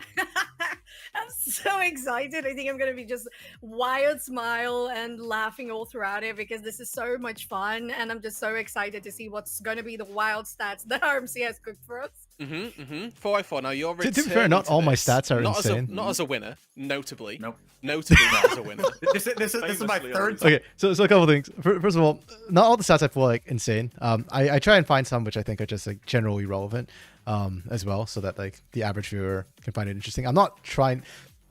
Like, I'm only like trying to screw them over a little bit, not a lot. Also, 4x4. In case you didn't watch the previous trivia, go and watch them. They're pretty funny. But the last time 4x4 was winning until the very end, where there was a question with minus points, and 4x4 just got completely screwed up that question. That he should have won that, but yeah. Time, never as a winner though. Although I think never as a loser. I don't think I've come in dead last. You were I joint could be dead wrong on last that. time, so. Okay, no, so I guess that does count. Rudy Um, remembers. I've got a question for you, Rude. You have seen these questions already, and you have hosted a couple episodes of this. Are these, would you say, on average, more or less evil than the previous two iterations of this? Do you know? I think more. Honestly. No, come on. My last trivia, I was really I had a question that pissed everybody off. Go and watch it. It starts with them complaining about it. So I won't spoil it, but I thought I was nicer this time than I was last time. Oh no! Honestly, I think more. Okay. There are It's like some punishment because I am the Brazil. Yeah. We're throwing you in at the deep end and This is hoping hard, that though. your nationality will carry you through As far as something in your possible. genetics will just pop up and like, yeah. It was Redbird. Oh, and then it just appears. Oh yeah, it comes through. You're gonna wake up Like in an a cold. incarnation. You're gonna wake up in a cold sweat tonight afterwards. You go, of course it was Redbird, son of a bitch. Now, Exactly. Trajan, you're coming into this as people won't know this, an actual returning victor, but of the dry run that we did that didn't get recorded. So how are you feeling heading into today's show? So backstory: the first time I pitched this idea, I just did it for fun, like as a game for us to play. Like, among ourselves. Like it wasn't recorded or anything. So Trajan did it, and Trajan actually won. And then after we did that, they were like, "Wait, RMC, we should actually record this. This is good content." So Trajan won the first one, which will never be seen. And I think it was Yeso who won on camera when we re-recorded with some of us, because we had to find people who didn't do it the first time to do it the second time. So yeah, Yeso won that one. But Yeah, Trajan there's no actually had a high evidence score. Of my grand victory, so you'll have to believe that it happened. But when we were first testing this format out, we did a run Yeah. with that first set of questions, and I'm gonna be honest, I kind of crushed it. Like Mhm. I'll be super real, I'll keep it a buck 50. Yeah, Trajan I did really crushed well. it, so I'm feeling good Can about confirm, this. I'm can feeling confirm. good about this. I love the presentation as well, like the name that is like a Game of Thrones episode name, and then it's like scrunchies. And a bit of red roleplay. I'm loving the juxtaposition here from RMC. They're all There's a lot of production ties. involved. Yeah, Okay. and Okay. they do be That's minded. a hair tie, not a scrunchie. Well, I think we've talked enough smack. I think it's about time to get in. Oh. Novidades aqui. Mas ó, tamo de olho, manda no chat aqui, tô com ele aberto também, vai falando com a gente. Pessoal das lives Okay. abertas também, um abraço pra vocês, estão acompanhando o jogo de hoje. Então, eu queria saber- We continue watching this while he Now, games before we go out. any further, Tá acompanhando com a gente também. you should all comment below if you're watching this who you think is going to take it off the rip. I want to see your final predictions. I also want to see what you think the final scores will be. I think we have roughly 17. Okay, wait, we have to comment here before we do it. So first of all, Com os times que venceram hoje, por exemplo, a Cade já tá isolada na liderança ali com 8 vitórias, uma derrota só. Ninguém mais chega neles. E como vocês veem, a Loud ali destacando esse, né, 5-4, que agora é o corte do top 4. Isso. Que é essa nota. E a gente tá de olho com o Flamengo e Fluxo, obviamente. Um dos times vai conseguir passar pra esse grupo também. E no último jogo do dia, que a gente tem esse Liberty Red, a Liberty vai tentar atrapalhar a Red. Cara, que evoluiu bastante, né? Não começou legal, mas o Peck começou a jogar, a puxar. O Doom também, o resto do time apareceu bastante. E a Red tá nessa vibe, né? Se vence um jogo, também entra nesse corte de 5-4. Também é legal pra eles. Então, se Sim. o Fluxo vencer, o Fluxo passa na frente da Loud. Mas se o Flamengo vencer, aí a Loud dá um passinho pra trás. Cara, é um... Mas, É um mas joguinho- tudo bem, porque do jeito que acabar hoje, Hit, não é definitivo. Não, A gente já tem tem semana que vem, né? Sim. Segunda e okay, I was actually really mean. There's a trap in here specifically for Trajan. Vai definir direitinho. So Bem, e Kabum, a bit bad. tão tranquilo. Tão ali no- Vote Trajan and pray that Trajan gets it right, because I'm gonna feel a little bit bad and evil if he gets it wrong. Questions. So, base what you think the final scores will be on that. For reference, last time the winning score was 2. Say what? There's no way. The winning This is score? hard. Oh yeah, so Chan's first time, she doesn't know. The winning score was 2. But can do this, but guys. also to be clear, if we got a question wrong in the past, we should go over the ground rules again. If we got a question wrong in the past, we would get deducted. a No, point. no, It's no, not no, like we no, got- no, no, no, no. That was only for the one question at the end. All the others were Are stacking. you serious? All the others were stacking. There was one question at the end Whatever. that had 4x4 is having trauma because that's where he lost all his points. He was winning up to that point. Okay, no, you're right. that had Wow, negative that's points. insane. You just all We sucked. can beat them. We can do this, guys. We're going to outperform this time. I believe in us. So with a high Let's score of do 2, let's begin the quiz. Wait, how do we buzz in? How do we buzz in? And can we So, buzz in, I don't like, think it's after buzz or in. before? It is Hmm. write your answer and reveal it. Sorry, I'm just gonna flip every once in a while Gotcha, just to make sure that the Oh, games haven't started. okay. And then So- there's no hijinks afoot. Or alternatively, what we have done in the Wait, past. you said write your answer. and what then we it have wasn't done the red, I have previously- to actual write it down. you could, like, you on could, a- we can also send messages to Analog, me to baby. submit. Mm. We can also No, I send think it's fun messages. to write it down. Yeah. So the last time, 4x4 started writing on a receipt, like just some receipt that we didn't know what it was. That's why they're doing analog. I've got a board. Context, I'm getting context. the board. Oh, Yeah. oh my We're god, the getting board is Hey. amazing! Oh, goddamn. We have the power of editing, so if you need to Yeah. go and source Yes, implements. power of editing. Okay, we're in another Hold bit. on. Holy crap. You can put like the waiting, like elevator music going on. Yeah. Yeah, exactly. Now I'm saving printer paper again, guys. This is Wow. this is how it all comes together. Yeah. And we all save the planet. Because we'll also The see paper goes loose back into it. at some point we're gonna have questions where y'all are stumped for like a minute, and it's awful content. It's just 3 people sat thinking and me looking into a camera. So Yep. Yeah, we're gonna Lying definitely that edit. I'm not gonna know every answer off rip. I'm very sorry. bold Trajan is to just. assume that I'm not just gonna know. Like Trajan I just don't know who feeling you're- cheeky today. I Mhm. don't know who you're talking to. Cheeky. all What do you guys right. last time? I mean, I said Trajan's just running his mouth. yeah. I am. I'll be honest. I'm out of pocket today. Okay. That Friday evening feeling, man. Oof. Okay, I've got a I love my this vibe usual that we're already getting. D&D little Mm. notebook. Okay. Exciting. The smack has been talked. The players, contestants, sacrifices are ready. Question number 1. How many rounds in the first round robin out of the 9 rounds did we not have a tie between any 2 teams? So, for those unsure of what that means, when we end a round, like an end Their of day faces. of games, So Chad how looks so many times confused. were 2 teams not tied? So if a team How was many tied, rounds? So the answer is somewhere between 0 and 9. correct, yes. So like each day is a round. if When that's no up there. teams have been tied with one another. How many rounds were there where there were 0 ties in the standings? Hmm. Yeah, actually, that's a better way that 404 put it. I should have used that phrasing. So There's do no you way understand, anybody or I do. I didn't know if that was a. Okay. I'm just thinking. How is anyone going to remember which round? That's a bonus. Thankfully, That's the Thankfully, bonus. we don't have to. Oh, bonus. No, it is Yeah. a bonus, literally. Yeah. Okay. See, this is the beauty of the RMC trivia game. Yeah. I'm confident. There are several bonus points up for grabs throughout this quiz as well. So Yeah. even if you don't know the answer to the question, you might be able to free ball a bonus. Actually, no, I'm the host. You don't get that. That's a lie. I remember last time I hosted this, I was ruthless. You didn't get the first. So one of the rules that between Rude and I is that I make the questions, Rude decides the points. So Rude can decide whether he wants to give any points, no points, negative points. All of that is up to Rude completely. First question, right? The bonus was irrelevant, so you know. Okay, I've got something now. And I'm going with it. It's the gut. It's a gut feeling. Okay. Yeah. 4x4. I sense writing afoot. Dude, this guy's locked in right now. Okay. So he's we'll essaying. we'll go left to right. Nobody answering their question. Nobody change your answers because you know we're all on a little bit people here. Soph. Well, we going left or right? Can't we just like reveal at the same time? I think it's more fun. All right, everybody reveal. No, that's fine. That's fine. All right. That's fine. Everybody reveal okay. this We one. do a countdown, maybe. Yeah. Okay. 3, Yeah. 2. Oh. Oh. Can we do a countdown? Doesn't wait for the countdown. Cool. I love the chaos energy here. 2, 1. Reveal.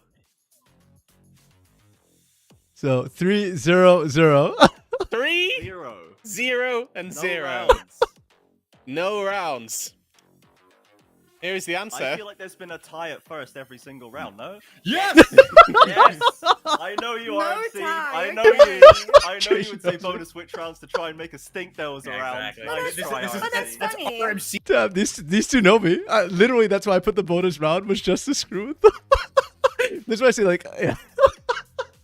This is why they say I'm evil because I intentionally set up some traps like this. Decoded as hell. So, But Devious. I mean, Secret.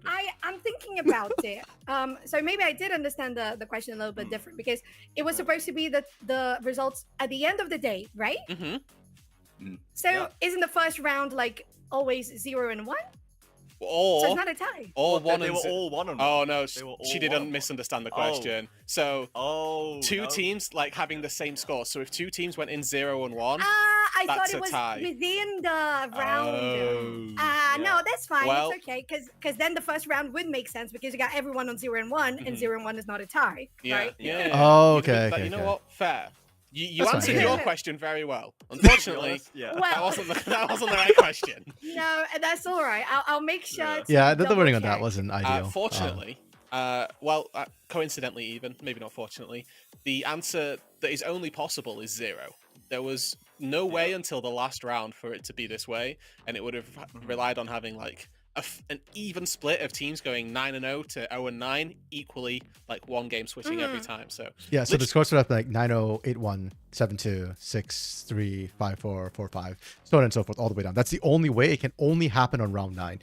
And if it had happened, we'd have talked about it because the odds of that are insanely low. it wasn't Yeah, possible sure. until the end of Was round this a 9. mathematical impossibility? Until the end of round Yeah. 9, yes, it was. This is a mathematical theory trick that RMC Wow. has dropped on us to open this trivia quiz Makes up, quite a lot right? of sense. I like it. I like it. Mhm. What's even funnier is that like I actually didn't realize that till after I found the answer. I actually went back and checked every round, and then after I did that, I was like, "Wait, I'm an idiot. I should just have checked round 9. If it didn't happen in round 9, we were okay."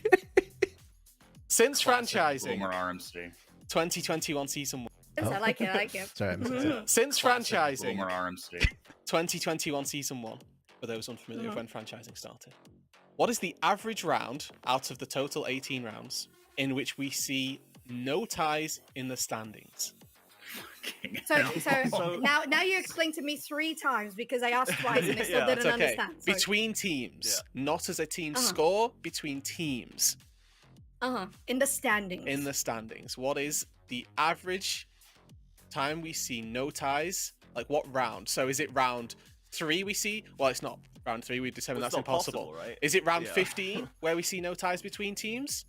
Is it Uh-huh. round 18? What's the average At where we which- see yeah. no ties between any At of which the point in the teams? season do we Mhm. have a standings graphic that shows no one tied with each other? I... Everyone has a different record. Oh my god. 4-4, Okay. you're perfect. Having me visualize it. next time- mwah, Yeah. perfect. I should just get 4 to run through my questions first so that he can like make it understandable English. Because yeah, he's explaining it way better you, than I my questions appreciate that. asking. We'll figure it out. We'll figure it out. Seen this before. Trajan keeping it to himself because he's got to win after all the smack he talked at the pre-game.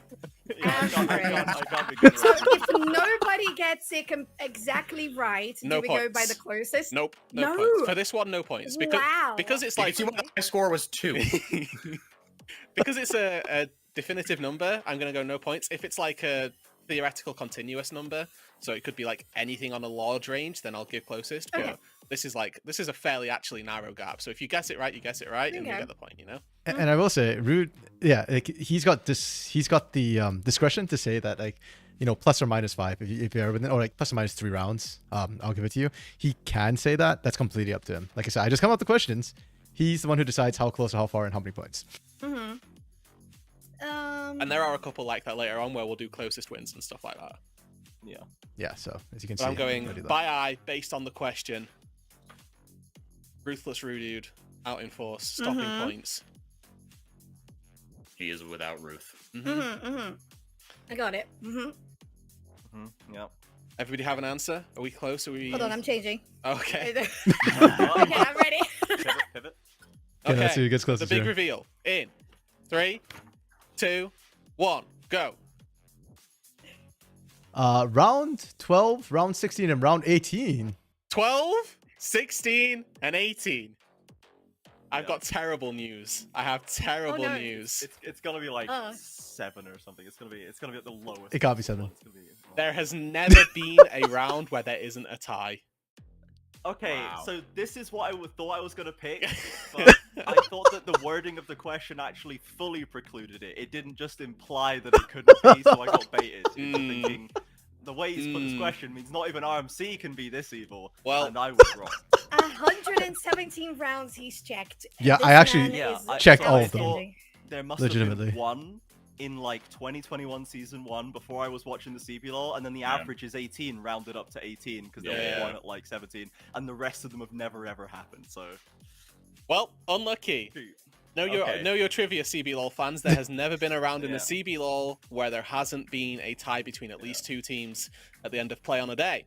Question number 3. That is insane. I Okay. Yeah, told him it's actually this is super this is weird. ruthless. This is harder. Like, I did. I say- actually had to double check that because I couldn't but- believe that either myself. Like I thought there must be at least once, but no, CBLOL has never had a single week, a single day, much less a week where we didn't have a tie at the end of the day. It's actually crazy. Like it's, I thought surely there must be one, but I could remember that we always had ties on the last day because I always have to try and calculate out the tie situations. But I was like, oh, surely like somewhere in the middle. No. Like there actually has never been since franchising. It's insane. That's what 2021, 2022, 2023. Yeah, it's been 3 years. So that's six and a half splits now. and Question we've 3. never had one without Here we tie. go. Which player averages the most kills per game? This one feels a little bit more in line with a trivia question you may be expected to know the answer to. conceptually, I can get my head around this one. Yeah. I think Yeah, a little easier. I mean, it's just one line long. I can Yes. understand what it means. Is there a minimum sample size or no? 9 So games. it's first round robin. This. Well, split, yeah, right? first round This robin, I split, guess. okay. Yeah. Mhm. That's your sample. We did make that Some players abundantly have- clear at the start of that. But some players have played literally just one game. And if they got in this 15 split. in that one game, then they're probably going to be... For a struggle over this because of the question I asked last time, which as I said, I thought the last one was more evil because that player played I think 2 or 3 games. I don't want to spoil it. You can watch the previous trivia video. Fairly high. Oh man. Oh yeah, because it's Actually. gonna be averaging Yeah. all the games they played. And That's this a fair so this point is for mean it, though. average. minimum. Mean average for those specific statisticians out there. We ain't no mode or Or- medianers. I mean, yeah. I think the. I mean, people are like, okay, my I'll go preferred average is for- the mode. I don't think there's- Oh, I can assure you. Hey. Just for GCSE. that, Okay, maybe I next see. time I'll ask for Okay. mode. I think 4x4 might have helped me. I might have trolled you. Yes. You might have trolled me Does everyone have an I might answer? Almost. because I just want to check if the logic is sound. Less games played, the average is going to be higher. Correct? It depends. That If depends. they got a lot of kills. You know? No, no, In- yeah. in that Considering one they did game. get a lot of kills, yes. Okay. So Yeah, yeah. would that be okay? Yeah, yeah. That's that. Yeah. The math checks out. Okay. I'm in good. so The math John checks said, out. We're actually I'm in her head. we're gonna do a reveal one by one, but we're gonna start with Trajan when Trajan's ready because I think this is funnier to get your reaction Okay. on each Yeah. other's answers to this. Okay. All right, I'm ready. Because this is gonna There's be like how you read the league as opposed to. yeah. Trajan's suffering. Oh no! Question 3 is already in despair. I'm in your Alright. heads right now. Alright. This was a straightforward When times are question. tough in troubled waters, we have to return to a safe harbor. Okay, Okay, We so have to Trajan go- Oh, I know what you're gonna Trajan's- answer. I know what your answer's gonna be. Trajan, reveal your answer. You know what answer is. I know exactly. Yeah, I picked House. Oh, Save me, House, please. Okay. 4x4. What's your answer? My answer is Gigo. Ego. Ooh. So Okay, charm. I'm going. actually, I will say, I think House was actually not a terrible answer to bring up, like to have, because he had some really good quirky games. Gigo as well, right now, is dominating topside, so understandable. with potentially the troll that 4x4 threw in the table, Mm. and Leleco. Like that. Good There's an shout. angle, Re- right? respectable. Good shout. There's an angle. Played one game. Two- The answer. Two Oriana games, I think, in Mhm. total. Two Well, Oriana one of- games, one of them was doesn't a two count. second round games, robin. yes. One of them doesn't Oh, count, yeah, one remember? doesn't count. One of them's So that goes when you have Thank one game. and- Stats do matter. The answer. Mhm. None of them. It's just. Okay, this honestly, I got in their heads. Generally in CBLOL, highest kills tends to belong to AD carries. So, when I first wrote this question, I thought it was Brunsey because, yeah, Brunsey usually leads the league. But yeah, it was Titan, and I'm I happy. was Just gonna say Titan. Chita. I was gonna say Chita. Okay. It's the old So, school alright. answer. Mm-hmm. I love that. I love So you know, actually RMC makes sense. finding a way to shill for pain 80 carry. Yeah. True, that was an unintentional benefit. that. True. Yeah. RMC will never be Would've thunk disloyal to pain. Respectable, honestly. Question number 4. Which player averages the most deaths per game? I've looked up this exact stat like last week. Mhm. And I don't. I was just doing a stat check over I like think- before I was prepping. So did anybody play one game and just super sprint it? Like did somebody? It was not Leleco. I think he went Brought them deathless in. in that Oriana game. Yeah. Absolutely yeeted it down. I think I might know something that RMC himself told me the last time we were casting together. Maybe. Yes, actually, I leaked a bunch of this information on the last cast I did. So that weekend, yeah, I kind of mentioned some of these, but these are like the basic trivia style questions, right? Like I like I said, I'm not completely trying to screw them over, just occasionally it's funny. Same. Mm. You went to the quiz master. Yeah, hidden Oh, soul. the inside track. Mm-hmm. What is Okay, that okay, face, okay. y'all? I'd like because I've literally looked at this information from GamesOfLegends.gg Every within time. a week of this day. You know? Oh And- man. But I didn't know I'd have to burn it into my eyes. I'm in. I went with my I'm gut. in as well. I'm in. Okay. I To, need to wait be for Tra- fair, it's also worth noting that for Trajan, he'd have looked it up probably like round 8, so it might have changed in round 9. It was actually pretty close between quite a few players. to lock in an answer before I ask Soph to do the reveal. Just a reminder, guys. The high score for the quiz previously was 2. We're halfway there. We're halfway there. We're so close. We're so close. If I could just It remember. was 2 in 9 questions, so we have Yeah. to we have to at least get 4. Wait, how long is this? time. Oh, Yeah, around an oh, hour. true, Okay, Oh, this so is we long. have 18 questions. Ish. 17. Ish. Yeah. Ish, yeah. I've- okay. I I think think we maybe got the it last exactly. question is like a wager type deal where Yeah. you Mhm. And You I get it make you wrong. gamble as well. Is- It's a is it forced true? picking. Okay. All right. All right, so if you're first up, Trajan went first last Okay. time. Who's your answer for most deaths per game? Okay. Ty, Ty. 4x4, Oh, Cavallo. Cavallo. Also a solid I know where answer. Sochan Trajan came from. has also gone for Cavallo. Da-da-da-da! Makes. It was Wow. me. No, mate. Okay. So Oh, we had boy. one person going the right role, 2 people going the right team. Unfortunately, Yeah. we couldn't I- align You need to those average that two. out. So for Sochan, specifically why the Tay thing came up was because I had mentioned that Tay was one of the worst performing top laners, and I think when I said that was round 6, where Tay was leading top laners in deaths. I think at that point, specifically. So yeah, so Sochan was really close. I think it was Cavallo a week before. the Yeah, end of the Trajan's second right. It round. was Like, Cavallo the Macau week and before. Cavallo were Yes. both highest Yeah, average they- deaths or something. Yeah, and That then was an they had RMC that stat I one. got from Macau him. had that really good Smolder game where Yep. like Yeah, Cavallo that's probably what I had was one thinking, like, death. maybe Macau Cavallo went was playing deathless. Lawless. Yeah. Didn't It Makes was- yeah. didn't Makes also play TF top in the last game of round robin? And then maybe this happened. Was In it that him? Robo crazy- played 'Cause it TF was top. F- I remember that. Yeah, and Oh, FNB as All well. right, maybe Yeah. I'm lying on the internet, and that's fine. That happens on occasion. Makes just dies a lot in general. Like he plays very aggro, so it's win or lose. And the problem is that when Liberty start losing, then Makes is going to rack up a lot of kills. But props to him, he makes it worth his deaths a lot of times. So like even if he dies, he does a lot of damage and or distracts a lot of people and creates a lot of space. That happens on We- occasion. we- That's the way to lie. On this channel, we're forever doing that. All right, question number 5. Which player has the highest kill participation? Okay, we're going nice and steady now. These are all questions that we've got. These are basic stats, you know. Yeah. Generally speaking, can at least find an answer without being overwhelmed. The hope. Yeah. All right, got mine. Damn, 4x4 locking in early. We respect that.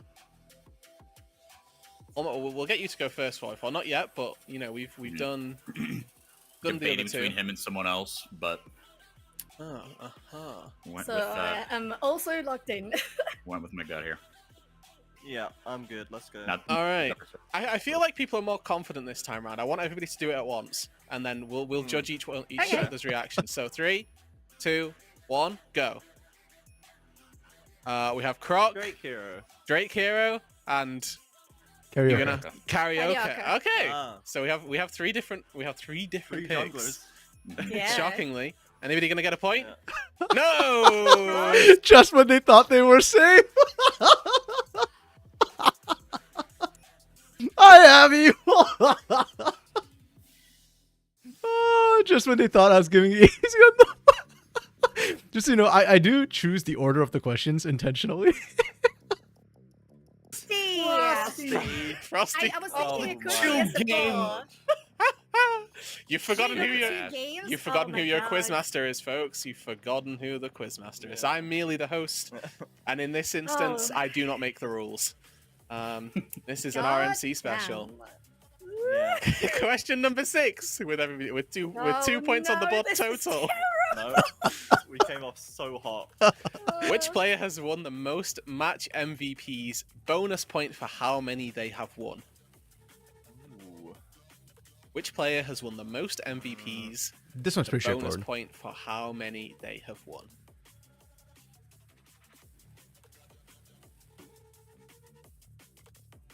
There's a couple of good options here. Yeah, actually. this is difficult. Mm-hmm. But again, this is very straightforward. There's no room for statistical. Unless. I mean, what Tomfoolery. if 2 people have won the most Unless. amount of MVPs?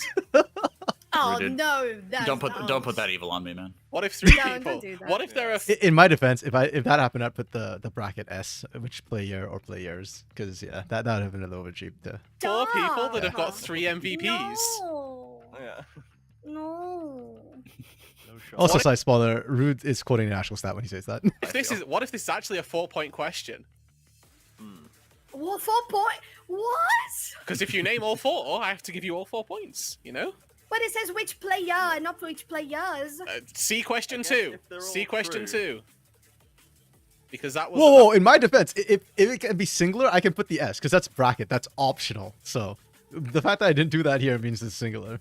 That was a Okay, so- lie as well from RMC. I assume that if I just start putting loads of names and then like I get one of them right, that's not a correct way to No, approach this no. question. Well, no, it's So, not. It's not. I'm gonna pick one. And then This is try Rude. and get Rude's that right. trolling, not me. That's this time. I'm Okay. good. I'm good to go.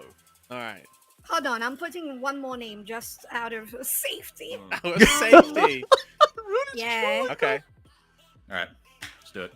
How many Okay, names come did you on, write down come on. 4x4? I wrote down 1. You wrote down 1. Okay. So if I'm going to ask you to eliminate one of the names, Okay, everybody's got one then. because pick your fave. because there is only one Yeah. person, I just wanted to see what the torment would do. Okay. And they say I'm It's evil. a psychological experiment thing as well. Yes. Okay, so I'm changing the number as well. Okay. Oh. Okay. All right. I mean, you're No. increasing the. Yeah. In my mind, it is. Okay. You're spot on. Okay, answer. Gigo with 4 Oh. MVPs. Hold up your answers. I forgot to get you to do that. Giga Oh. 3. All right. Trader's not far I off. Yeah. had Gigo and changed it. Damn. Well, Who is what? As you can 3 see, right now? this This is- I Axemanned myself. this is a great example of why the bonus does not matter, because Trajan did get the correct amount of bonus, but got the answer wrong in Yeah. the first place, so is illegible for the bonus points. Yeah. 4x4. Hey, great job, 4x4. Yeah, Racing. 4x4 got It's it. a 2. Two. It's up to He's on 2. We are snowballing this Is there- lead right now. Who did get 4 Lying. after this I am last weekend? Lying. Doesn't get the bonus point Hey. because he did think Gigo had won 5 MVPs, but that's okay. So I should also mention this was filmed after this last weekend. So Trajan kind of got screwed a little bit because Fu does indeed have 4 MVPs now, but didn't have it as a first round robin. And Gigo still holds sole first place with 5 MVPs, by the way. 3 MVPs. He underestimated the boy. That's a 3. Oh, okay. Well, that's on you. Unacceptable. Next question. I forgot. I've lost track. Oh, How oh, many I looked at that stat so much. unique champions have been played this split? Now, this is across every player in every game of the first round robin. How many unique champions have been played this split? And this one, I will give you closest wins. That's Okay. fair because Because it's this a is, huge this, is, number. this is a wider range. Theoretically, like 150 Yeah. plus. If you get like 2 out and, you know, everybody else has 20 out, I'm going to give you the point, you know? Yeah. Wow. So there's a point on offer here. Congratulations. I think this is probably the most lenient we've been. Yeah. By far. No. No, question. I It's remember the what nicest I you've remember. ever I done. remember what happened last time. Is I did it within X, didn't I? So I think you might Again, I'm not the one who decides how the points go. That's all Rude. have done that. Yeah. yeah. I may be changing the rules again. Okay. I looked at the champion stats so much Okay. that I was doing like the amount of lines that were on my screen. Oh, remembering the pixels, Sophie's. Yeah, remember? Where was the bar? It's burned in my brain somewhere. Please. I mean, yes. All right, I'm changing the rules again. It is you have to be within 10. Within 10. Okay. And you get the point. So Yeah. this means that if we potentially don't everyone miss it can by get the 10, point. I think we've got separate issues. Yeah, that's. I mean, Wait. So if you're within 10, you get the point. Yeah. Or is that too high? Is that too high a range? Do we think? No. That's perfect. No, that's great. No. Okay. You know what? 4x4's right. Let's just do closest wins, in my opinion. You're ridiculous. I'm on 0. Why would you Okay. I'm changing it again. So it's still technically 10, but it's a range of 5. So you have a 10 point, 5 points Okay, either I'll put way. it down. Yeah. 5 points on each side. 5 Plus on or each minus side. I 5, think yeah. that's fair. That sounds I think fair. that's fair. Trajan, do we Alright. have an answer? Yeah. All right, everybody reveal at once, and we'll see how we are. 3, 2, 1. Let's see them. 50, Ooh. 44, and 26. Oh, okay. Let's think about it this way. Unique champions in each role, assuming that there are 5 roles. Like if we have 20, See them. sorry, if we have 26, that means there's only been 5 unique champions played in each role. This means about 8.5, and that's 10. So, yeah, just put that in context. 50, 44, and 26. 26. They should know Trajan this. out I think I've here asked this before. hoping for a These 52er. I and Zaya in this league. I'll give you- play a lot of I'll give you a champions, bonus like- point if you get it dead on. Fortunately, ain't nobody getting no points. Whoa. Yeah. Wow, 80. By the way, we are actually lower than in some of the other splits, and actually we have been higher in quite a few splits before this, so this is not a high answer. Really? I could have done it within 10. I could have done it within 20. Yeah. Y'all were That's weird. y'all were I was out of the trying to region. think, like, how many Really? champions been played have I seen Wow. played in each lane? Yeah. Basically, was what I was trying to get to. And Yeah, I was like, and then an average times of 10, 'cause 5. there's more in support, maybe more in jungle, less in top, that kind of thing. But That's Wow. wild, but that's an average of Wrong 8 out. different champions in each lane. That Yep. seems high. It does seem Really? high. It does. I Or think does it it? does. Is that- I think it's a little high. Over 9 games it is, with yeah. bans and patch changes. All right. No, the first 2 patches were exactly the same. They Yeah. were. And Yeah, yet you all got it. Just And yet you all got it wrong. yeah. Yeah. No, it's They were okay. exactly the same. I was aiming low. Okay, next Hey, I was question. trying to aim lower. Okay. Question 8. Which champion has the most total deaths? A bonus champion for how many times this champion has died? Champion is champion. Total Okay. deaths. So which champion has the most total deaths? Yeah, so not average this time. Like just all across every time it's been played, like at each and every single death. And this is the champion. By the way, the champion I thought it wasn't. Again, I will give you with it. You know what? We'll up the range. Within 10 Yeah, for this, for I the think bonus. Yeah. that is fair. Yeah. Because this could be you have to get the first part of the question right, which How many times? How many digits are we talking? are we triple How many- digits? Is it? Where in the triples? Yeah. Fun fact, most sites don't show you total death. They show you average death. So I had to kind of add them up. Does it begin with a How 4? many games? Yeah. How many games is that? 4 rounds. 5 games? And no, you can't multiply it, like the number and then multiply it by the amount of games played, because sometimes that usually doesn't give you the exact number. It gives you a rounded number, and you can be plus or minus 1. So you kind of have to actually add them all up manually. round or 9 rounds, 5 games per round, 45 games. Yeah. Right? Yeah. 9 times 5. You're How on. many times is this champion dying in these games? A lot for sure. Mental gymnastics. I can see it. Yeah. Boyford looks like he's got an answer already, and I hope that I'm not do. insulting him by saying that. That's okay. No. Because either that was your thinking face, or you're sat there smugly for potentially no good reason. This is absolutely my smug face. Okay. It is not my thinking face. That's good. If this was my thinking face, I would have a lot more black eyes. I would get hit a lot more, for sure. You just sat there in your tests. Everybody's sweating Yeah, around exactly. you. Yeah. I got beat up so much in school. Alrighty. Mr. Smugman, reveal your answer first, please. Just smug man. All right. The leader. I think it is Nautilus with 150 deaths. Hey. Okay. Sochan, your answer. I too Oh my thought it God. was Nautilus. Okay, I've got Ude on 70 deaths. Okay. Trajan. And who's your hater? I have Nautilus with Hey. 125 A deaths. little skull Yeah. emoji there. So we have 2 Nautilus Yeah. haters, 1 Udia hater. The answer Oh, is it was indeed Nautilus, okay, Nautilus. Oh, Good is it job, okay? boy. I got it wrong now. Unfortunately, outside of the bonus Of the 10. answer, but Yeah. valiant That's a point, effort baby. nonetheless. And Nice. forward, And just to point out too, like over 9 rounds, that's 45 games. So this is slightly less than 2 deaths per game average. But Nautilus was not played in every single game. for overtakes. It's officially the greatest trivia. New Oh, record. No, hold on. It's where you. Of It's, all time. it's where you end. It's where you end. It's Oh, where you end. I guess the it- journey. Yeah, 44 said high The points just journey- before. How many points we can There's- lose at the end? There's a few points to be lost at the end, folks. I'm letting you know. Get some on the board soon. Okay, question number 10, maybe. The next question, either way. Which champion does the highest DPM? This question's Plain always and troll simple. every split Mm, because it's. So what you have to remember is DPM is damage per minute, which means it doesn't matter how many games the champion has played. It matters how much damage they did in the games they were played in. So this question is actually a secret troll question, and I've used it before. So I hope for a foreign Trojan remember that.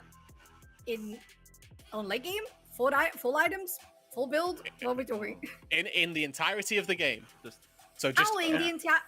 up and Oh, down. we're Like not I said, talking about- if it was a 36-minute game, then and the champion did 30k damage, it's 30k divided by 36. I'm assuming. Yes. yeah. Oh, okay. It is quite literally damage done in the game divided by the minutes in the game that they were in.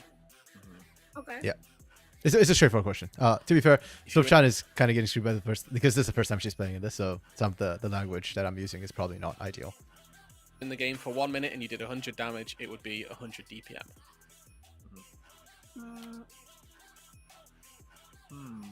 You I love see? that sped up moment do at I the give editing. Oh, it's a champion one. Okay, I can't do a. That's fine. That actually makes it a little bit easier, I think. Okay. I don't know if this game's still gonna happen. Does Like, it we've been on though? pause for a I long was. time. I mean, I was good. I thought I'd read the question Like half an again hour. and thought I it did was not like, speed this video what up. is the highest DPM? You know, it didn't Yeah, I matter was which fully time ready. it Yeah, was, exactly. Oh, you know. yeah. Boy, I thought you have an answer correct. I do. Trajan? Yep. Soph, are we still? I'm almost there. I'm almost Okay, that's fine. That's fine. We can give a little bit more breathing room. Yeah, I We're didn't on to ask for high the pressure rounds, actual yeah. We don't DPM need to because start it's time gating people. hard to tell. No. Tá aí, meus amigos, estamos de volta. These questions are also going a lot faster than the other ones that we did Yeah, definitely. in previous Okay, I'm games. ready. People. Okay. Pausado aqui embaixo, ó. Tá rolando uma instabilidade, tá afetando aí nossos jogadores. A gente tá trabalhando, Instability galera, tá affecting correndo atrás pra tentar recuperar, jogadores? pra Is tentar that voltar jungle? ao jogo, pra gente poder dar sequência no campeonato. Tem mais 2 jogos ainda hoje. E estamos tentando, chat, desculpa. Infelizmente ainda não achamos aqui o problema no momento, né? Assim, achamos, né? Mas a resolução estamos trabalhando o máximo possível, o mais rápido possível. Okay, so pra gente- players. pra That's what gente ir jogadores. atrás desse jogo, pra Okay, gente so I was just jogar literally o running it through possível. Google. E olha, tá complicado, mas Might be cancelled then if it's taking this long. A gente é brasileiro, Well, desiste. we'll All see. right, we're going to do an all at once and all together now for the reveal on this one. So 3, 2, 1. Let me see your answers. Azia, Callista, Corki, a trifecta, a full 3. I was going Nazir as well. Had I both thought about sides Azir of as the well. Azir Corki matchup, too. like, Yeah. yeah.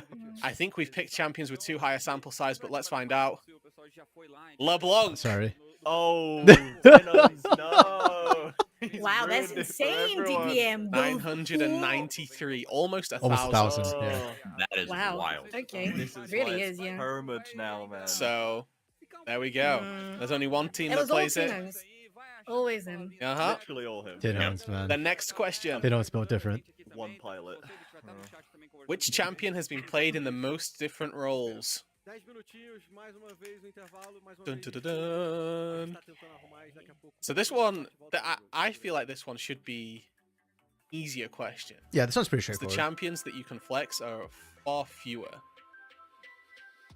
I'm in between 2 options. Mm-hmm. Yeah. It might throw some people out of, you know, out of or put a surprise. Okay, folks. If this video ends before we get into a game, I'm just gonna end the stream there. You know. Like, yeah, it's kind of long, and I'm afraid I won't have time to actually finish watching all the games if we get into the game after this is done, because it's like an hour plus, and I'm not speeding this up. games I've watched this season and trying to remove the UK games. Yeah. And focus only on the Brazilian. Actually the same. That's a mood. That's a real mood. It's like- There's a fiend of an Ezreal mid player in the NLC at the minute, and Yeah. that's been throwing me off. Absolutely. Okay, I think I've got him. 404 sat there Alright. with his smug face on, so I assume he's ready. Trajan, That's just resting smoke face. resting smug face, my favorite. Yeah. We'll do it all together again. So Okay. 3, 2, 1. Let's see. Maokai Maokai Karma. Karma from Trajan. Ooh, good shout. Oh, that's a good shout. 3, 2, Mm. 1. Ooh dear. Oh, Really? IU played Ooh dear bot lane. Do we was remember? like- I only remember. Yes, I was thinking about like Maokai bot lane because Mm. Yeah, I That's thought Maokai probably- sup, Maokai jungle, Maokai top. top. Yeah, so they're right, but Maokai hasn't been played top in CBLOL yet. It's been played top elsewhere, and they're probably just getting mixed up with it. Because all of us cast other leagues as well in other regions, unfortunately. CBLOL does not fully pay our bills, unfortunately. Maybe one day. Me too. Yeah, me too. Nevertheless, But I think I remember- might have we watched. haven't seen a Maokai top, I don't think. If I'm remembering Yeah. correctly. Yeah, I think I watched. couldn't- I I think couldn't we recall both. one. I think we both casted a game We might together have, for we might have. collegiate with Maokai top, Yeah, didn't we? we I might think have. we did. Yeah. Tay had his one Maokai top game in playoffs, I think, last split Yeah. that actually worked really well, but Yeah, I was like, surely someone has put like someone's put Karma on the AD and like Senna on the support. Yeah, I can see that. Because I thought Brunsey sure. might have done it because they were like hamstringing Brunsey for Yeah. no reason for a large part of this. Yeah, they season. gave him like Seraphine and yeah. Yeah, sure. Well, we go into the next question and still Okay. 3 points in. Well, Soph, this is insane. Soph, it's looking rough out here. Okay, we're gonna. It really is. We may need a couple points on the board. Now, next We're question: not stretching the lead. Who is the most played champion? Straight up and down. Don't you think it's been a while since I seen a Remember, trap? important distinction. This is not highest presence. This is the champion with the most played games. So if they've been banned all 45 games, they are going to be no use to you here. This is the champion that's just not broken enough to get banned, but just strong enough to get picked every game. Yeah, it's been a while since I've prepared a trap. All right. So Oh my god. An early answer from I'm Trajan. potentially gonna X-Man myself again because I had two like answers, and you know, You've gone for one. guaranteed Inside of it's one Trajan, there are them. two If not wolves. Either of them, I'll be absolutely baffled. But Okay. Well, I'll ask you for your other answer as well. Once Yeah. we've Yeah. revealed, just for yeah, for the fun of it, really. yeah, why not? Just so you know that you could have got the right answer but chose the wrong one. Yeah, just so that the world knows that It was in the head. Good. Yeah, it was in your head. It just wasn't quite on the paper or the board. Yeah. Sorry, excuse me. Yeah. Environmentalists. Yeah, of course. Yeah.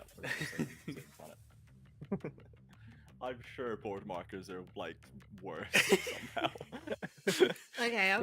All right, we'll I go with got two Trajan. answers, but I have Oh. scratched the first one, so it's just the one below. Okay, Trajan, Alright. you go first for me. Reveal your answer. okay. Sante, 4x4.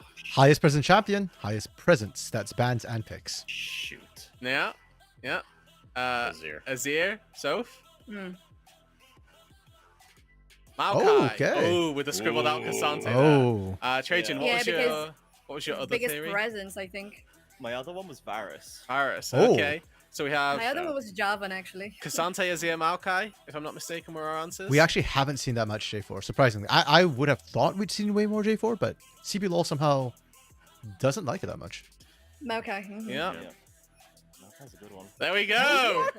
How There is you it go. Azir? For a good Thinking job. It could have been Azir, but it was mostly to Queen, and the rest of the time it was just banned, so I thought it wasn't. I don't Yeah, that's the thing. Like, I didn't think it was banned that much. anyone- I was between that, Yeah. Maokai, and Oriana. And Maokai, he took like Yeah, the first yeah. 2 or 3 weeks of the season off, Yeah. and then he started showing up more. I Right? only Vi It's Vi very has true. fallen playing off. Azir. Because then I thought as well, if it wasn't picked, but it also wasn't banned, then it also Yeah, makes I sense. feel like I never saw an Azir ban. I saw hella Oriana bans. Yeah. That was the one that I was like, Yeah, oh, surely it's Oriana Oriana, but she a lot. gets Hella banned. Yeah. Oriana a games ton. as well. Yeah, exactly. Yeah, I was the- thinking Oriana, but I'm like, yeah. no, I think she's not banned Yeah. too much. Yep. Because Wow. Oriana, The Azir was because of Oriana Nocturne, she gets banned more than Azir. Whereas Azir has answers. The beginning of the split was Azir Corki meta, so people were letting through Azir because you can pick Corki, and then later on, yeah, there's LeBlanc and stuff. So there's always stuff you can play into Azir. It's really strong blind, and then it's kind of uses like the handshake counter to Oriana, right? So mostly played by Tukui, so The follow-up Okay, so- question, which kind of relates to that, Soph. Which mid laner has not played Azir this split? Is it I just for the know. vibes, or is Wait, this? this is a question. Write it down. Write it down. This is for points. yeah, write it down. Don't get the thing. What? No, I mean, if I you want to could've spoil been it to oh me, my I- god, they I added think- more time. Because Yeah, this we're couldn't gonna be a get again. bonus because it would have been like far too wide a range, right? Like if you're Yeah. trying to guess which player hasn't played a champion, that's not the right answer. That would have been wild. That would have been. That would have been wild. That would have been Of one step sorts. too far for RMC, I think. I have the answer. Is everybody ready? Are we all good? Yes, it would have been. I'm not that evil. No. Okay. Do you mind if I just write the team instead of the player? Because I might get them switched up. So is it okay to just write the team? No. No, it's not. I need the player. I need the player. I'm sorry. I'll try to remember then. Hold on. That's fair. That's fair. I get confused sometimes with like the players because when they switch teams, like sometimes I still think of a player on a particular team. Like even now, I know House is Kaboom's mid laner, for example, but I keep thinking of him as Fluxu still, even though he's not. He's actually gone back to Kaboom, and it took me like half the split to remember that House was on Fluxu, not Kaboom, when he swapped from Kaboom to Fluxu in the first place. So Which mid laner, not which team. I'm I know. I'm a pilot for RMC's questions, and he's a stickler. He wouldn't. Yeah. He wouldn't accept it if he was here. He's a taskmaster. Okay.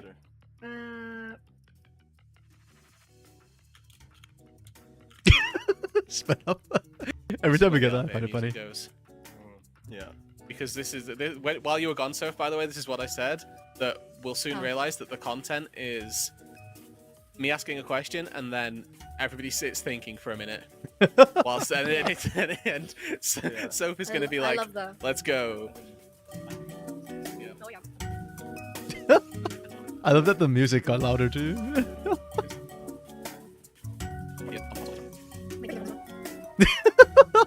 Alrighty. We'll do a reveal on 3. Everybody together. Mhm. 3, 2, 1. Let me see. House, Lilico, Tinones, and House. Leleco, Oh! Tinones. Let's see the answers. Wait, 4i4's right. I made a mistake. I forgot about Lilico. It's House. Okay, Yeah. but I'm correct. Yeah, you are. I'm gonna give you the point. Yeah, he is I'm correct. gonna give you yeah. the point. I'm gonna give you the point. Don't He's worry. right. Because And I'm livid. yeah, Every day I wake up asking why he's not. I'm glad Trajan got it. This was a trap for Trajan, and he navigated it perfectly. He's the president of the House fan club, so. playing Azir when everyone else is, and he's the reason I remembered any Azir games last split. Yeah. Talia, ew. So- Orianna, ew. 4x4 does get a point because Leleco has also not played Azir. It's true. Yeah. It's true. And if we're counting small sample sizes, I'm afraid we're counting that Come one on. too. Yeah. 4x4 is on to 5. This is big news. Rush The next He's the question. king. Given the blue side dominance we saw at the start of the season, what is the blue side win rate at the end of the first round robin? How close do we need to get to percentage points here? That's Hmm. good. Or when it says win rate, is this do we need to give like wins over losses? Or No, give give me a percentage percent. rate? Give me a percent. Percent, I think. Percentage, yeah. If you can do your like divide by 45s into percentages, go ahead. But you're just Off- flexing off on the people dome? for No, yeah, perhaps not. Yeah. yeah. You rationalize that denominator. Maybe we'll get into Then we'll talk. Yeah. Nope, still all just a timer. 'cause this is Oh my this may be a goodness. tricky one. I need to Alright. I need to determine how I'm scoring this one as well because this isn't like I don't want you to get it straight on because that feels impossible. We'll say within a range of 6%, so within 3%.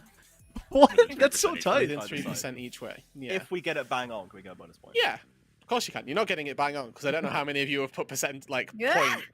But if you Oh, put no, if point, you've got the absolutely point not down, point. then Yeah. it is what I'll- it I'll is. put Yeah, a point. you deserve Just it. 9 You rounds. might as well put a point. Point, just to if you make want to sure. add a point, 45 Yes. games. Yeah, In case why the I hell not? think it, I'm putting a point. yeah, I put in a point as well. Okay.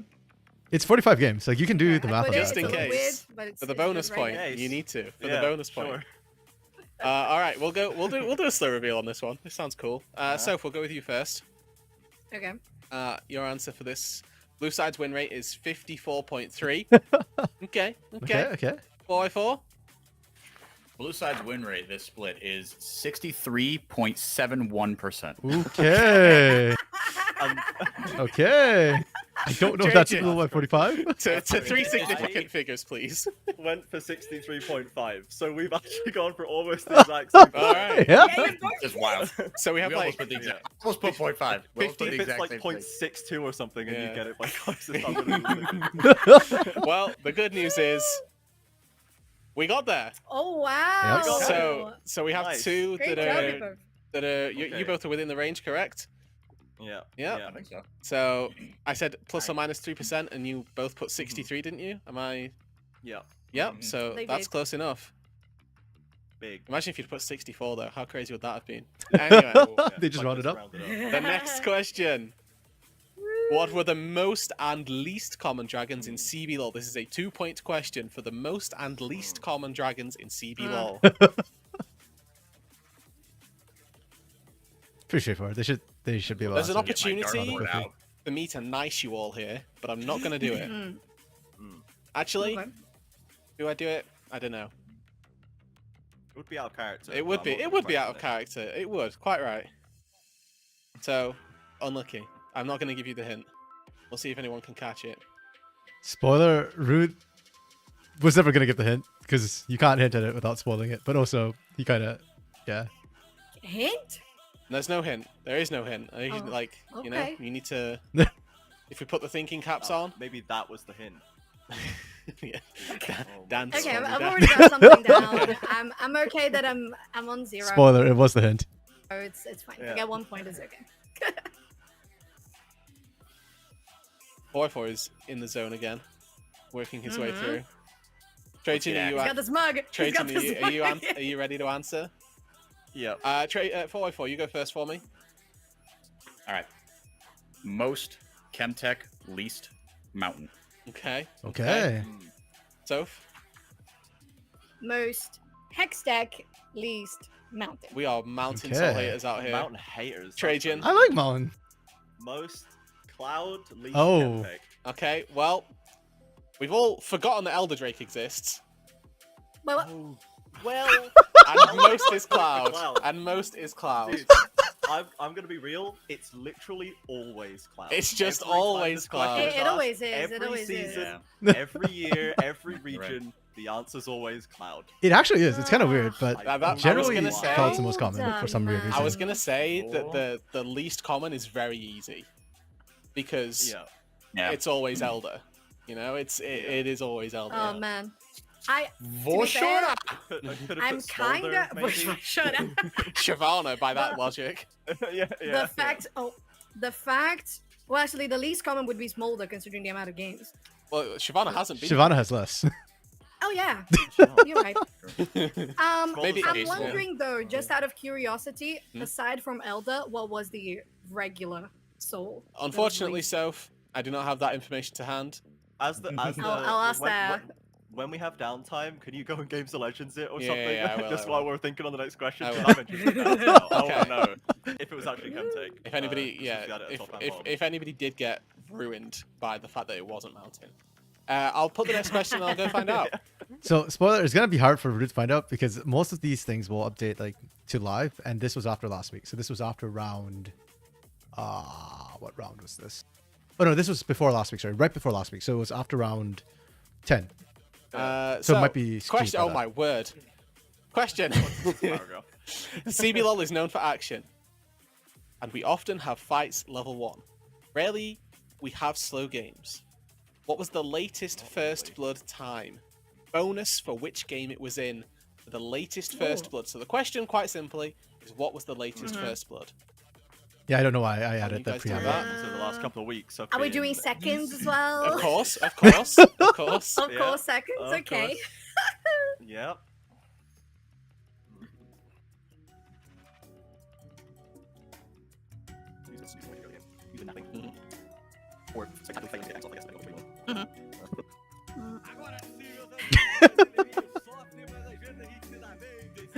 Poor Porsche straight chilling.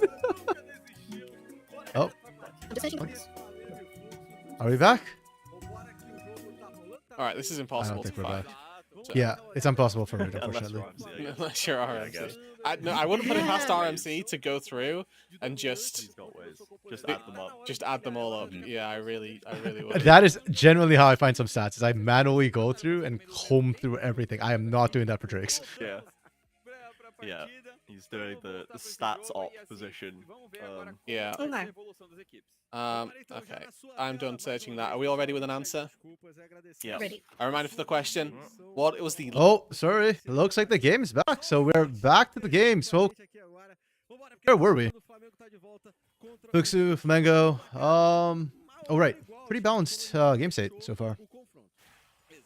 And we were saying, I think Flamengo to me has an easier to execute composition. I think they've got meta, very strong meta, and I fear that Fluxu hasn't drafted enough counters to kind of beat them, and I'm not seeing particular strength on the side of Fluxu. So, like, it's okay, but it's not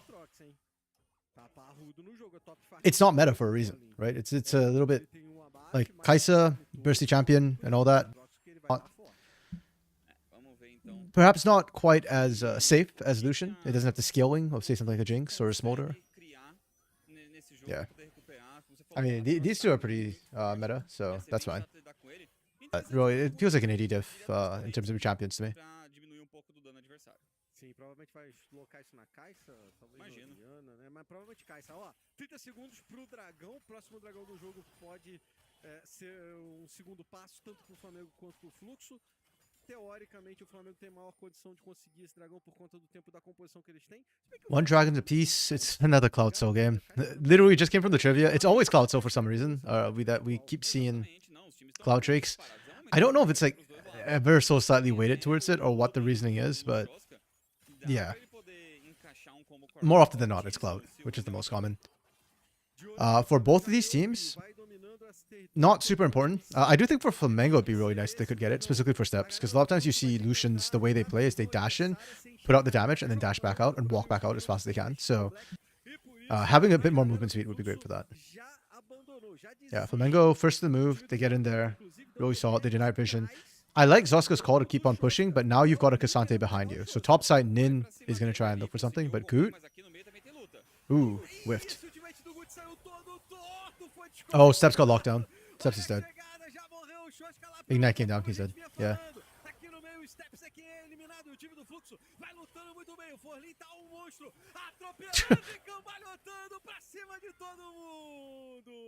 Okay, really well played from Fluxu. They did lose Zoska on the top end, but that was the only person they lost. So on the fight, they won 2-0 in the fight itself, which is huge for them. And I think a lot of that does come from Flamengo,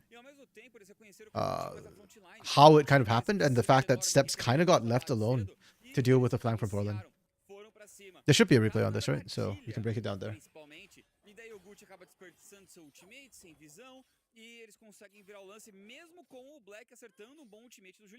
Yeah. Oh, okay, they're showing this replay instead. That's fine.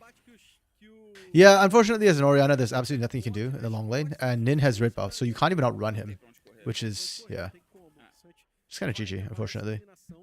And that means I will manually scroll back to that fight, and then we take a look here, because the fight is actually really interesting, or not really interesting, but it's a couple of mistakes. So first of all, looking for the flank here from Blackie, and if they land this, you're good to go, right? Everybody's, because they whiffed, what ends up happening is, let's not forget, Forlin's actually off on the flank here. So Forlin is going to come from behind, which means somebody needs to peel per step.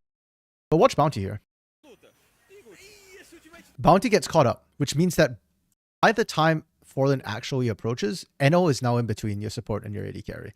So Bounty can't actually reinforce steps.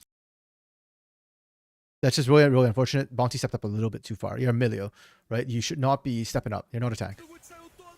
And then Steps just gets locked down and CC'd and killed. Right? The cleanse ultimately still came through with the heal, but it's not quite enough, and you can't cleanse the knockup. And the moment Forlin kind of got onto you, you need that fire kick from Bounty to buy space. So really well played from Fluxu. And it kicks off from Goot kind of whiffing the ultimate a little bit. It's such a minor thing, but it came back to bite them. Huge.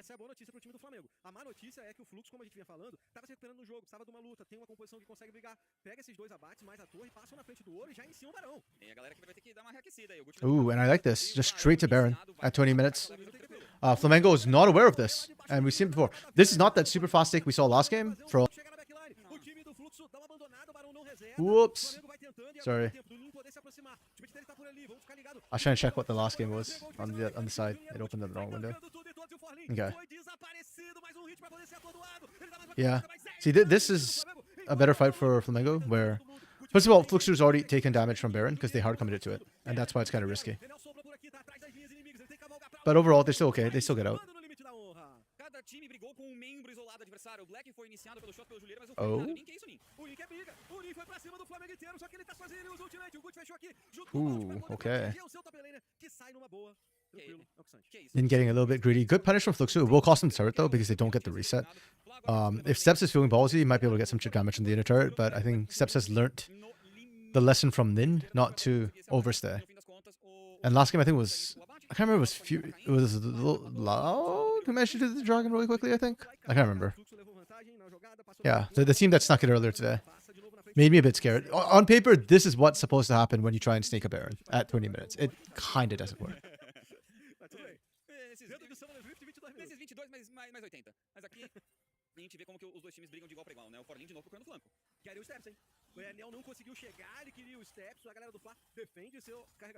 Yeah, and then we kind of go back to balance state. The teams are dead even, pretty much. So a lot of these fights will be about macro positioning and who's setting up better for their potential win cons. Fluxu are looking for flanks, basically. If they catch Steps and Blackie, that's the fight done. Whereas for Mango, on the other hand, it's kind of less actually about finding flanks. They would much more prefer to fight front to back with the Azir, and to a lesser extent with the Lucian. A lot of it is more about dodging out the Orianna ult. And then that's why I kind of say that Kai'Sa has a bit tougher, because Kai'Sa wanting to dive the backline will put her in a bad position, and she's got 2 targets she needs to take down. If either Lucian or Azir live, and you trade for Kai'Sa, Flamengo still win out the extended fight. Because both of them can kite pretty well against an Aatrox and an Orianna. Orianna is really good when playing backwards to safety, because then the ball's in front of her and she can play that. But if she has to play forward, then it's a bit rough.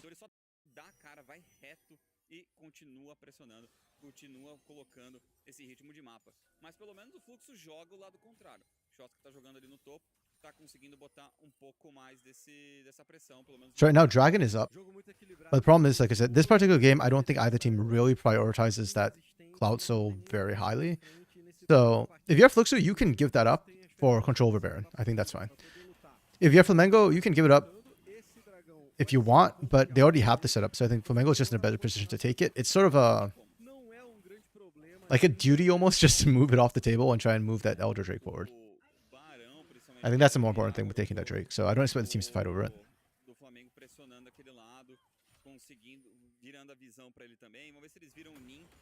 Yeah, as much as I kind of want to complain about how long that pause went in this game, it reminds me that the LCK apparently had a 6-hour pause yesterday, or the day before. Like the night before last. And this is nothing in comparison. That's it. I will have to stop at 4 o'clock Pacific time, so another 20 minutes. So I won't be able to catch the last game on stream, unfortunately. I just, yeah, I have another engagement I need to get to, so unfortunately I do have to stop at the time. So this will be the last game. And yeah, I won't be streaming tonight, so I'll just watch it off stream, I guess, on my own time. Because, yeah, I don't really have time to catch up tonight or tomorrow.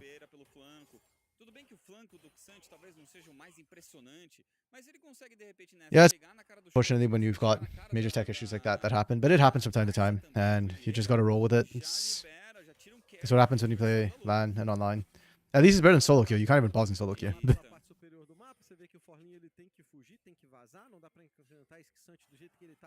Forte parrudo, teve reset grande do time do Flamengo, tá todo mundo voltando agora da base, tanto o Steps quanto o Bounty, também aí o Gucci, eles vão fechando para a parte superior do mapa, o Enel tenta dar uma proteção e uma ajuda para a movimentação que o Shoska vinha fazendo, e o time do Flamengo vai ganhando espaço. Okay, Flamengo continue to have control over this Baron pit.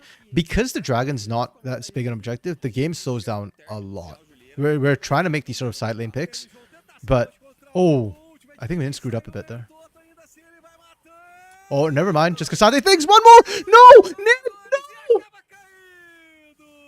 Nin, oh man, Nin could have had that. Nin canceled the last auto against Juliera. You could have had both of them. Oh my goodness, it was so incredibly close. Just Cassandre thinks. Oh, and Addo steals. This is a nightmare situation for Flamengo. Like everything just went wrong for them. They had everything, and it just all went so horrifically wrong. Oh dear, oh dear, oh dear, oh dear, oh dear. Like Nin had split push pressure this entire way, right? You handled Aatrox, you were good. They had to call Juliera down and you still answered it. Baron, you had the numbers advantage, you had the setup. Flamengo should have taken both and been able to close. Now instead they actually lost both. Nin goes down, which is fine, whatever, it's not a big deal. Yeah, top lane, tank, split pusher, it's fine. But losing the Baron as well, kill and Baron going over to Fluxu, that's massive. And now Fluxu is actually in the lead. Certo, arriscaram e ganharam os dividendos desse risco, dessa aposta. O time do Fluxo garante o abate no bot, garante That's so rough. ganha espaço, ganha ouro, fica numa posição muito boa, recupera a partida e coloca o time do Flamengo. Okay, this doesn't fundamentally change the nature of the game, again, because of the way sort of the skilling works for both of these teams. They're still going to be incredibly even. What it does do is gives Fluxo a chance to push out, but you can see they're kind of scared to do so. Oh, is it enough? They find Blackie? Okay. Oh, Blackie's actually running Hail Blades. I didn't even realize that. Interesting. Not the usual Lethal Tempo or Conqueror. Yeah, Good's still looking for a flank too. They're just answering back, right? And that's how Juliera has to play this game. So, well played to him. Kai'Sa to me feels like a champ that Juliera used to be very, very comfortable on. But it's not the right meta for it, though. I keep hearing people talking about it. I haven't seen too much of it yet. Oh, Shockwave landed on Lin there. Is it enough? Can they actually take him down? Yeah. Oh, this is huge. So for Fluxu is actually they can continue to push. Why are they not pushing? Oh my goodness, they still have 50 seconds on the Baron. They can continue to push. What they would sacrifice with this push is Dragon Control. But again, this Dragon. This is Cloud. You can give it up and actually speed up the Elder and take the Elder instead. I think that is the more important one to actually kind of go for. A little unfortunate. But yeah, this fight, this series of events is just really good for Fluxu, right? The moment they catch one person, that's what they need to do. Blackie is looking for the insect. But I think this is not the game where, as an Azir, you get to do that. This is the sort of game where, as the Azir, you play back and let your Cassante and Sejuani initiate the fights. Because we need this threat to get pressure off this threat.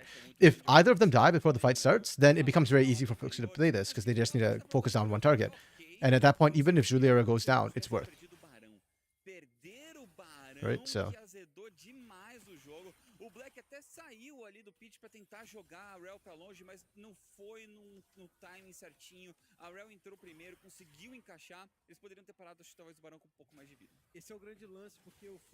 Okay.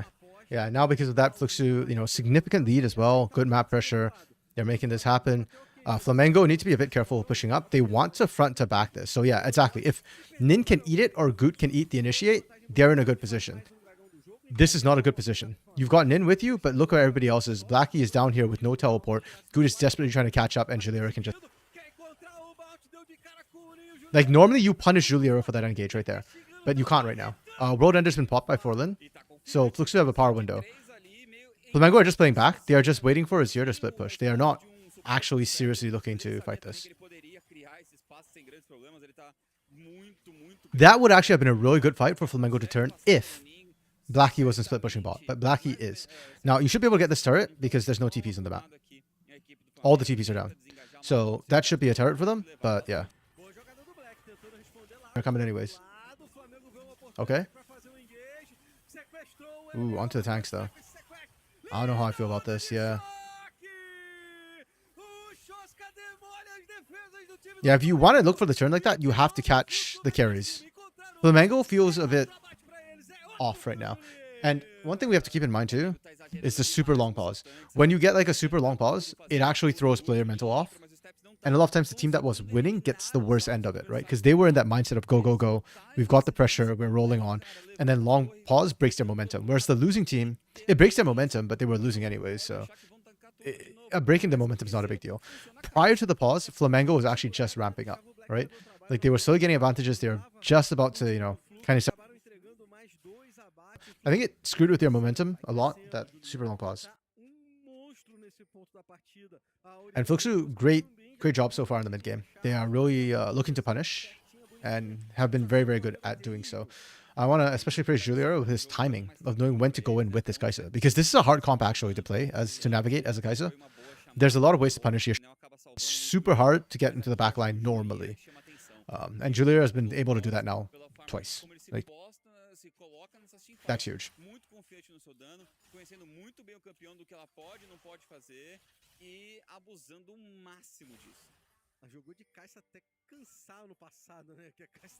Okay. Another face-off. 3k gold or 3.5k gold is not the end of the world. It is a bit harder for Flamengo to play it, but I think right now, even with their down gold, they can still play the way they need to play. Just kind of front to back it, you should be okay. They still need to avoid the shockwave there. It's just that the margin for error has now become very small for Flamengo, and both Blackie and Steps need to play perfectly. And here we go again. That's the third time we've seen them come out of this bush. Yep, okay. See, if you play front to back, it's actually quite okay. Kick's already down, so this is a 5v4, just without the culling, and without some of the big ultimates. With Milio, you've got better sustain. So yeah, this is what I mean, like, Flamengo might be down 3,500 gold, it's okay. They can still play it out, they just need to play safe. It's on Enel again. I mean, Enel stole the first Baron.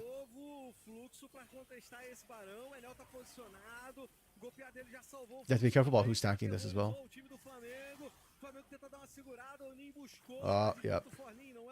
Baron's reset. Okay. Good block by Fluxu to play this with numbers disadvantage and still win out.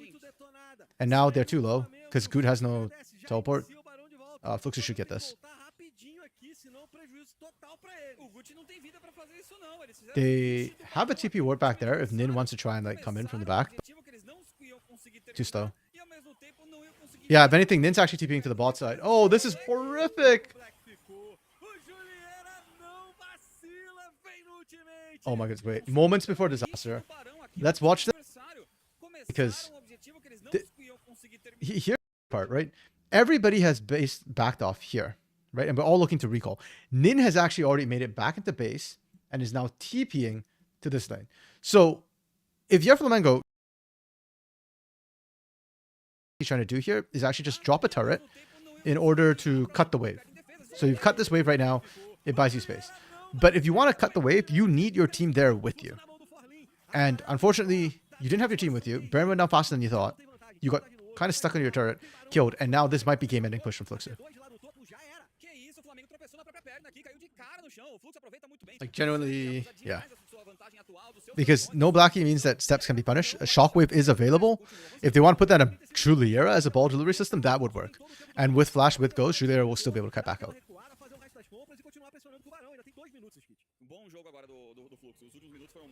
Okay, they play it slow for now.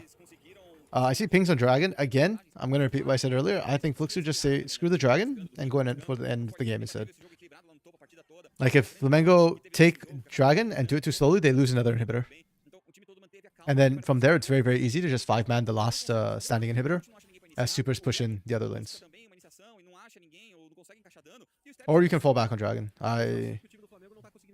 Yeah, I do not think it's that important.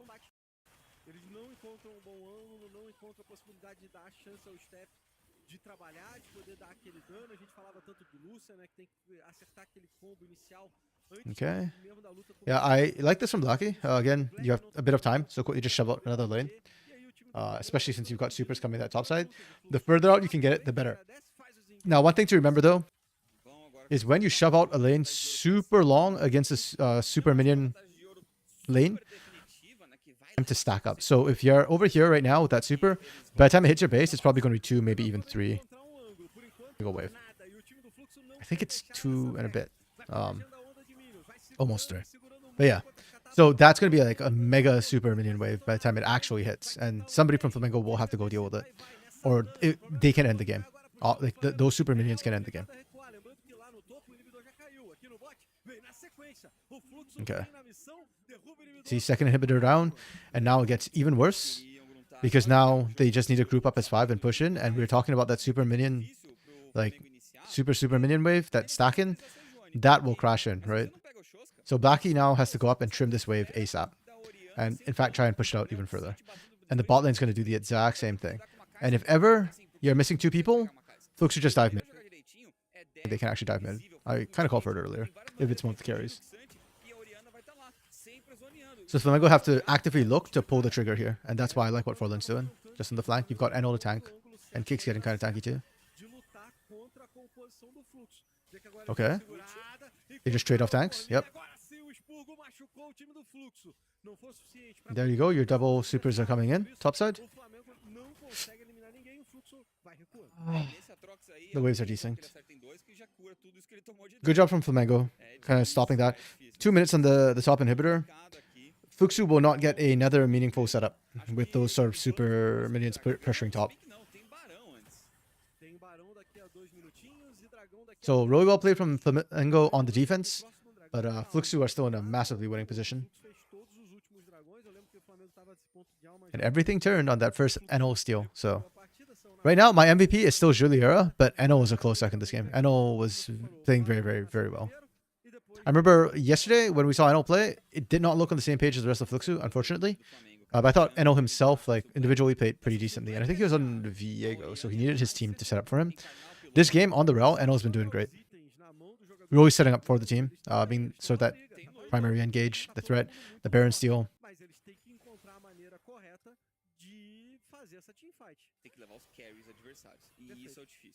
Tá difícil chegar aí, ó. De novo, Julieira vai se posicionando atrás dos seus zagueiros, dos seus tanques. Ninguém Okay. consegue chegar perto do time, dos Forlan has carregadores do split to Fluxo. try and shove that Então, o top time wave in vai segurando o a little Flamengo, faster. pode a galera do Flamengo. I don't know how I feel about that because I thought you'd have wanted to wait so that the mid wave can push out and then you can try and sync the two waves on this push in.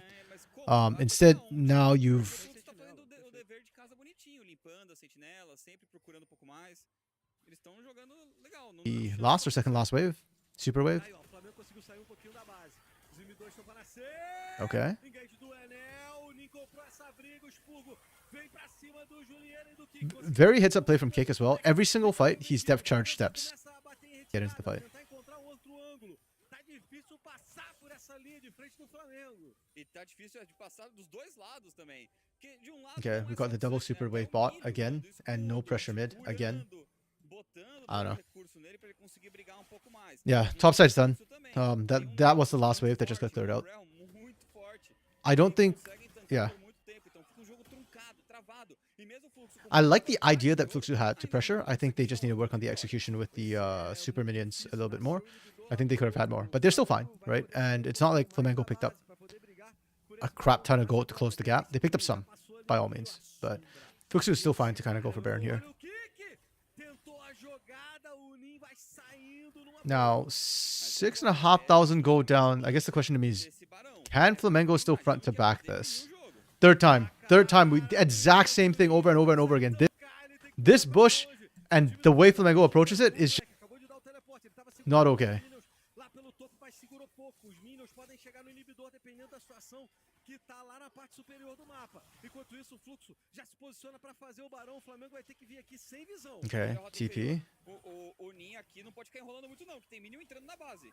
A galera do Flamengo precisa correr nesse engage. Se quer essa briga, tem que ser agora. Olha o backdoor! Olha o backdoor! Okay, that's huge. Yeah, and this is happening, by the way, because Forlan's ending the game, right? If Forlan doesn't go for end of game, the fight is not this one-sided. Like, I'm not saying they'll win, but I'm saying it won't be this one-sided.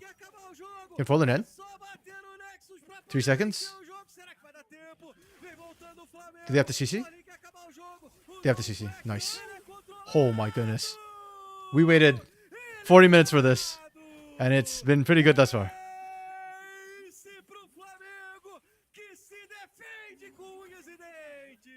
Pretty darn good. Pretty darn good. Really, really clutch. Now, the problem for Flamengo, of course, is that this Nexus is still almost dead. And they have to watch out to their base or backdoors. Because Forlan can end this game, Julier can end this game, both of them can try and sneak into the back. Insanely clutch. I respect the call from Fluxu. I really do. It didn't work out. And sure, you could say that, you know, they didn't need to do that. It's aggressive, you know, like play it standard, you'd have won anyways. But I actually don't know if they'll win standard, and I don't think they did either, which is why they decide, hey, we see an opportunity, we see a window, let's just go for that play into the base. So right here, what's super interesting is Flamengo push in, and right here, just barely off your screen, that's Forlan TPing right there. And if the call was to TP, then Fluxu need to not walk forward with kick. The reason why they end up doing that is because they're trying to stop the bases to let Forlan push in. But I don't think you need to do that. I think what you could have done is kind of take your time a little bit here. And if people go back to respawn, then you just engage it on them. Because Flamengo pretty much needs every single person here. If they lose a tank, you can mount through. If they lose a carry, you can focus the other carry. Conseguido esse abate rápido no carry adversário, não deixou o Julieira jogar também, porque não tinha ninguém para ajudar ele a zonear o time adversário. Então o Black dá uma salvada monstra no jogo e no fim das contas vai o Nin, vai todo mundo para cima do... Oh, I'm not live anymore, right? Sure, I paused and forgot that I'm not live. Let me speed back up to live. Yeah. Que ficaram aqui com a gente no chat para acompanhar esse jogão de Flamengo e Fluxo na ponta do dedo, na emoção pra galera da torcida. Okay, now, shoes on the other foot. Fluxu did a pretty good job pushing in with the Baron buff. Can Flamengo do the same? Let's not forget Fluxu did that by facilitating a pick first, and then the numbers advantage push. Flamengo have no inhibitors down, or no inhibitors that they've taken yet. So Fluxus still has all the inhibitors. They don't have that pressure, and you can see that they too are struggling to actually push in without facilitating a pick, and they are not setting one up right now. This is a stall Baron. Então o Flamengo precisa tomar cuidado com esses super minions. Pelo menos na parte inferior do mapa o inibidor voltou, né? Então eles têm aí uma certa condição de sair da base, tem que controlar a rotas, né? Controlar esses minions, principalmente lá do topo. Mas daqui a 4 minutos a gente vai ter o buff, o Barão Ancião, que pode definir a partida. Cara, isso aqui, Grunta, esquece esses 4 minutos até lá, acho que ninguém vai dar essa vacilada. Tudo bem que alguém pode dar um passo em falso no meio, tomar um pick-off. Às vezes rola. Seria maneira, não erro, mas no jogo Okay. Um anticlimático. So yeah, that Baron is pretty much like a stall Baron. When you take down Baron, you get what, 1,002, 2,005? I forget how much gold you actually get. I think it's 300 on each member, right? So that's 1,005. Yeah, so this is actually not really true positive Baron power play for the side of Flamengo. I mean, yes, they still got gold to close the gap, but they didn't actually get any turrets on this push, and that is the dangerous thing for them right now, because now you're kind of still in that even state, and you still gotta try and win back. You still haven't exposed in Nexus for the next minute and a half as well, so you can't really push out and roam. You still have to be very, very hyper aware of the risk of Forlin kind of TPing in, and that's why they're panning and showing us that ward right there. That's the closest ward they have to get back. Hello, Dark Knight. Good timing, actually, because we are now 45 minutes in, going for potentially the longest game. You called it right. It's a Flamengo game. It was going to go long. Also, the pause was like a 40-minute pause. Like 40, 50-minute pause. Your power went out. Damn. Hey, are you actually near one of the houses for the players? Because the pause time was about right. Maybe their power went out. De aparecer também, de ser crucial pro seu time, enquanto o Flamengo tá dependendo do Black aparecer com esses ults. Então fica pros dois mid laners brilharem nessa última luta. Yeah, that's it. I will be ending after this game probably, because yeah, with the 40-something minute pause, I don't have time to watch the last game. So I'll probably just watch the last game off stream. Did we just dox a player? Yeah. Yeah, 40 plus minute tech pause was kind of brutal. This game's coming down to just literal execution now. It's so incredibly close. Yeah, this one was spicy. Eno actually stole a Baron, which was kind of nutty. Julier has played this game really well. This is such a hard game for Kaiser to play, but he's been able to like sneak off a couple of picks, which is why we're in the state we're in. If not, Flamengo probably should have been able to clean this out. But yeah. And now everybody's super tanky, so it feels a lot like, okay, who can actually find access to the carries and take them out? It's, I think, a bit more important that Fluxu can find Blackie or Steps, because I think these two do actually more sustained damage. Or, let's say more sustained. They do safer sustained damage than Juliera, and they certainly do more than Oriana. So these two are sort of prio targets, and it's on Fluxu to try and take out one of them from the get-go. Yeah, honestly, I actually thought they were going to postpone and just play the next match first, but I guess because they were like 30 minutes into the game or whatever, like 20, 30 minutes into the game, they didn't want to, like, if you cancel it, then the whole like 30 minutes is gone, right? Oh, Nin. Do they know? Wait, Nin sees Enel in there, right? Sweepers gave away the silhouette. Man. Okay, the game ends this next fight. 49 minutes right now is the CBLOL longest game record. So, let's see. If Flamengo win this, I don't know if they can necessarily end the game right away. I hope they can. But it depends on how well they win the fight. If it's a clean ace, they can. Yo, are we just... We cannot be... Whoa! No! Oh. Actually, I was going to say you can keep pushing, but they can't, because that's an exposed Nexus. There's no Nexus turrets. So, yeah, if they base race, they lose, because Flux...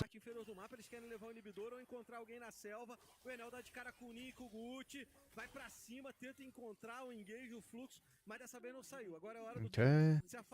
Mid turret goes down there. Good for Flamengo. Fluxu, not ideal, but it's not a big deal. They're still waiting for Elder. This is the fight. 5 seconds. I think this will be the new longest game. Yeah. If Fluxu win the fight, fast or slow, they can end the game, because Flamengo have an exposed Nexus. There are no more Nexus turrets. Ooh, good catch onto Forlin from Blackie there. Oh, they're playing this pretty well. Kick's already low. Oh, let's go, Blackie! There we go. That's the quick fight they needed. Forlin's resurrecting? Oh my goodness. Nice and clean, nice and clean. Flamengo when it matters. Oh, and that should be game. Okay, you know what? Just for that one play alone, Blackie MVP. Like, that play was actually incredible from Blackie.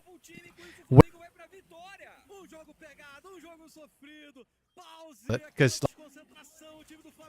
we really struggled, and I felt like he was better than that. So, huge from him.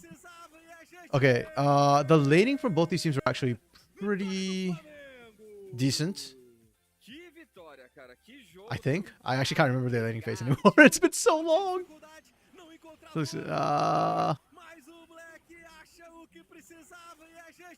Yeah, I think Forlin laned well. Bot side did okay. Yeah, it was a pretty slow early game because both teams were playing well. Blackie started with an ZR and Herald and won the game with an ZR and Ancient. Hell yeah, dude. The map movements from both these teams were pretty decent. I think I'll just give it average for... Like, neither team did anything wrong. They were just playing really cautious. So I'll just give them a 3. It didn't stand out. Honestly, I thought the team fighting for both these teams was pretty good. I'll give them a 4. Fluxu... Oh, man. Fluxu had some... Like, NO Steal, Julier's pick. I'll give you all 3. This was a good game. I'll get to Juliera. I think Juliera played really well. This draft... Okay. 3, 4...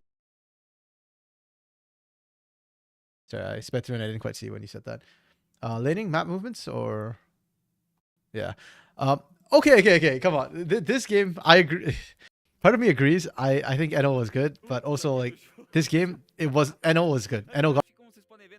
Bring Anchors back, but it also feels bad to take NO out right now when NO is not doing badly. You know what I mean? Like... Yeah, I mean, he got another Baron steal, so... That like NO has been playing pretty good. Juliera, again, this is not a game I would have picked Kaisa for Fluxu. But obviously Juliera felt comfortable. They went for it, and I think Juliera played well. I just think if this had been any other like normal AD carry, like Varus, or like something that can fight front to back, Fluxu could have actually finished this game. But obviously that's in hindsight. We don't know that. Yeah. And then Flamengo. Oh man, Blackie. This is round 9? Yeah, round 9. Vamos acompanhar os melhores momentos aparecendo aí pra você curtir. Esse ponto, o Flamengo tava com o jogo tranquilo. Dava a impressão que a composição deles ia fazer valer. O mid game muito forte do Lucian. O Fluxo pegou... He was so cracked, that engagement. 100%, there's no way he doesn't get MVP. The drop, I will only give them a 4 at the end of the day. Because the Milo illusion, they played that well. But unfortunately, their mid game, they struggled to play this comp. This is just a straight front to back composition. You just need to make sure Steps is never isolated, or Blackie's never isolated, and Steps got picked once or twice. Blackie got picked. It's like that's not ideal. So they didn't execute the draft as well as it should have been. Laning, I think, was a 4. Same. I think the lanings were pretty good in general. Map movements, 3. It was okay. The team fight from them was a 4. I would give them a 5, but they screwed up a couple of times, which is fair enough. X Factor, pretty high for me. Steps and Blackie both made really good plays, and it's got to be Blackie. Yeah, really good games actually from both of these teams. And yeah, our last 3 games, or the last 2 games of the last 3 games so far have been good. Have been really good. Oh man, this Forlin almost took it, man. It was so close. They threw the Baron fight to do this on the side of Fluxu. Like that was a call they made. You get Baron, we get this. But the problem is I think they lost too many people as well. So ended up backfiring on that play. Yeah, it was super close. This game was super good, man. Would recommend watching this. And that kind of of the day, which is Liberty versus Red. I suspect it's going to be another banger. They are very, in the standings, they're very close. They're 1 win apart. So I just want to make sure like Blackie gets MVP this game.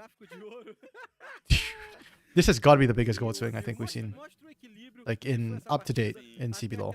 This is incredible. Flamengo's mental is good. This team does not feel like a tier 3 team. This They should have always been an academy team from the very get-go. You will favor it in this one? Flamengo tão resiliente. That's fair. I think Chat. Cara, o jogão, Res- Aí até agora. jogão. I think that is a Legal, muito bom. E no final das fair contas, thing to ele say. não I think SKB has been good, but mas não tem como tirar do Leandrin's still a bit of a question mark, even on their essa like. partida. Black Yeah, there we go. é o rapaz That's right. que That's right. Give it to Blackie. He deserves it. Leandrin, even when they did get their patented Draven, to me, didn't feel like the huge carry they needed to be. So,